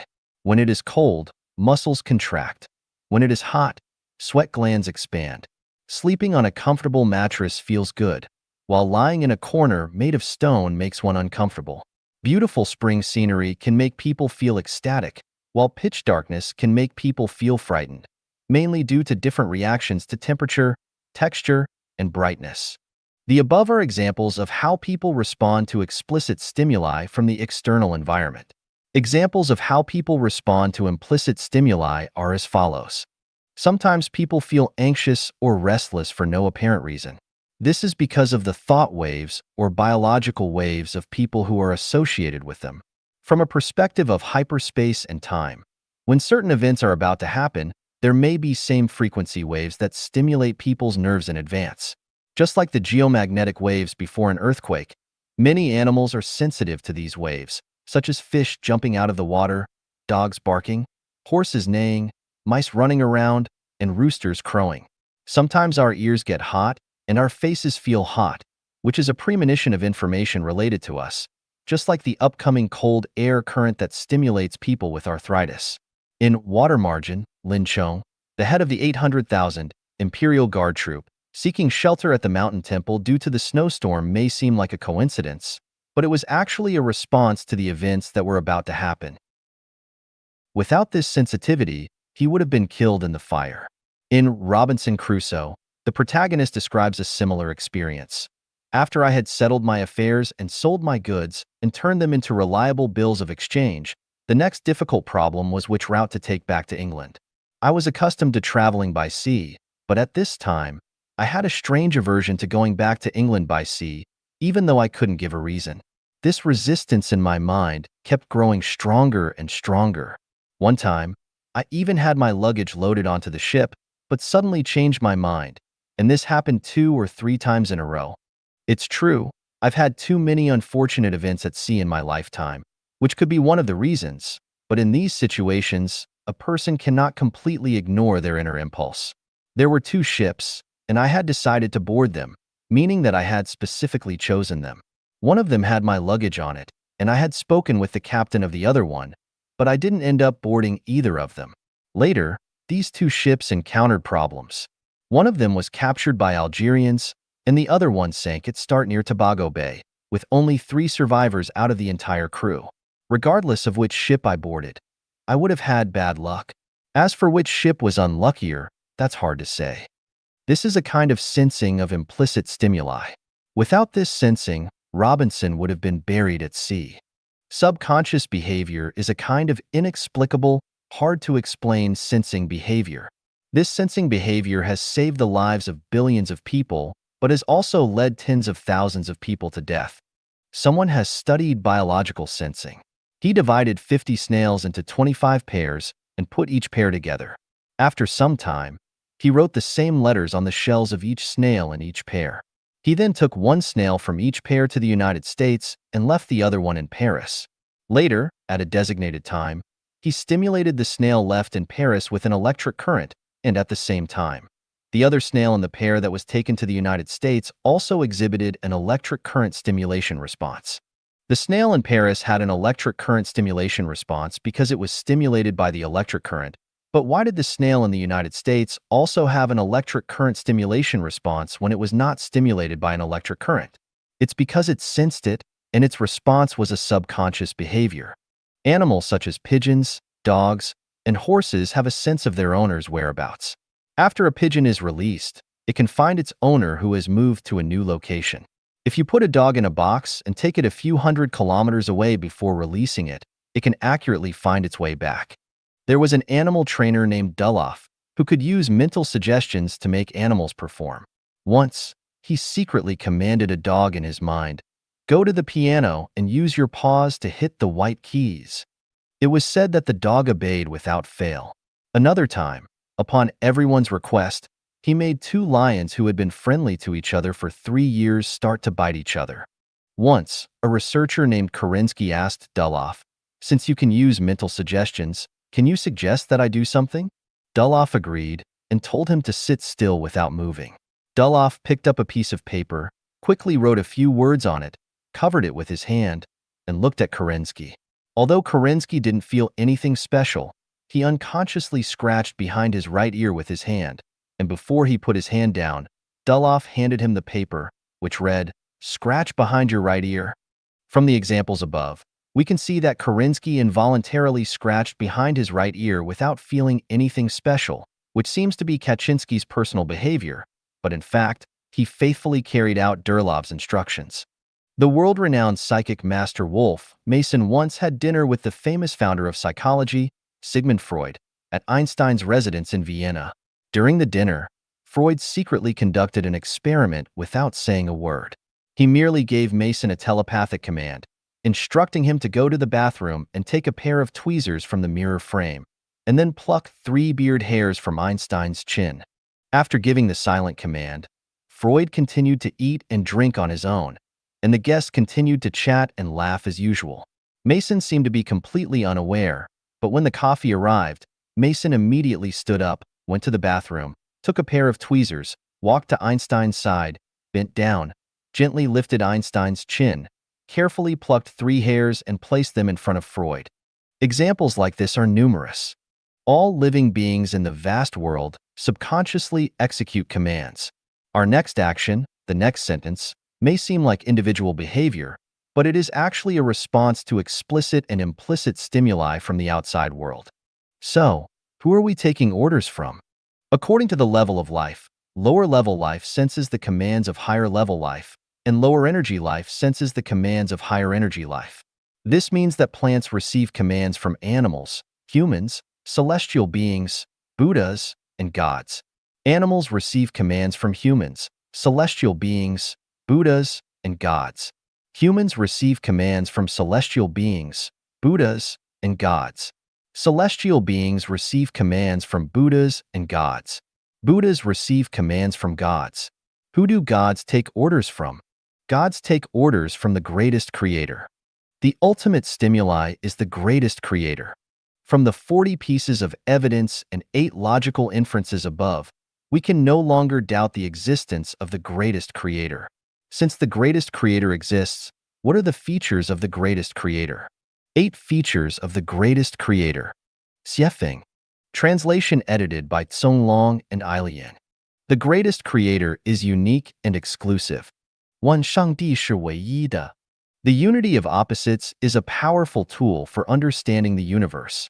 All things in the world exist relatively, and losing one side also means losing the condition for the existence of the other.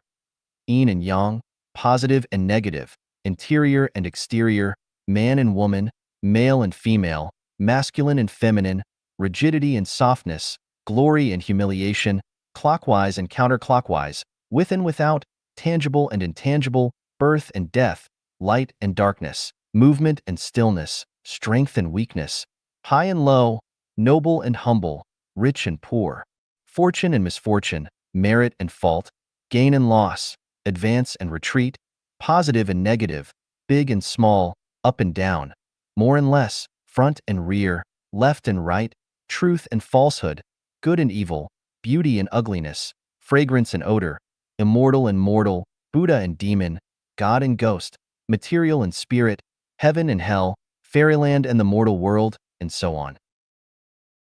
They all rely on each other, coexist and prosper together. Even a piece of thin paper has a front and a back. If there is no front, there will be no back. If there is no back, there will be no front. However, the unity of opposites view cannot explain all phenomena, and there are exceptions to the law. In universality, there are peculiarities, and in commonality, there are individualities. There is also a neutral gender in addition to male and female. The golden mean, which is unbiased and impartial, is to seek the middle point between 2 extremes. The turning point for quantitative change or qualitative change is not unity of opposites but uniqueness. Wuji generates Taiji. Taiji generates the bipolarity. Wuji refers to the state when there was no substance in the universe and only energy existed. The intangible and invisible energy, when moving irregularly, formed an energy cluster or Taiji. To understand how Taiji is formed, you can try drinking all the milk in a flat-bottomed glass and leave the glass uncleaned for 12 hours. Then observe the shape and structure of the glass bottom. The first unconscious movement of Taiji has triggered the orderly movement of the entire energy, and with it, the time and space in the human sense appeared. This is how the bipolarity is generated, which is actually the phenomenon of material and non-material, tangible and intangible, following the principle of unity of opposites. The formation of the bipolarity can be understood as follows. The greater the energy, the less visible it is. The smaller the energy, the more visible it is. This is the key to the birth and formation of the universe. Lao Tzu's understanding of the great form has no contour refers to the energy cluster before the birth of the bipolarity, which is the Taiji. Mao Zedong thought is a kind of energy cluster that influences many people's lives and affects many people's words and deeds. But who can explain clearly what color and shape it is? I am discussing Taiji here with the purpose of understanding it. Taiji originates from Wuji and is born from the chaotic movement and collision of formless and shapeless energy.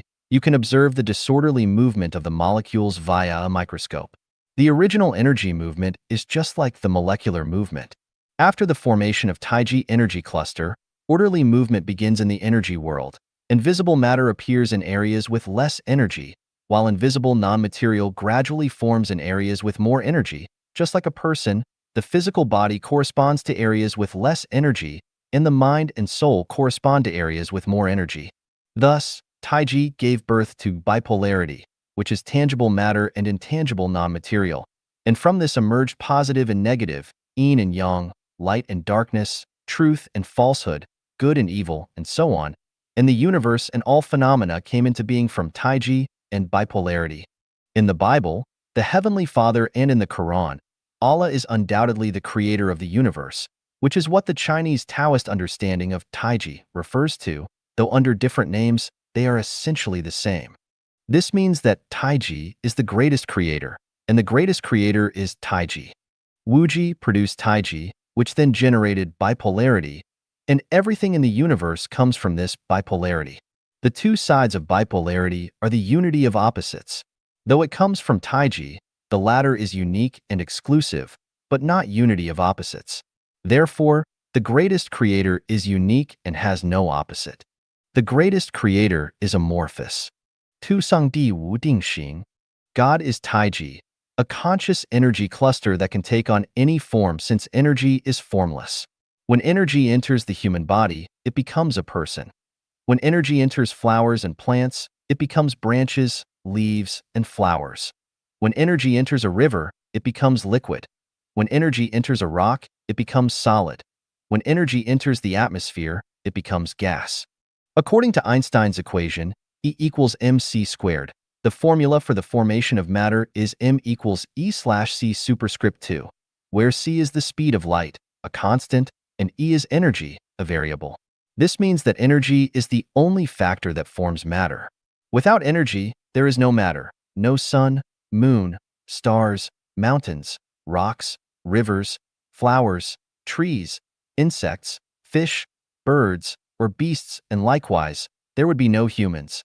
When matter disappears, it is transformed back into energy, because the total energy of the universe is a constant that does not increase or decrease. Does the burning of a tree, an animal, a building, or a tank of liquefied gas mean that nothing exists anymore? No. They are all transformed back into energy. A seed, a fertilized egg, can grow and take shape by using energy. Without energy, everything is nothing. This is the basic principle of the birth of the universe.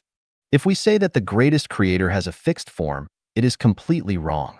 The greatest creator has no fixed form because he is an energy cluster, but he can take any form. In other words, the entire world is the greatest creator. The greatest creator is neutral. 3 上帝是中性的. The greatest creator is unique and exclusive. The greatest creator is neutral. Humans are divided into man and woman. Animals are divided into male and female. And plants are divided into stamen and pistil. Then what about the greatest creator? We absolutely cannot say that the greatest creator is man or woman, or male and female, or stamen and pistil. If we say that the greatest creator is male, there must be a female greatest creator that corresponds to the greatest creator, which destroys the uniqueness of the greatest creator. Using the two poles of the unity of the opposition cannot help us understand the greatest creator. That is to say, we cannot say that the greatest creator is true or false, good or evil, beautiful or ugly. Because if we say that the greatest creator is good, there must be an evil greatest creator that corresponds to the good one, which also destroys the uniqueness. Things have their own nature. Animals have their own animal nature. Humans have their own human nature. Buddhas have their own Buddha nature. And gods have their own divinity. So what kind of nature does the greatest creator belong to? The greatest creator does not have a nature, which means that the greatest creator does not have physicality, animality, humanity, Buddhahood, or godhood. Defining the greatest creator in any life realm is incorrect. Saying that someone has animality is certainly demeaning them. Saying that a Buddha has humanity is certainly demeaning the Buddha. Saying that a god has Buddhahood is certainly demeaning the god. Saying that the greatest creator has physicality, animality, humanity, Buddhahood, or godhood is definitely demeaning the greatest creator. Therefore, the greatest creator does not have a nature. Or it can be said that the greatest creator is neutral. Here, I have to talk about the Hare Krishna movement, here because it is related to the greatest creator. Krishna and Krishna consciousness come from the ancient wisdom scriptures of India and have been inherited by some spiritual masters. The most outstanding leader of the Hare Krishna movement is Saint Prabhupada. This movement has many brilliant insights and focuses on the spiritual aspect of human beings, rather than the material and physical aspect. Many of the things advocated by this movement are valuable and worth learning from. However, we must be clear about who Krishna is. According to many of Prabhupada's teachings, we know that Krishna is the supreme God of the universe, which is acceptable. But he also says that Krishna is the only one and the source of all sources. Who can be the only one? Who can be the source of all sources? Only the greatest creator is the only one and the source of all sources. This clearly indicates that Krishna is the greatest creator. So, is Krishna the real greatest creator? In the definition of God, in the teachings of the Krishna perception movement, Saint Prabhupada said, "When Krishna appeared on this earth, he had 16,108 wives, each of whom lived in a palace made of marble and decorated with jewels. The rooms were filled with furniture made of ivory and gold, and everywhere was magnificent." Is this the greatest creator? No, it is not. The greatest creator is neutral, neither male nor female. How could the greatest creator have 16,108 wives? Why not say that Krishna has 16,108 husbands? This is clearly a reflection of the idea of male superiority and female inferiority. Moreover, why does the greatest creator have so many wives? What does licentious and unrighteous mean? Creating so many wives for the greatest creator with human thinking and physical desire, is it to praise or to blaspheme the greatest creator? Krishna's 16,108 wives live in palaces built of marble, studded with jewels, with rooms furnished with ivory and gold. This is simply the imposition of the will of ordinary people on the greatest creator.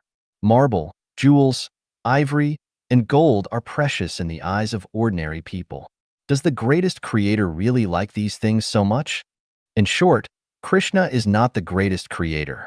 The consciousness of Krishna is to love gods and achieve harmony and unity between spirituality and divinity. However, since Krishna is not the greatest creator but labeled as the greatest creator, Krishna consciousness is a dangerous consciousness that requires caution. The greatest creator is mysterious. For Sang Di Wu Ming, the greatest creator manages the universe with its spirit, which is the Tao that Laozi talked about in the Tao Te Ching. This spirit can also be understood as the consciousness and thinking of the greatest creator. Just as humans rely on blood to maintain vitality, the universe relies on the spirit, consciousness, and thinking of the greatest creator to maintain its vitality. Therefore, the spirit of the greatest creator is actually the blood of the universe, its life force. All movements of humans, including speaking, eating, sleeping, learning, working, and engaging in love affairs, are based on physiological instincts and human consciousness. Similarly, all movements of the universe, including the motion of celestial bodies, the maintenance of order in galaxies, and the cycle of life and death of all things in nature, are based on the laws of material motion and the consciousness of the greatest creator, which is his spirit. The greatest creator does not show himself to humans, but rather shows his spirit. The greatest creator has never directly interacted with humans or given any individual special revelations. The spirit of the greatest creator is present in every space and movement of matter in the universe, and it is also present in every one of us. It can be said that the greatest creator is with the universe, with all things, and with humans. Although the greatest creator is with us, we cannot see him. Why? Because the greatest creator has a feature, which is his mysteriousness. What does this mean? It means that the spirit of the greatest creator, consciousness, thinking, laws, Tao, blood, and life force, is an invisible, intangible, incomprehensible, indescribable, and indiscernible non-material and dark energy. This non-material and dark energy works imperceptibly and unconsciously, without any obvious image or sign. Although it seems non-existent, it is a kind of elusive objective reality, which is omnipresent, ever-present, meticulous, and precise. For example, the aging and death of the human body. Why does the human body have to age and die? What causes the aging and death of the human body? Whether scientists or biologists, politicians or religious leaders, they cannot fully explain the real reason. Why? Because of the characteristics of the greatest creator, mysterious. In the primary physical and spiritual healthcare section of the Refuting, I mentioned that the causes of human aging and death, in order of their destructive power, are mental activities caused by 7 emotions and 6 desires, diet, daily life, labor, wind, frost, cold and heat, air quality, noise, cosmic forces, geomagnetism, gravity, radiation, various rays, and waves, etc. Every time you get angry, every time you get excited, every emotional change, every moment of sorrow, every puff of a cigarette, every sip of alcohol, every inappropriate diet, every staying up late or insomnia, every excessive fatigue, every cold wave or heat wave, storm or frost, every breath of polluted air, every unpleasant sound heard, every activity of sunspots, every volcanic eruption and earthquake, every nuclear leakage or bomb explosion, every sandstorm that covers the sky, and so on, all contribute to the aging and death of the human body. Most people will agree with my explanation, but through what channels and mechanisms do these factors change the structure of human growth? Most people don't understand it. Why? Because of the characteristics of the greatest creator, mysterious. The greatest creator is mysterious. The greatest creator only shows results, not processes. Why? Because once everyone understands the process of how things operate, everyone will become a god, and even want to compete with the greatest creator. This is a bit like the meetings held by the Central Political Bureau, where ministers, governors, and ordinary people are only informed about the results of the meeting and what they should know according to their level, not the process of the meeting. If the common people were aware of the political bureau meeting process, the world would have descended into chaos long ago. So, is the greatest creator too selfish and stingy? No, absolutely not. The greatest creator does not allow us to know everything, and this is precisely the embodiment of the greatest creator's mercy. Imagine if someone were to immediately tell the parents and relatives of a newborn child how the child will grow and eventually drown at the age of 15 while swimming in a river. What consequences would this have? Of course, the greatest creator does not prevent people from understanding the process of how things operate and change. In fact, the greatest creator shows all the mysteries without reservation to human beings. Some people can understand a little, while others do not understand at all. The key depends on each person's spirituality and wisdom. The purer the spirituality and the higher the wisdom, the more one can see and understand, whereas confusion and ignorance increase with a mixed spirituality and lower wisdom. For example, when an apple falls to the ground, this phenomenon is impartially demonstrated to everyone by nature. But how many people can understand what law or principle this phenomenon indicates? Only Newton saw the law of universal gravitation from it. Many people have ridden elevators, but how many people have deeply pondered what would happen if the elevator, without cable restraint, continuously increased the required energy? The elevator would continue to accelerate, and as a result, its mass would increase. To make the elevator eventually exceed the speed of light, infinite energy would be required, which is impossible from a material perspective without involving non-material. Therefore, Einstein derived the famous equation E equals mc squared, the mass-energy equivalence, which destroyed Hiroshima and Nagasaki. We have all experienced warmth by the fire or seen objects burn red hot, or have had the experience of a hot stove heating our face while cooking in the kitchen. But how many people realize the theory of quantum mechanics from it? Only Max Planck realized it. Most people have sat under a big tree, but only Sakyamuni sat under a big tree and explored the 36-dimensional spaces with his consciousness and knew the Buddha land and path to Buddhahood. The greatest creator treats all members of humanity equally, regardless of whether you are white, black, or yellow.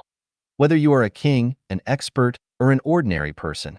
Whether you are rich, middle class, or poor. Whether you are a Muslim, a Buddhist, or a Christian. The greatest creator gives everyone the same opportunities and rights. Open the windows. The sunlight and fresh air will come in. Take a broad view. You will see the faraway mountains fresh and green. Regardless of who you are, as long as you open the window of your soul and focus your vision on a more distant future, you can see the brilliance of the greatest creator from any natural phenomenon around you, and you will gain this supreme, great awakening wisdom. The greatest creator is impartial. 5. 上帝公正. The greatest creator is unique and exclusive, amorphous and neutral. Therefore, the greatest creator is impartial. If a court is controlled by good people, bad people will suffer. If it is controlled by bad people, good people will suffer. If it is controlled by the proletariat, the bourgeoisie will suffer. If it is controlled by the bourgeoisie, the proletariat will suffer. If it is controlled by gods, the devil will be constrained. If it is controlled by the devil, gods will be suppressed. Only neutrality, without bias, is the most just. The sun shines on the earth without favoring certain individuals, but equally shines on everyone. The air is full of the earth, and good people and bad people can breathe freely. There is sufficient water on earth, allowing you, me, and everyone to obtain water, which is crucial for life, at the lowest possible cost. This is how fair and just it is. If the greatest creator is not impartial and did not arrange for the sun, air, and water resources this way, some people would surely monopolize them, just as they do with land and mines. Would we have a way out then? Another aspect of the greatest creator's impartiality is that everyone, regardless of who they are, must die. If those in power never died and could live forever, would there be any hope for the poor? Therefore, any idea or action that seeks to extend the lifespan of some individuals and allow them to live forever goes against the impartiality of the greatest creator and is doomed to fail. Humans try to eliminate diseases such as cholera, typhoid, smallpox, plague, cancer, etc., which is simply messing around, doing bad things with good intentions, and making trouble for the greatest creator. If you eliminate one disease, the greatest creator has to create another. AIDS, SARS, and other special airborne diseases. Let's see who is more capable, humans or the greatest creator. Because otherwise, the earth can no longer bear it. Imagine if diseases did not eliminate some people, and everyone who had ever lived on earth was still alive today. Would there be enough space for us to live? It's like a beautiful park. Those who enter must eventually leave so that newcomers can also come in and enjoy the park. If you don't want to leave once you've entered, and everyone thinks that way, can the park accommodate everyone? Is it fair to those who come later? Some people always hope that good people will get more than evil people and hope that the greatest creator will send all evil people to hell. If this does not happen, they believe that the greatest creator is unjust. This naive idea is purely emotional. Few people think of themselves as evil or unkind. In fact, as long as you are human, you are evil. Killing animals and eating their meat, isn't that evil? When you slaughter animals, you are indifferent to their helpless screams, helpless protests, fear of separation from their loved ones, and you use a sharp knife to insert it into their chest or cut their throat. To animals, you are definitely not a kind person. Eating meat is no different from participating in slaughter. Eating meat itself is an unkind behavior. Why do Buddhists not eat meat? It is to reduce the chance of committing sins to enter a higher level of life after death. Those who eat meat are not kind. Perhaps some people think that the pig was raised by themselves, so it is reasonable to slaughter and eat its meat. Really? Can you arbitrarily kill your own children because you raised them? Does this reasoning make sense? Note, I am discussing issues such as eating meat from the perspective of equality of life and becoming a Buddha. I am not against eating meat. I also eat meat, which means that I am not a kind person either. Not eating meat is a kind behavior, and we advocate vegetarianism. However, if everyone refuses to eat meat and everyone becomes a Buddha, it violates the cycle of life. Humans exist on Earth for a purpose, and humans are a link in the chain of life. Without this link, many living spaces will have no successors and will eventually tend to end. Hell will no longer exist, and heaven will lose its value of existence. If there are no people in the world, the fairy world will also disappear. If everyone were to follow the practices of Buddhists, refraining from eating meat, avoiding marriage, and abstaining from reproduction, humanity would face the risk of dying out. This is not the greatest creator's arrangement for life. By the way, believing in Buddhism is definitely correct and has a bright future, but is it correct not to get married and have children? Is it contrary to the greatest creator's purpose? In the history of Buddhism, whenever Buddhism flourishes, there is always a destructive